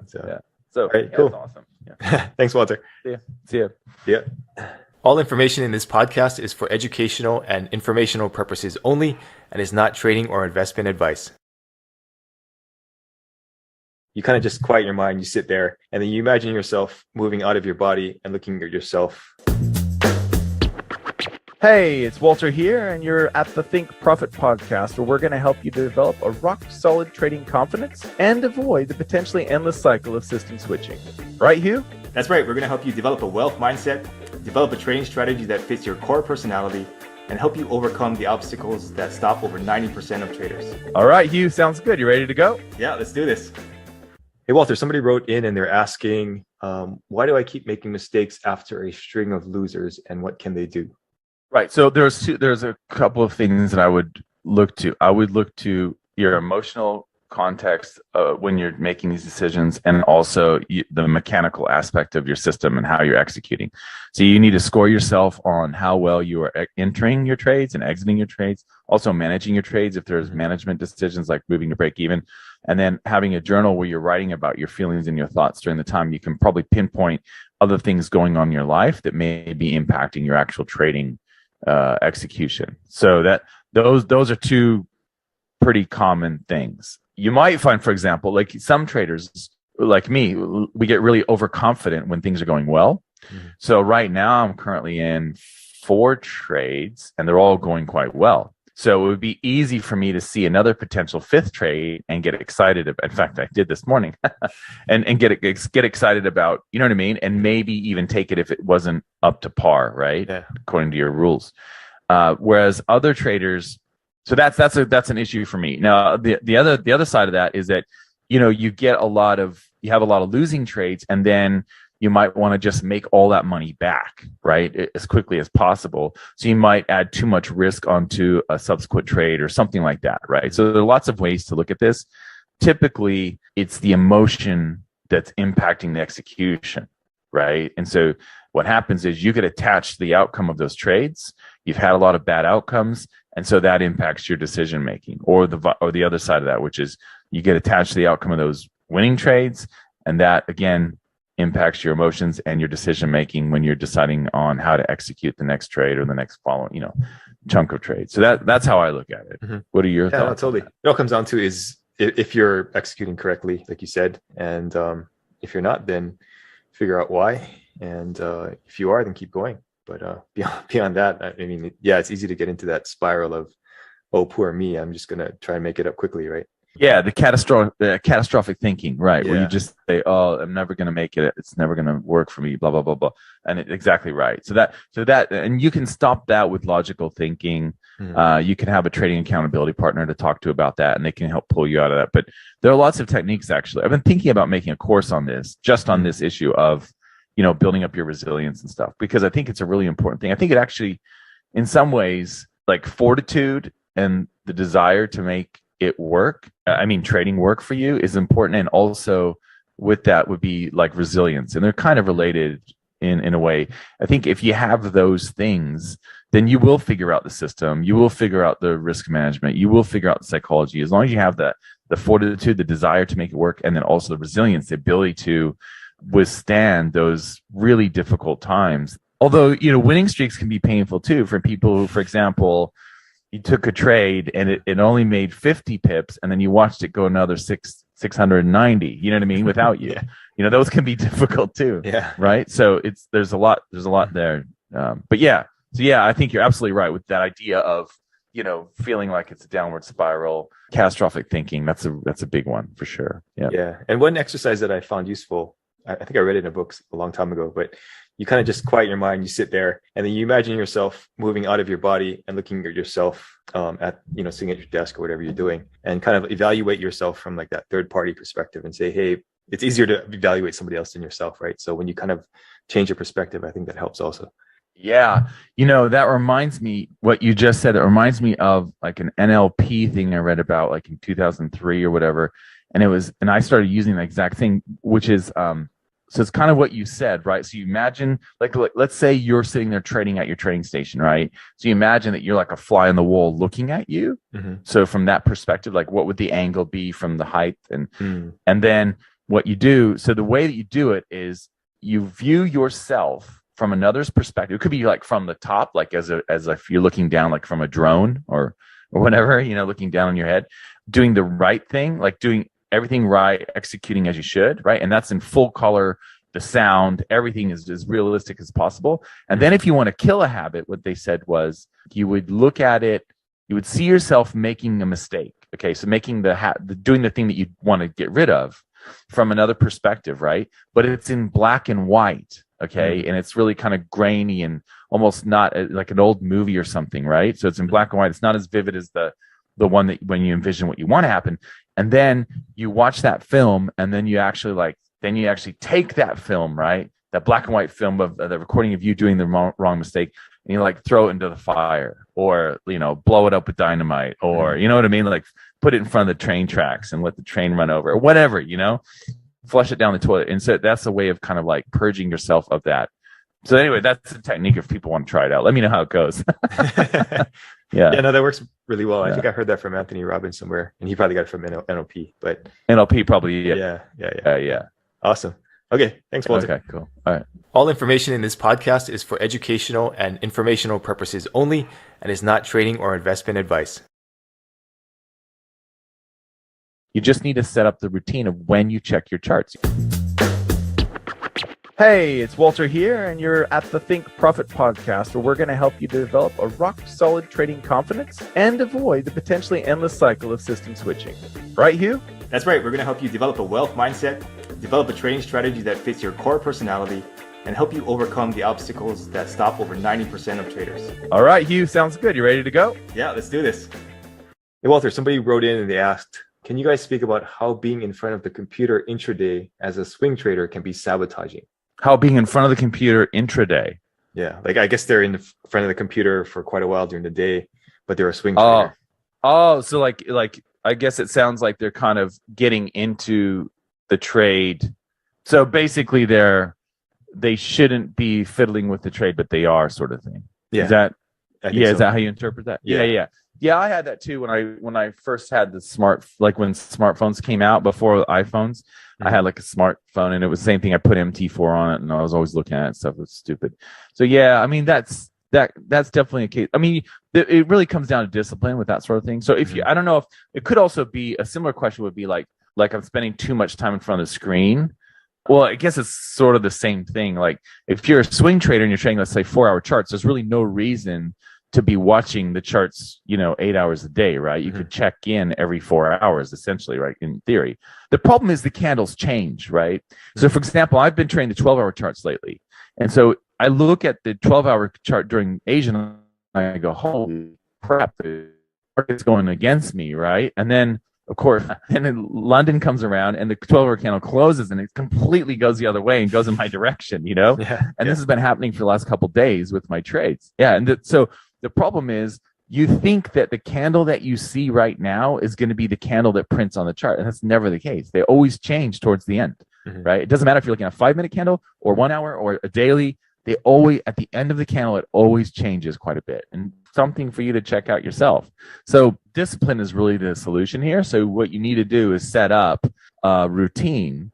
And so you walk the dog at a certain time, whatever, you go to work and have lunch, check your charts after lunchtime if you're at work or whatever, or, you need to have like a process, right? A routine to go through. This is why those military people do so well with scalping and stuff like that, because they're, athletes that have trained for years and years and years, because what happens is they can easily slot in the routine of, okay, I wake up at this time, I check my charts at this time, I'm going to trade during this time, right? And that's what you really need. Even if you're a swing trader, even if you're not scalping for 3.5 hours a day, if you're a swing trader, you just need to set up the routine of when you check your charts. You can set alarms on your phone or send email reminders to yourself. Anyone can send email reminders by sending an email to @followupthen.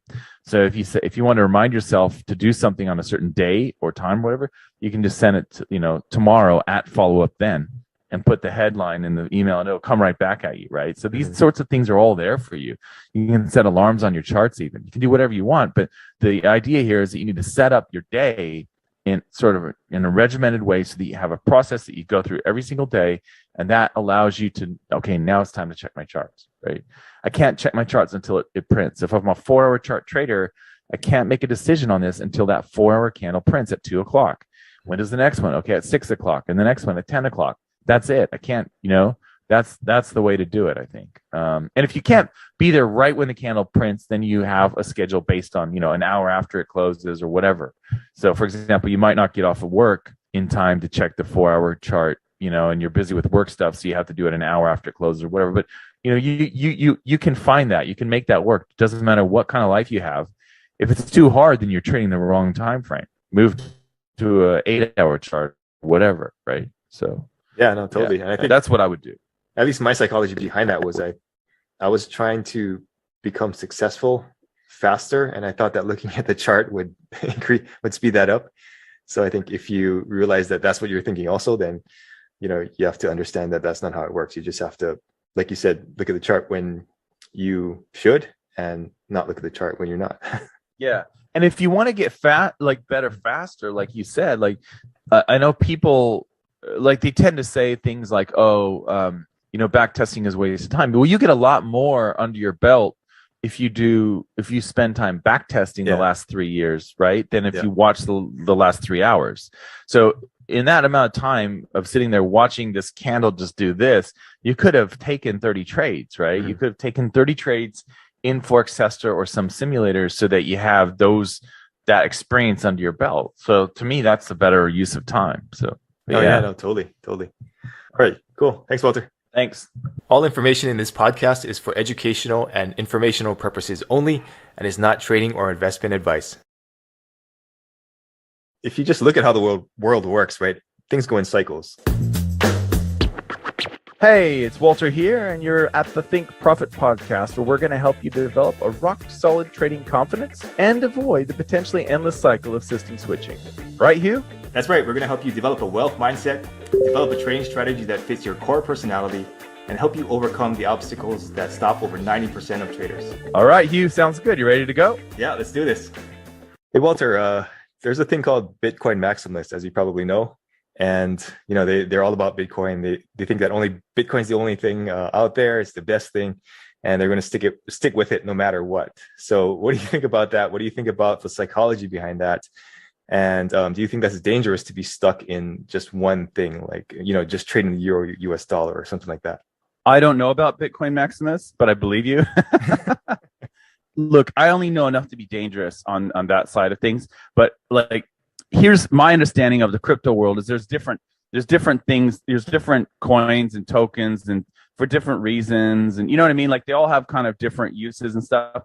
But remember, I just keep thinking back to when, like 1994, the Netscape stock was amazing, right? If you look back and look at Netscape, like that was amazing. Netscape actually blew up, and it's kind of come back as Mozilla. So Mozilla today is kind of the people that had it's kind of the Netscape came from the ashes of Netscape. You know what I mean? So if you were like, oh, this internet's going to be huge back in 1994 or 1985 or whatever, like you're just thinking, dude, this is amazing. I'm all in on Netscape, or I'm all in on home computers with, in 1993 with Gateway, or 1992 with Gateway 2000 stock. You know what I mean? Yeah. Both of those got superseded. You know what I mean? Like that something better came along.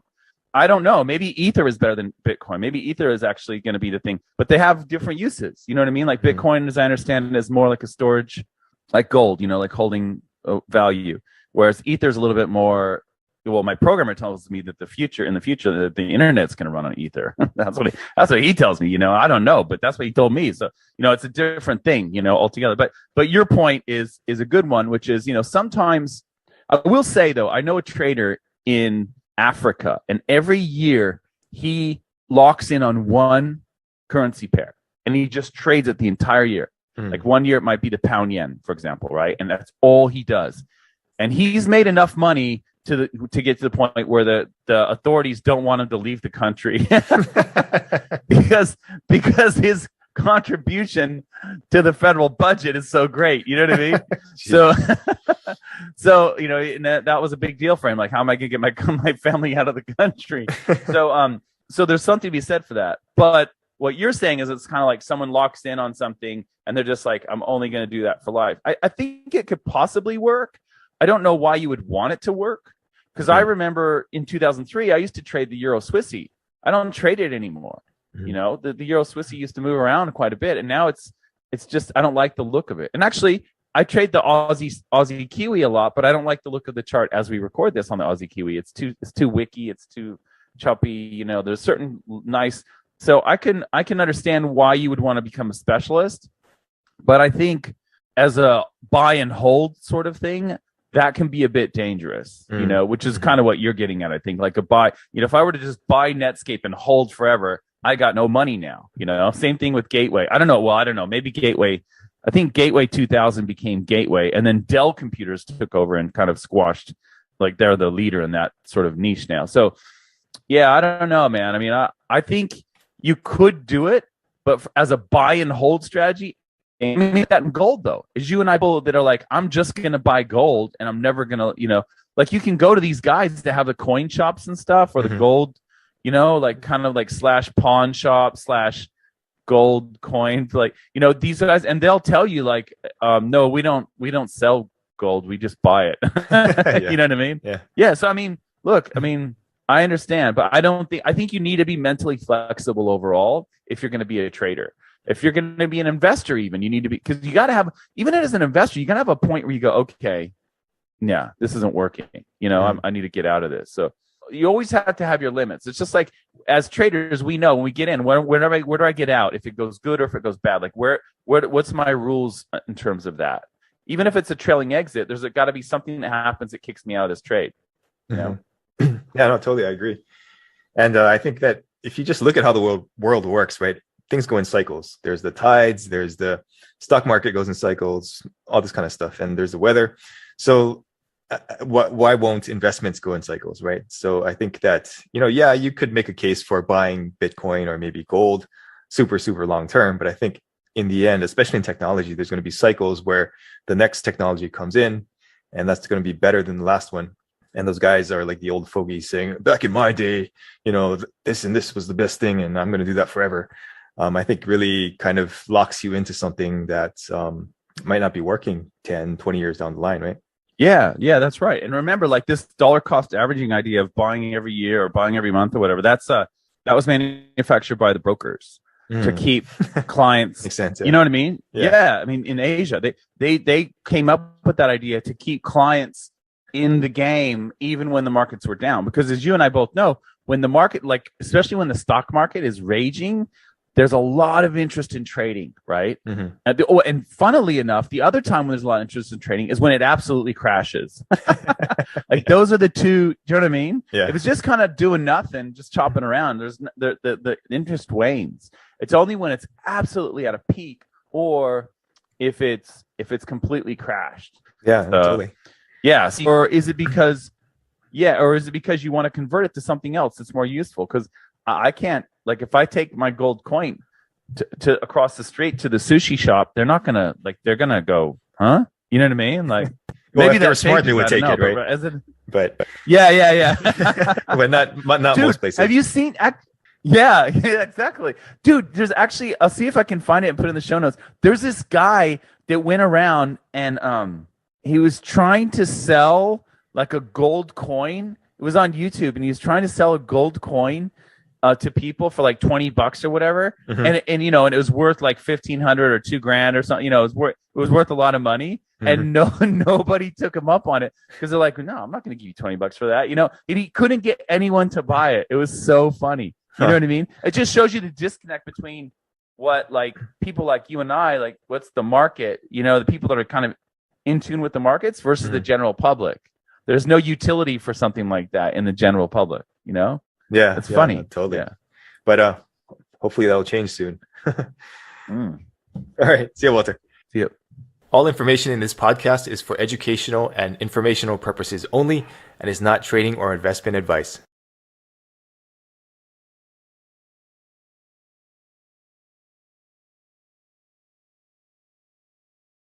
Some people don't like to talk to people. You know? Hey, it's Walter here, and you're at the Think Profit podcast, where we're going to help you develop a rock-solid trading confidence and avoid the potentially endless cycle of system switching. Right, Hugh? That's right. We're going to help you develop a wealth mindset, develop a trading strategy that fits your core personality, and help you overcome the obstacles that stop over 90% of traders. All right, Hugh, sounds good. You ready to go? Yeah, let's do this. Hey, Walter, I'm interested to hear your thoughts on talk therapy and how that helps people through, you know, certain psychological roadblocks or whatever. When you say talk therapy, you mean like talking to someone? Yeah, like so you go to your therapist and then you just sit down on the couch and, you know, all that. Yeah. Well, I'll tell you one thing that I found really fascinating, like when I was learning about psychology and stuff in university. Do you know that, so one of the biggest things that you go and talk to someone about is depression, right? When I was going through university, they had drugs for this sort of thing, but I don't think it was at the acceptance level. I don't think it took a big portion of the treatment. You know what I mean? Like, I don't think that as a large percentage of the population, maybe I'm wrong, but I think maybe it's just the world that I was in, but a lot of people would go and talk to a therapist, right? If they were depressed. Whereas today, I think even in psychology, I think I don't know if it's true, but they were pushing for some psychologists to be able to prescribe drugs just as psychiatrists could for years. Because psychologists could never do that, right? And I don't know if that ever got anywhere, but I remember, 20 years ago where that was what they're trying to do. They're trying to get it to a point where certain psychologists could prescribe drugs. Now, depression is one of the big ones that depression and anxiety are the two big ones that people go to see a therapist for. And they've done studies on depression and these talk therapies, as you say, right? And what's interesting is it actually didn't matter the theoretical orientation of the psychologist or the therapist. So there's all these different theories, right? Like, people have heard of Freud, but there's other ones like cognitive behavioral, which is a lot, like in pop psychology, you'll get a lot of cognitive behavior where they're like trying to get you to quickly change your thinking, and that will therefore change your behavior. So that's a lot. Talk radio or like TV, you'll see that a lot. There's also humanistic, where it's almost like when you go to humanistic therapy, it's almost like they're just trying to get you talk as much as you can. And they're just trying to reassure you and like get you to open up. It's almost like a lot of the tell me more, and that's interesting. How does that make you feel? They just keep like you know what I mean? And so it's fascinating, I find, that it doesn't really matter if your therapist is Freudian or humanistic or cognitive behavioral or whatever. It seems like they're all about the same in terms of effectiveness. if you look at studies where they had people go through really traumatic life events, it's usually the ones that go and talk to someone and the family or the community that talks about what happened rather than just kind of brushing it aside. Those are usually the ones that do the best. I think it's useful. And in terms of trading, having someone that you talk to every week about your trades, about your feelings, about, having a trading accountability partner, that's extremely useful. So I think in terms of from a trading point of view, I think it's great. It's a great use of your time, So, you can do all you want with hypnotherapy and all that stuff and subliminals and all that, but having someone to talk to about your trading, even if it's a non-trader, I think can be really helpful. Or writing it out in a journal, like talking about writing about your feelings about your trading and how things are going rather than the technical details of every individual trade. So more of a big picture sort of thing. So no, I think it can be very useful. I think it can get a bad rap sometimes. People will say things about therapy that for certain things, or there's bad publicity. Certain therapists might do crazy things or whatever. But I think overall the data is pretty good. I think it's pretty good, and I think just having, like I said, it's hard. I mean, trading is a lonely thing, and so having other people to talk to about it, I think, is really useful for a lot of traders. Yeah. What are your thoughts on that? Yeah, no, totally. I don't have a lot of experience with that kind of thing, but I think from personal experience, talking to another trader is definitely good because nobody else in your life knows what you're talking about.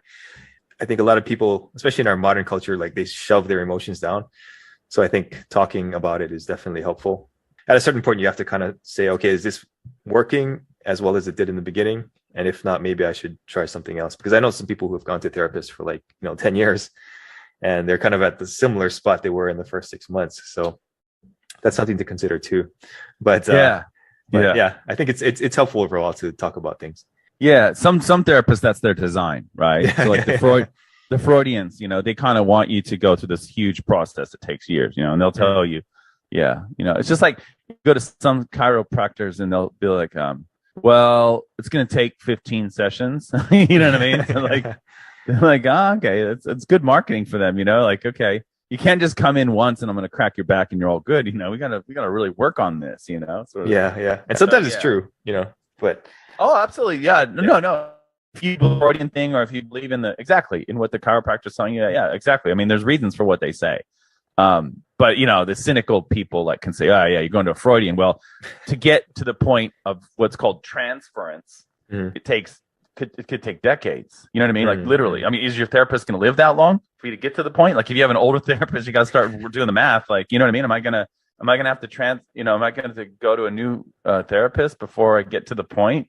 So I think it's also on you to research all the modalities, right? And kind of see what to expect and look at people's experience with those things and say, hey, okay, I'll try this. If it's not going to work, maybe I'll try this. And this is the average time that those people seem to get results, and just kind of not take their word for it at face value.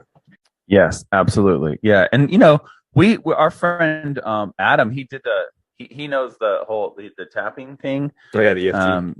EFT, emotional freedom technique, or whatever it's called. That thing that he talked about at the London conference, that was cool. Some people can try that. That's kind of one of the quick fix sort of things like that. But I would never say to someone that you need to talk to someone because that's the best thing to do. It's more about what works for you. You might find that EFT or subliminals or whatever, but I think just in general it can be useful. Yeah. Some people don't like to talk to people. That's true. So that's true. They're out there. Some people they're not. They could take it or leave it. So Yeah. But yeah. I think overall it's definitely something to consider. If you're considering it, it's probably a sign that you should definitely do that. And it doesn't have to be a professional. It could just be a trading buddy or someone that knows that you trade or whatever. Yeah. Cool. Awesome. Thanks, Walter. Thanks. All information in this podcast is for educational and informational purposes only and is not trading or investment advice. Find a way to discipline yourself not to close it early. Hey, it's Walter here, and you're at the Think Profit podcast, where we're going to help you develop a rock-solid trading confidence and avoid the potentially endless cycle of system switching. Right, Hugh? That's right. We're going to help you develop a wealth mindset, develop a trading strategy that fits your core personality, and help you overcome the obstacles that stop over 90% of traders. All right, Hugh, sounds good. You ready to go? Yeah, let's do this. Hey, Hugh. So we got a question here from a trader, and he says that he's been a break-even trader, although profitable as a long-term investor, and he's been developing some strategies, and he wants to get out of the cycle where he makes really good progress and then he gives it all back. And so he says, look, it's good that I'm not overall losing money, but I'm not making that much too. And he noticed when he looks through his trading record that he closes trades when they were in profit rather than waiting for them to fully play out. And so that would have been better if he waited a little bit further. And so what I clearly need to do is practice my exits. And this is what I'm doing in Forex Tester in my testing. But how to judge when an exit proves to me is how to judge when to exit is difficult. So when do I exit basically is the question. What are some of your thoughts on that? Yeah, so I think number one, you go back to your testing, right? Okay, when I don't exit early and I just hit that profit target, sounds like he has a profit target, then what are the results? And if it's acceptable, then you just go with that and find a way to discipline yourself not to close it early.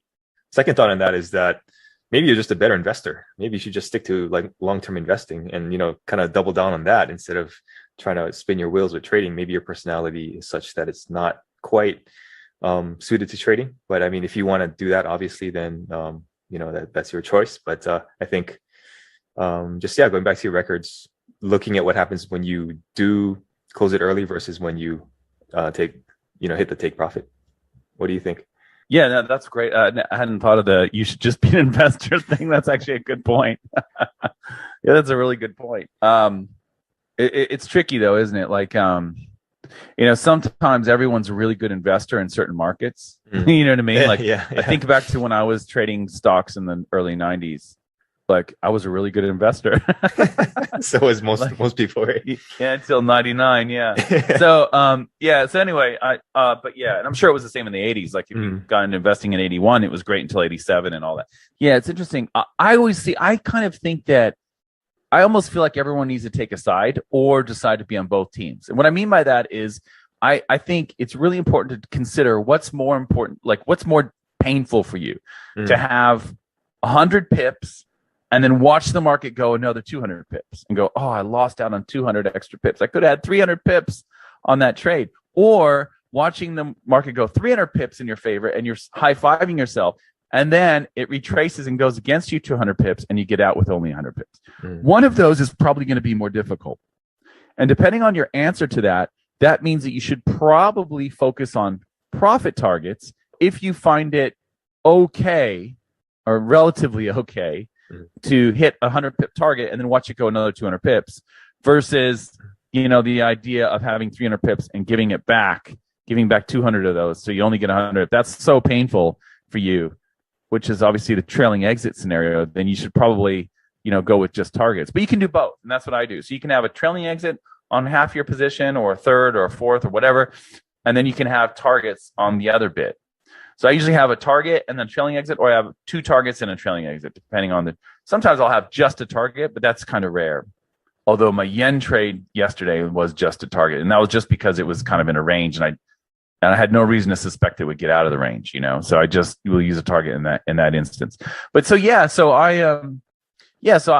I would suggest. Just figure out which one is more painful. Is it the trailing exit scenario where you give back 200 pips after having it, or is it the target scenario where you got out and then you watched it go another 200 in your favor? Because one of those is probably going to be something or if you just want to have both a trailing exit and a target, that way, no matter what, you kind of feel like you're right.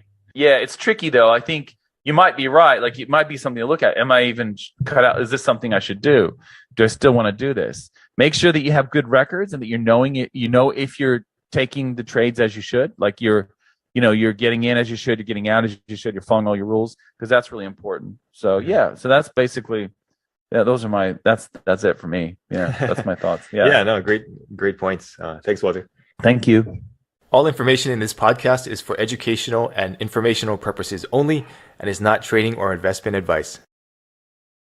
The idea that your personality is formed when you're 5 is ridiculous, and that's we know now in psychology from studies that's not true. You can completely change. Hey, it's Walter here, and you're at the Think Profit podcast, where we're going to help you develop a rock-solid trading confidence and avoid the potentially endless cycle of system switching. Right, Hugh? That's right. We're going to help you develop a wealth mindset, develop a trading strategy that fits your core personality, and help you overcome the obstacles that stop over 90% of traders. All right, Hugh, sounds good. You ready to go? Yeah, let's do this. Hey, Walter, I thought we could talk about personality tests. I know you've given people quite a few. I've taken a few. And how can they help traders? And is it better to take multiple tests or just rely on one test? And what have you tried before? Right. Well, it kind of depends on what you're trying to do, I guess. If you take your car into the to get serviced, or like something's wrong with your car, they're going to ask you a few questions like, does it shimmy when you go up a hill? Or does it squeak? Does it make a noise when you stop? You know what I mean? Like, they're going to ask you some questions, right? It's the same thing in psychology, I guess, is what are you trying to do? So, like, if you're trying to find out what you do really well, or your default mode is, or whatever, right? You know what I mean? Or are you trying to find out, like, if you have some challenges that might not be that you might not be aware of right now? You know what I mean? Mm-hmm. If that's what you're doing. Because psychology is such a screwy science, and some people would say it's not a science. There's a lot of it's so new. And it's so complex. There's a lot of, because people are different, right, and complex. There's a lot of different theories about what personality even is, right? So because of that, you have all these different tests that are all meant to test the same thing, right? Yeah. And I guess in some ways you would have that in other sciences. Like, even in medicine, there are different approaches to health, and some that are not the traditional allopathic medicine way of trying to deduce what's going on. So there's a lot of different, it's throughout life, it's like that. But I guess from my point of view, my question has always been, with a trader, where are the things that are going to be difficult for you in terms of your personality and your trading, and what are the things that are going to be that you can leverage, right? What are your strengths and what are your weaknesses, sort of thing. And so in trading, the things that I know that we got to look out for are impulsiveness. So that's like the tendency to just kind of like, quickly take a risk or something. Those sorts of people that will like get on a plane right now and go to another country, sort of thing, right? I guess, back in the days when you used to be able to do that. Yeah. So, someone so-and-so says that the euro is going to go up, so I'm just going to take a trade on the euro. Has nothing to do with anything I've backtested or anything. It's just a tip, right, or something. So if you're impulsive and you're willing to just kind of do it on with little reflection or consideration of the risks, that can be a difficult thing for traders. On the other side of that, if you're conscientious and you're very deliberate and you're very measured, you kind of follow the steps whenever you do something. If that's your mode of operation, very conscientious, that's really good. I mean, it can run into problems with having difficulty pulling the trigger and so forth. But so when I designed the trading test that you're talking about, that I've given to thousands of traders around the world, what I was trying to figure out was, what kind of market are you most comfortable with trading? Like, what's your style, right? Because we know that most traders, and I know this now after surveying people, but we know that most traders like to take reversal trades. Most traders are more comfortable finding the high or the low and trading off of that, because it's such a, visually, I mean, I was like that when I first started trading. It's so visual to see that high or that low on the chart and go, wow, if I had just gotten in there, sort of thing. Right. Yeah. So that's a really common thing. So I guess I would say it depends on what you're looking for. If you want the Big Five test, I can link people up to a free Big Five test. Big Five is has a lot of followers in psychology in terms of the Big Five personality. So you could take that test. There are other ones like the 16 PF or whatever, or the Myers-Briggs, and the there's a guy named, I think his name's Howard Gardner. So his intelligence is defined as like, there's all these different domains. So you might be really good kinesthetic intelligence, like an athlete or a ballet dancer, whereas other people are really good with interpersonal. So they're really good at like interpersonal relationships and really kind of connecting with people. So it's not sort of the broad domains that that's in the Big Five. So the Big Five tries to boil it down to basically five things where you're on one end of the scale or the other, or could be somewhere in the, near the middle or something like that. So, but I'll give you guys the link to the Big Five if you'd like to have a look at that. So I guess my question would be, if someone wants to do a personality test, what are you trying to figure out? That's the, you know what I mean? That's the overarching kind of point. Yeah, no, totally. I think Colby's another big one too, right? Oh yeah, Kobe. Yeah, so Kobe's really interesting. That's a new one that I came up on the last 6 years. That's basically, exactly what you're saying.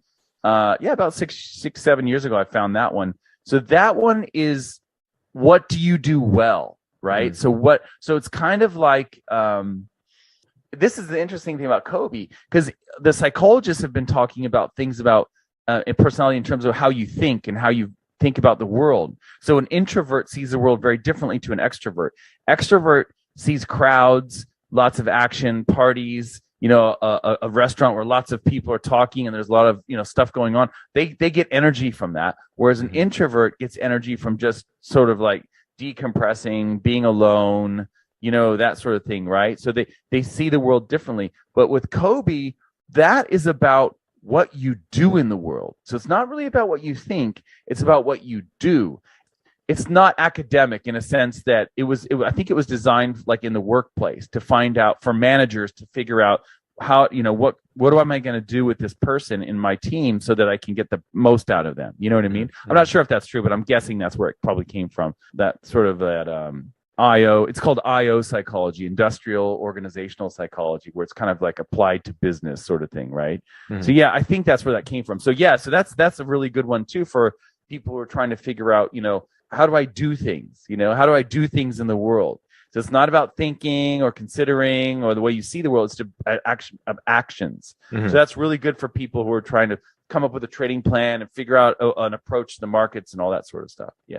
Yeah, no, those are great suggestions. I think another thing to consider also is that there's no one best personality test, right? I think a lot of people get stuck on that and they say, oh, the Myers-Briggs is the best thing or the Kolbe's the best thing or whatever. But I think each one has its strengths. So you have to kind of like take a few, see what each test has to offer, and then kind of take the ones that resonate and leave the ones that don't. Yeah, exactly. And just like what you said, it's also true that there's no one ideal personality for trading as well. I mean, there's always going to be like gradations of things that fit really well with trading and things that don't.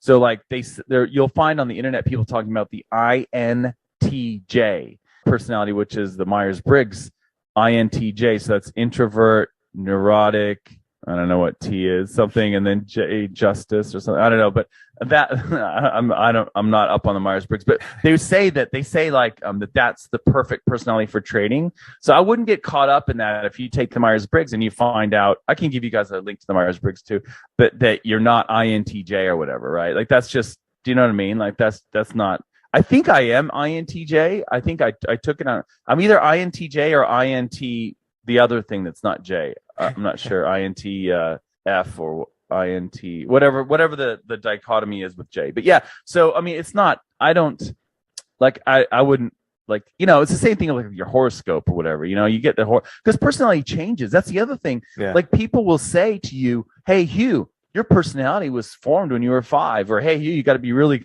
really careful with your kid when they're growing up and get to age 5 because that's when their personality is formed." That's a bunch of bunk.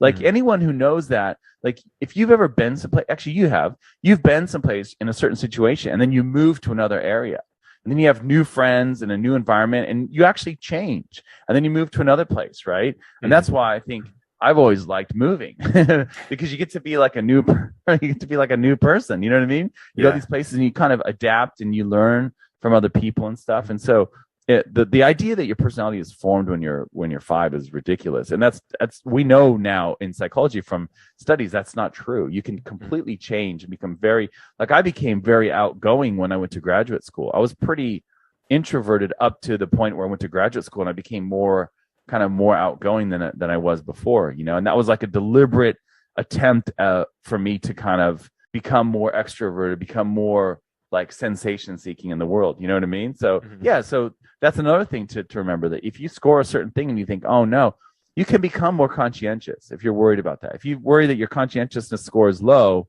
on the Big 5, you can totally change that. It's not something that's set in stone. So that's no, totally. another resource to look at that I found useful was Principles by Ray Dalio. Have you read that book? No, I haven't. I know who Ray Dalio is, though. Yeah. Yeah, he basically profiles all of his employees or whatever, and he gives them baseball cards, what he calls baseball cards, and they have their, personality traits on there. And obviously that can change, like you said, but I think it was a really useful thing to keep in mind, because if you know what your traits are, at least for now, you can kind of like, either change them or play to their strengths or whatever. And I think that's a really cool concept that he explained in that book. Yeah, that's awesome. That's great. Yeah, that's totally cool. Yeah. Yeah. So, I mean, I think, I don't know, I've never found Myers-Briggs that useful. Like, I look at it, I'm like, that doesn't make any sense. But, that's just me. Maybe somebody else thinks it's useful. But I think some other things to look at also are like these books that give personality types. And like I mentioned before, Trading, Sex, and Dying, I think is a good one. And it not necessarily to fit yourself into a box, but to kind of like see, okay, where do I stand relative to other people? And I think that could be something useful. You talked about horoscopes. I'm going to get on my horse and ride off the ranch right now. But I think that if you go with like a qualified Vedic astrologer who reads your birth chart, I think nothing is set in stone, like you said, but I think there are tendencies. So like if, I had a reading and I sat down with her for like 90 minutes, right? And she got everything right. Like it blew my mind, everything right. And so I kind of, at that point, I was like, okay, this is probably a science somehow, right? And I think that is another thing that can also help you understand who you are, what your core maybe personality type is like. And obviously that can change, but there are those tendencies that everybody has, I think, right? And I think those are a couple other things that you can use to go beyond the basic personality test. Yeah, and that brings up a good point. I think one thing that I've been thinking a lot about the last 2 years is this idea, like you bring up Vedic astrology, right? Mm-hmm. And one thing that I've kind of, and I see more and more examples of this, like when you see things that are like thrown away in the corner and put away as, not useful or pseudoscience or something like that.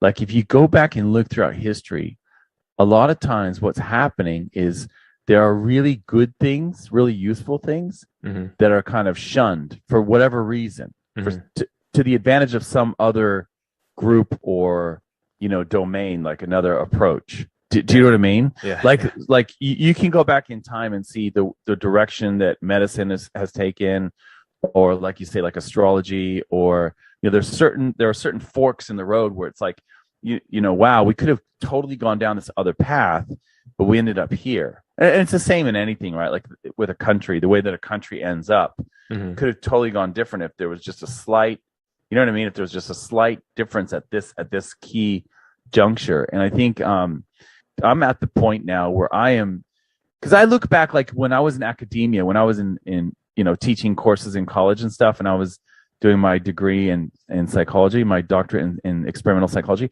And I look back, like the dominant thinking back then. Okay, so this is like 20 years ago, right? Or more. That thinking back then, a lot of that stuff that everyone thought was definitely true has been proven, or has, I don't know if proven is a big word and it's a key word to use in science. You're not supposed to release. You just find evidence for, evidence against, right? So I don't want to say proven, but there are a lot of things that we thought that were true. And today there are some questions about whether it was valid to, go down that road. So I am like, when you say that, like, some people might think, oh, Vedic astrology, and they turn off. Like I think of the Chinese astrology, how can there only be like 11 types of people, whatever? But apparently there, the rat, the ox, all that stuff, the dragon and stuff. But apparently like it's more nuanced than that. It's not just the year that you're born. There's like, if you drill down, I never knew that until recently. But like, I always think about these things that have been thrown away, and I think maybe there is something there. Just because it's been thrown away and officialdom has thrown it away doesn't mean that there's nothing there, right? Because if you go back in history, you see this over and over again, where things were thrown away that everyone thought, oh, that's definitely wrong. Turns out that actually there was something there. Yeah, So no, you've basically just described the past 3 years of my life. So anything that's in a book, I have the tendency to think, okay, that's probably wrong. So what else is there, right? Yeah. Well, I think we're not alone, right? Like there's a lot of people right now that are questioning, going through that exact same process right now at this moment. Yeah. So people are everything is kind of shifting right now. It's kind of turning around. So anyway, I just wanted to throw that out there. So so I think we're not alone.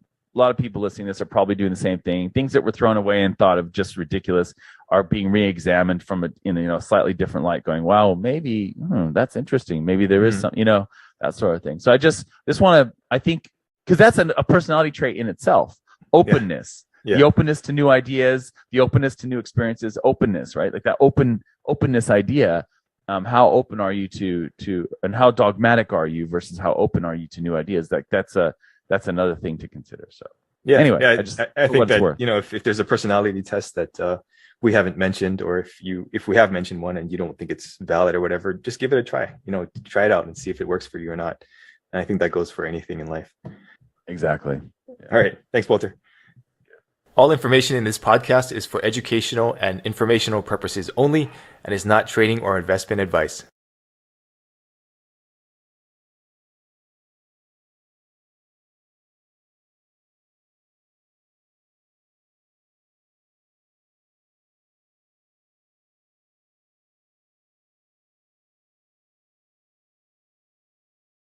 It was amazing to me how often those systems didn't make money, even though when you look back, you see all these big winners and you think, wow, that's amazing, right? Hey, it's Walter here, and you're at the Think Profit podcast, where we're going to help you develop a rock-solid trading confidence and avoid the potentially endless cycle of system switching. Right, Hugh? That's right. We're going to help you develop a wealth mindset, develop a trading strategy that fits your core personality, and help you overcome the obstacles that stop over 90% of traders. All right, Hugh, sounds good. You ready to go? Yeah, let's do this. Hey, Walter, let's talk about this concept of prospect theory in trading and investing. And if people don't know what that is, it's the idea that a trader or investor is going to focus more on the profits as opposed to the potential losses when taking a trade or investment. So how have you seen that playing out? That's really good. Actually, I was just thinking the biggest thing I've seen when I first started trading was when I would look at the charts through the filter of a new strategy. That's where it would come in, right? You would look at the charts before I was doing any sort of back testing with Forex Tester, before I ever found Forex Tester or whatever, or maybe it didn't exist. I don't know. I would look at something and I go, wow, that looks really good. And you would pick out all the perfect trades, right? Yeah. And so then I was smart enough to scroll back, okay, and then pull out a spreadsheet or a notebook, and I would take the trades, like usually in a notebook by hand, and see where they would, where I would go if I took all the signals, right? So it's sort of like a tedious back testing. And it was amazing to me how often those systems didn't make money, even though when you look back, you see all these big winners and you think, wow, that's amazing, right? So it's exactly what you're talking about, right? The other thing is what's called hyperbolic discounting, right? And that's this idea. So it definitely comes in back testing, or when we're looking sort of determining what sort of strategy you should use, right? But in hyperbolic discounting, that's when you're in a trade, okay? And if you're in a trade and you've actually got some profit, and yet there's the potential for even more profit if you hold and wait, right? And this always reminds me of the quote by Jesse Livermore that said, he said, any man can pick the bottom of the market or the top of the market and get in at exactly the right time, the perfect timing. But it's rare that someone can hold on to that position. And that's what really made my money. You got that? That's where I made my money, was by sitting tight. And so by holding on to his very best positions, that's how he made all of his money. And so with hyperbolic discounting, what you do is you go, well, I would rather have the $100 now and cash out this trade than to hold on to the trade with a possibility of $2,000. And so this sort of thing is what we see if you look at the data, and we can link up in the show notes here the data, the 43 million Forex trades data, where they talk about how most traders, actually retail Forex traders, they actually win more often than they lose. They have a better than 50% win rate, but they take profits so quickly because of hyperbolic discounting, this idea that what you have right now is so much more valuable than what you could have. And you think about it, you could just move to break even, right? If you move to break even and you get stopped out, that's like a trade that never happened. But that's so painful for people to consider that I could have had that $100.